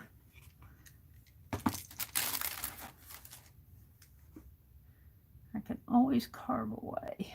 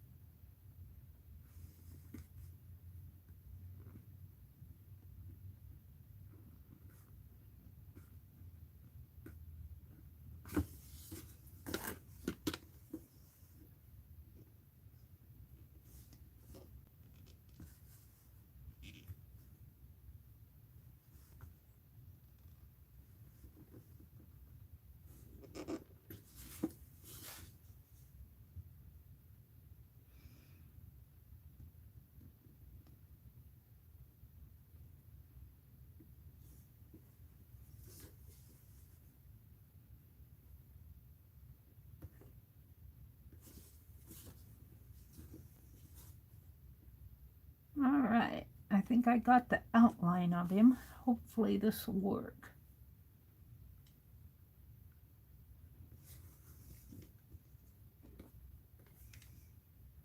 Hopefully this one. I'm not happy with what I did this morning on my erasers. They're just not speaking to me. Not saying good stuff.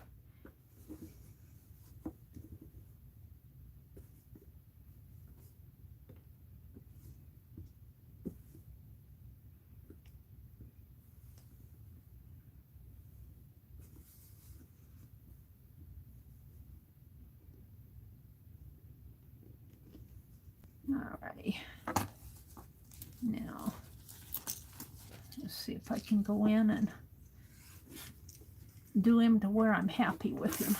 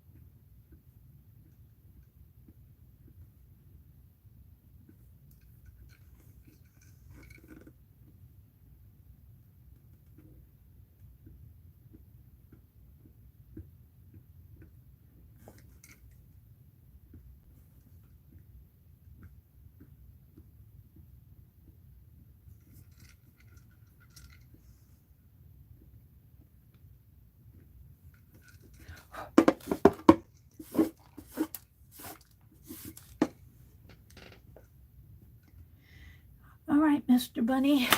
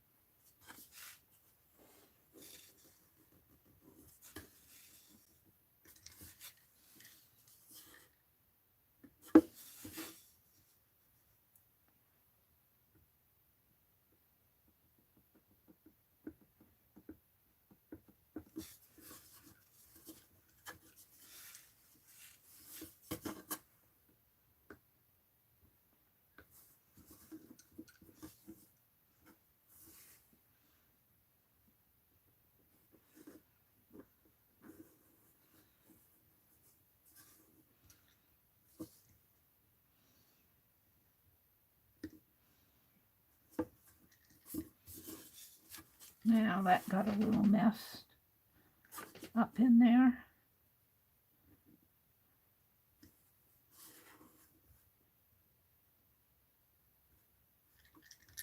Not too bad.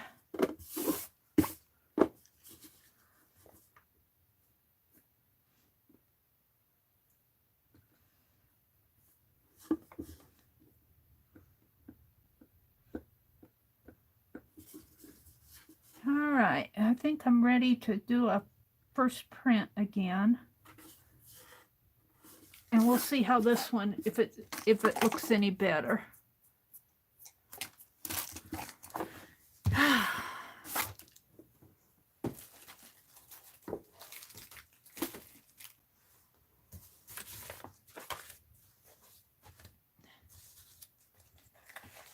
Weird bunny page. Weird bunny page is here. I guess I'll do it. I guess I'll do them right up in, maybe going down the side here.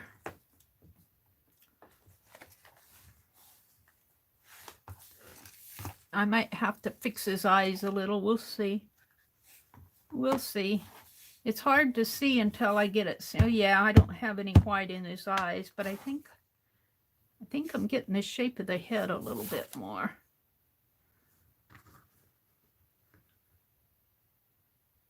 It looks like a dog. Dog. Yeah.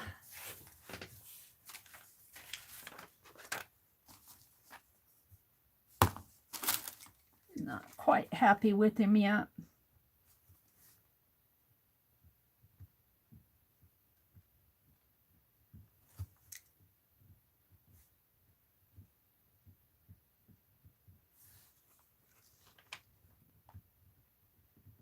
Clean him up.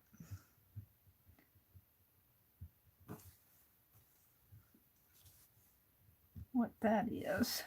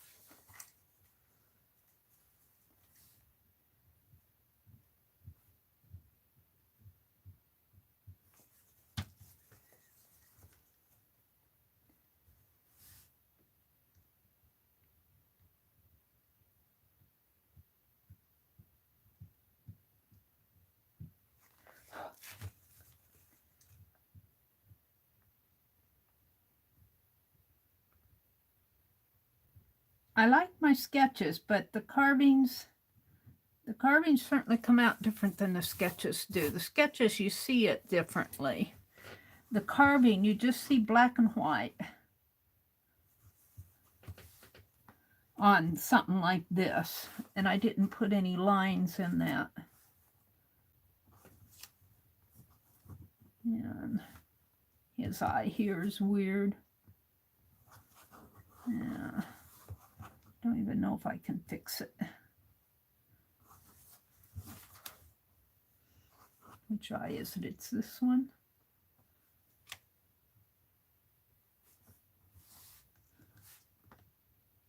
I put a little spot in there and kind of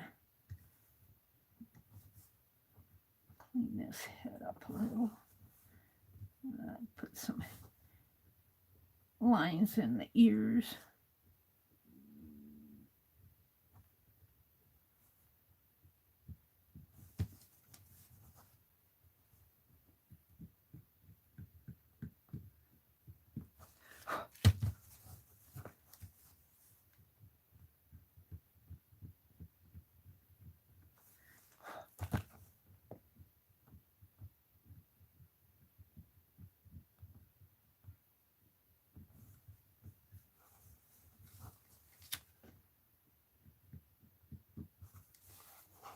break those big dark lines up.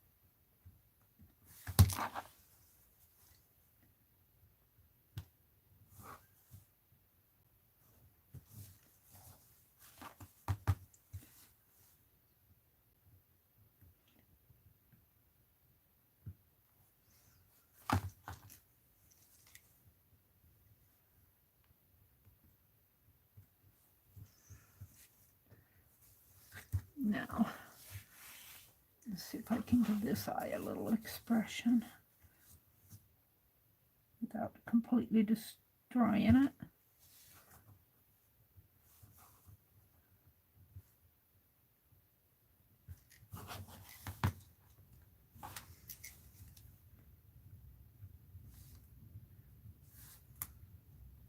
Well, I think it looks more like a bunny. A rabbit, and I wouldn't call it a cute rabbit. I wouldn't call this a cute rabbit at all. Let's try to stamp it off again.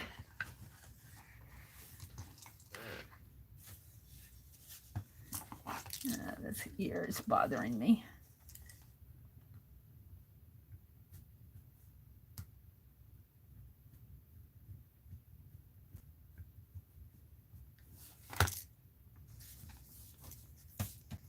I'll get the cute another day.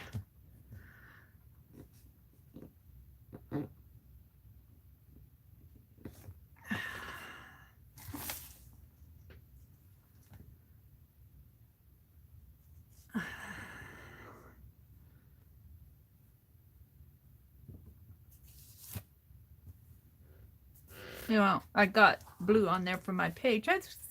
That's more what I'm going for.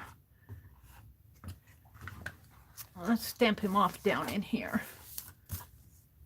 And it's 9:03, so it's time for me to leave. I'm going to stamp him off and document this, and then I'll say goodbye.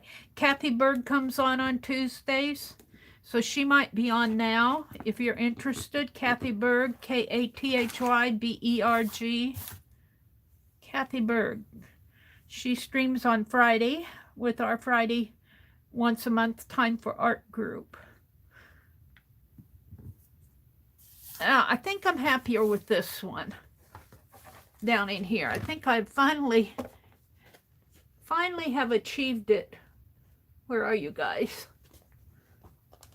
Let me stand up and hold it in. I think I finally have achieved what I was looking for right here.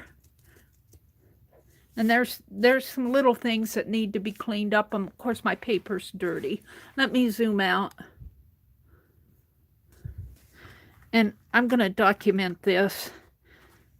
And I'm going to document my frustration with it. But let's take and outline this. Let's just draw a line down here.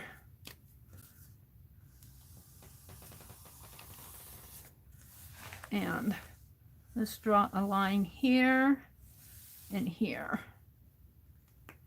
And I'm going to put this section is, or I should say are, my original sketches.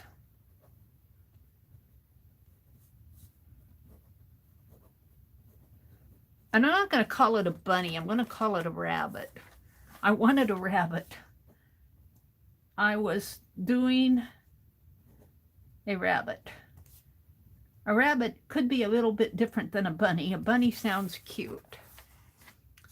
And then I'm going to put, this is my first carving set, carving.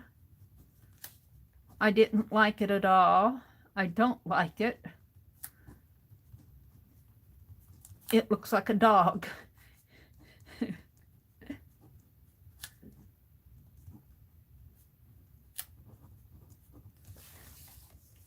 All right, let's draw a line here. And I'm going to put set 1. Sketches here.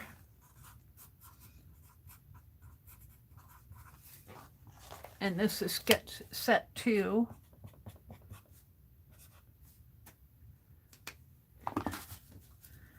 So I recarved it again, trying, I'm writing fast, for a rounder head. But I still am not happy with it. Document how you feel about these things. If you're having some frustrations, document it. You'll go back and thank yourself later.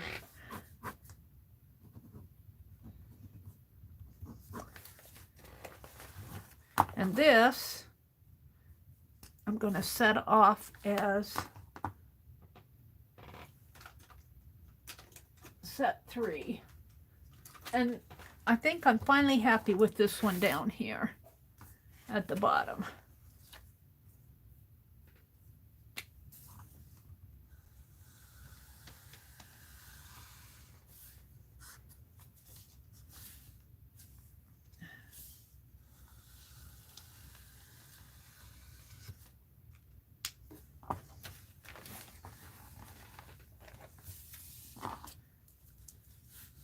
Set number 3. I think I am happy with this one. And let's put a number 3 here. And I'm going to assign it. And I'm going to date it. March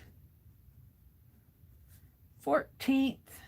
15th, 16th, 2021. Yeah, I think I'm happy with this one down here. I think he's finally looking like a rabbit to me. See, I was getting that, the head shape. I kind of had the head shape there, weird there, long there, looks like a dog there. This is the evolution of a rabbit. Evolution of a rabbit. All right, I'm going to go ahead and quick sign off. I'll just say goodbye to everybody because I know Kathy Berg comes on and I don't want to run into her time. I'm already 10 minutes into it. Jersey says, I'm glad you finally found one you liked.